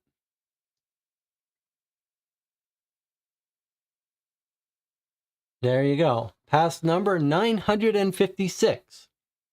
So we're the 956th group that has played and finished this game.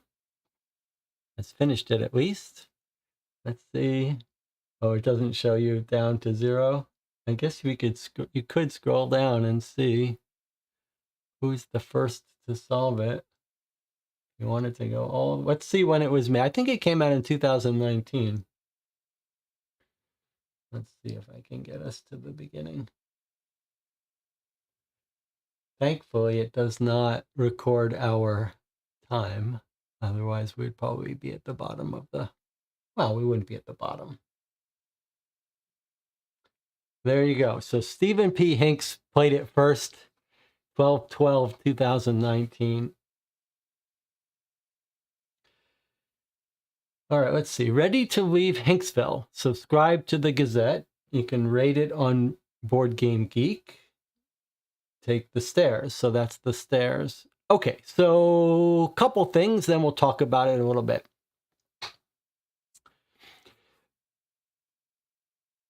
First of all, a reminder that if you play these games with me on the channel and you play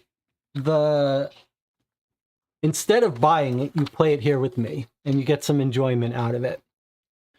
One of the concerns that I always have is if a company might be resentful that I'm putting up a live playthrough of their game on YouTube, because they might think the people that are watching that might have purchased it if not for this stream that they could watch instead of purchasing it.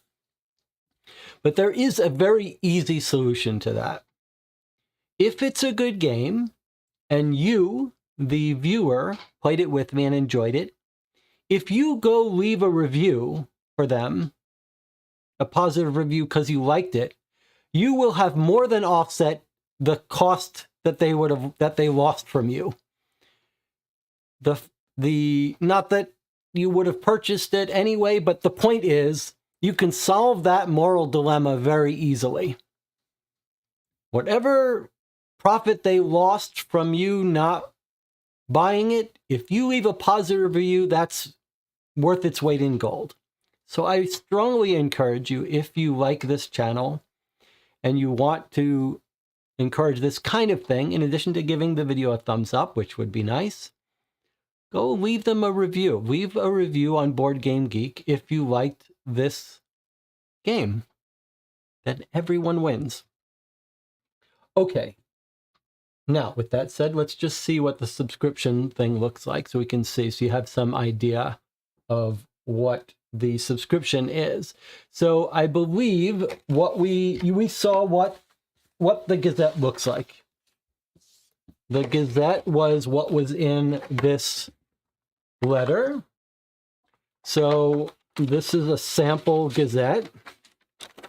It looks like one oversized newspaper, but probably with a couple puzzles on it to solve. Here we had this puzzle. I don't know if they all use online or not, but that's what the Gazette is. Comes in an envelope. Okay, so you can subscribe to it monthly or get a deluxe box set. If you subscribe monthly, let's see what it is. So it looks like about $10 per letter. That seems a little high. Or you can order in volumes, so 1 through 6 for $71, so a little more than $10 per issue.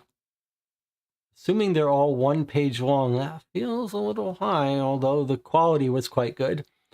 But these were very good puzzles. Now, if the channel viewers finds this idea fun, I could subscribe to a 12-month subscription and we could play it once a month, play the latest one. I guess they're continuing to make them if they're letting you subscribe. Doesn't really suggest whether they send older issues, but it looks like from this that they're not. So it looks like they're up to volume 2, issue 7 through 12. So, so 2 years worth of these. So I guess they're making new ones over and over again. I assume they're just 1 sheet of paper per, but maybe not. We don't know what a real one looks like. Maybe a real one has got more content than what we saw. Or you can order all 4 volumes for about the same cost as buying them individually, but you get some bonus content, it looks like. Boy, that's a lot to spend, though. Remember that these won't be continuing stories. They'll all be self-contained little things. Do they use an online thing as well? I don't know.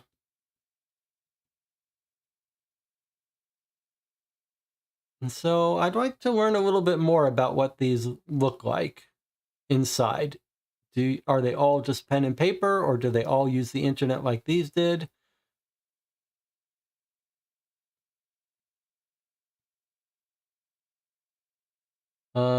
And I know you do get, somewhere it said you get 2 copies of each. I'm not sure if you only get doubles when you order the box set. Let's see. Yeah, the box set includes double copies of the Gazette.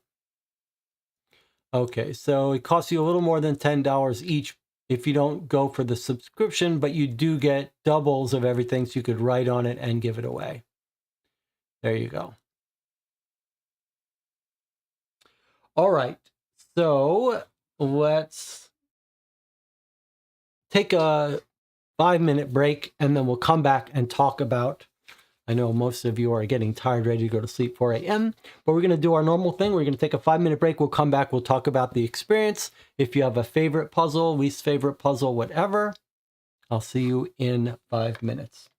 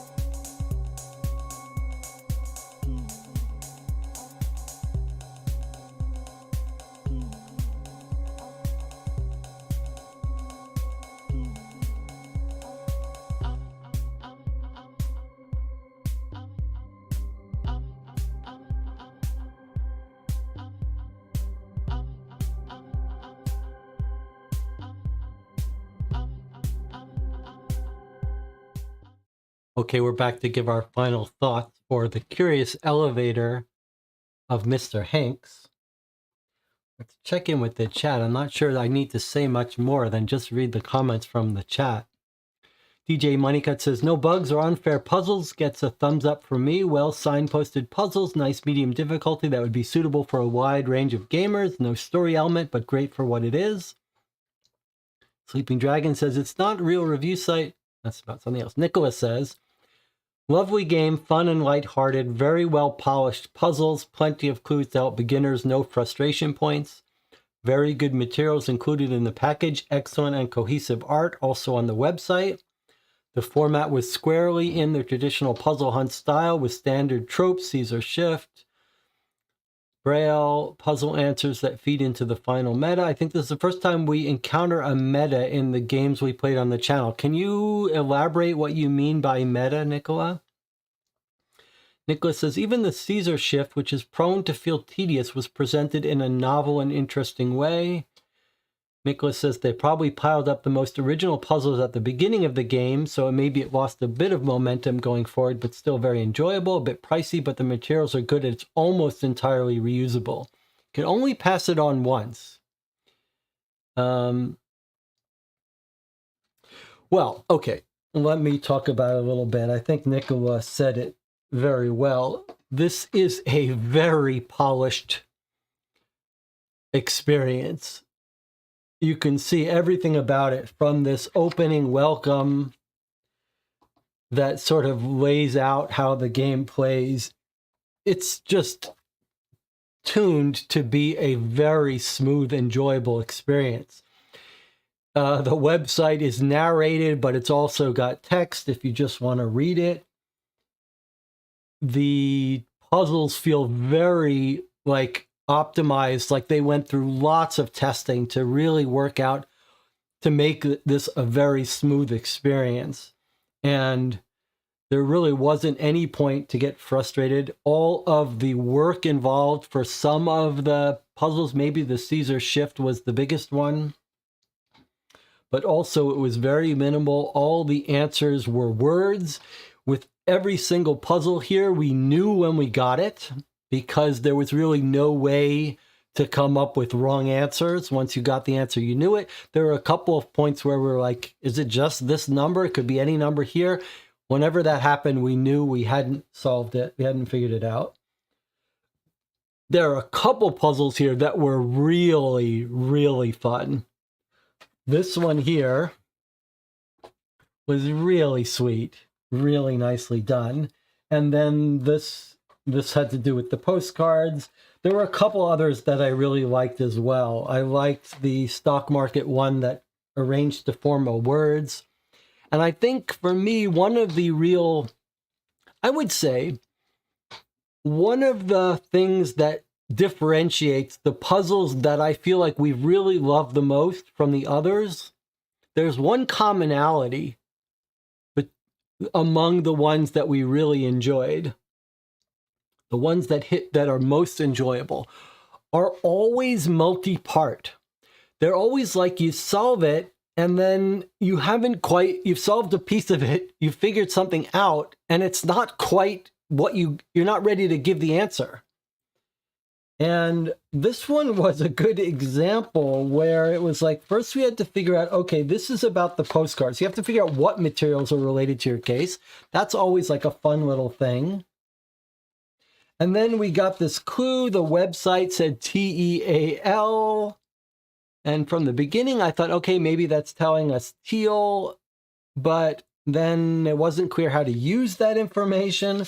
Then we got these keys, and there was like, okay, wait, there is a teal key. Okay, so probably it was talking about this. Then we had to figure out, oh, I see, these line up with these. So this one goes here. Then this one had to be inferred is the postcard from the website because we couldn't see the front of that. But by process of elimination with these postcards, we lined these up with here. So once we did that, then we knew this goes here. Then we knew this was telling us 2 letters. And then we knew, okay, probably each of these other postcards has a color in it. And we looked through, and it was so well hidden that it took a couple passes before we started to pop out the colors. Then we put the colors on, and then when we tried to read it, it didn't make sense. So then we had to go yet one more step to figure out the order of the postcards was the order of the words. I mean, that is just like a master's class on how to make a puzzle. That is just so... All the different little sequence of steps require some figuring out. In each step, you know when you've got it right. So, really sweet. Large variety of completely different kinds of puzzles. The online content was fun, easy to use, was necessary a couple of times. Like, for half these floors, it was just giving us an extra bit of information. Like in the beginning, it gave us the map. And I was thinking, you don't really need an online thing for that. They could have just given us that material. But then we encountered a couple floors where the online part was interactive in a way. We had to open the safe. The safe puzzle was my other favorite puzzle. So there's two puzzles that I loved the most. One was this one.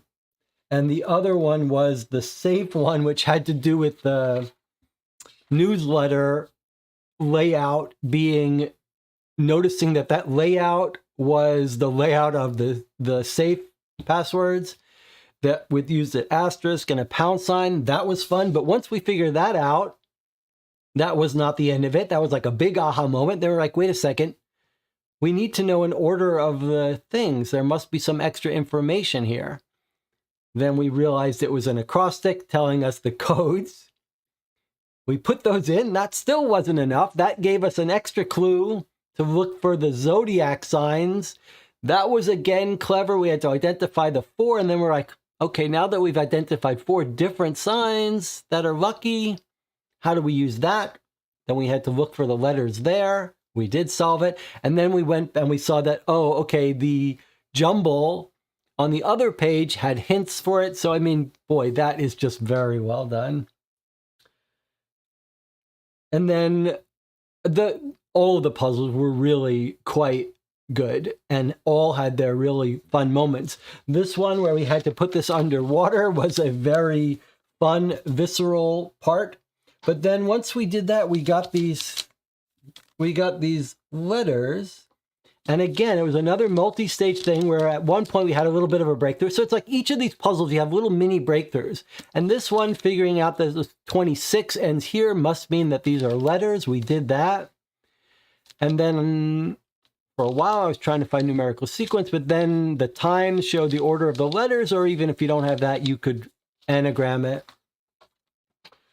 Then there was a little spatial puzzle, and then really all good. All good. The only thing, if I was going to have a criticism, it's sort of a mixed criticism praise. It was very fun when we decoded this to say, dip this in water. And it made complete sense that we knew that was right when we saw the size of this refill material. Was this. We know, okay, now you do it. But the only thing I don't like is that you could only now give this away twice. You can only give it, this game can only be played twice. That's a real shame. That is a real shame. And there's no real easy way around that. And you can't even play the game and tell someone skip this puzzle because you can't possibly get to the end unless you solve every puzzle in sequence. So I don't love that. It's nice that they let you give it away once, but that's a real shame. I think there's no easy answer. You're not going to be able to trade or sell it if you say, oh, well, this puzzle I have to tell you the answer to. So that feels a little bit mean-spirited to me with a game that's otherwise so kind, fun, humorous. And it does sound like they don't want you giving this away. Like they purposely put this in so you couldn't keep giving it away. Nicholas said, I think the calendar puzzle would still work if you put it back in water. You mean if I hadn't written on it, maybe you just give this to someone. Could you give this wrinkled thing to them and say, just read? Does it not give away the answers? I suppose you can't really see it now. Maybe you could just keeping them in this way. If you look on the back, you can, maybe that's just because I circled it. All right, maybe you could just pass this along if you don't write on it, and they could keep dipping this in water. Maybe.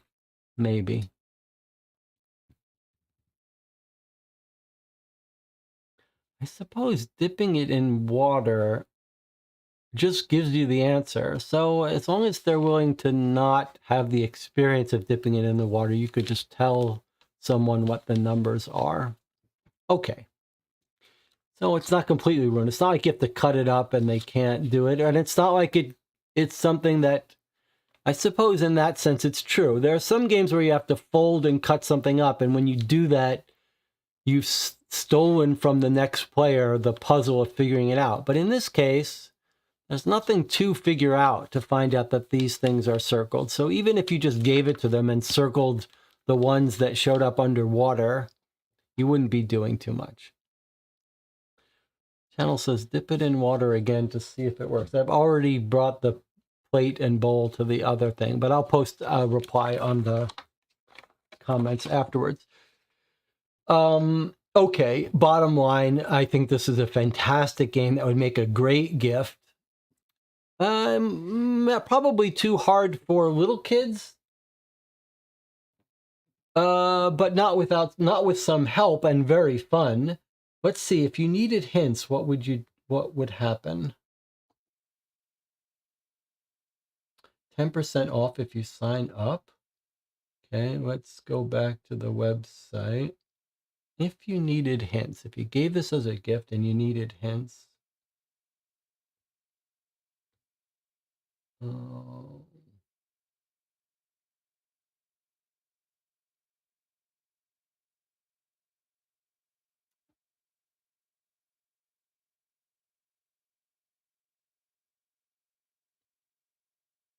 This is just the purchasing website. They really don't want to give me a way to...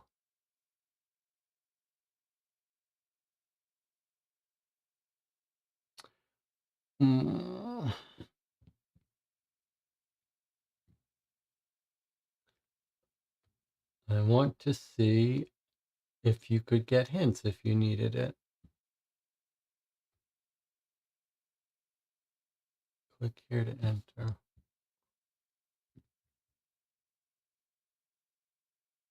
Need a hint. Okay, let's see. Let's see if you gave this to someone and they needed a hint.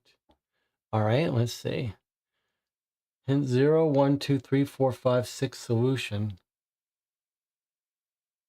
So a full walkthrough with a ton of hints and then a solution. Okay, so I think what we've got our answer here, which is that if you gave this to someone and they got stuck, they could come get very gentle hints on every puzzle. So the first hint tells you what materials you need. Notice the word teal is bolded. Can you find any other words hidden? Each postcard has the name of a color hidden somewhere. Colors on the postcard matches the color of other components. Each postcard is associated with exactly one of the keys. Notice the image. Wow, look at that. Very gradual, fine grain hints. Okay, so I think what we're looking at is maybe the best little puzzle gift game that I've seen. Nicola, I don't know, maybe you have another, but as far as humorous, fun, entertaining, it's got its little mix of one dip in water experience, but the rest of them are strictly really focused on quality of puzzle experience. And then it has a little finale where you have to sort of think outside the box with that reboot thing. Pretty cool. This is actually appropriate. I've been promising I'll make some videos recommending games for gifts and stuff, and in different categories. And this seems like quite a nice deluxe game. $50 not cheap, but for the experience, took us 4 hours. The group might play it a little quicker, but pretty darn good as a pure puzzle game. Let's see. DJ says, even though the puzzle wasn't amazing, the Scooby-Doo letter was hilarious. Well, that's the other thing. In addition to the quality of all the puzzles, it was like a very charming, cute experience with some real humor here. Okay. So we could absolutely play The Curious Stairs of Mr. Hincks another time. We should. The real question for the chat is, do you want me to subscribe to the Gazette and play it once a month? Be a much shorter experience, just sort of go through a couple puzzles in an hour or so on a weekend. So let me know. A big thanks to Nicola, who's been asking us to play through this game on the channel for quite some time. Nicola, our puzzle expert, obviously knew, had caught word in the puzzle community or whatever, or his instincts told him that this was going to be a high quality puzzle experience, and it did not disappoint. All right, folks, thank you for joining me. Thanks for your help. Stacy tried to kill us in this session. I'd like to rewind and review that and see where the panic set in when she realized she told us something was not used, but it was. We'll see. Okay. I'll see you next time.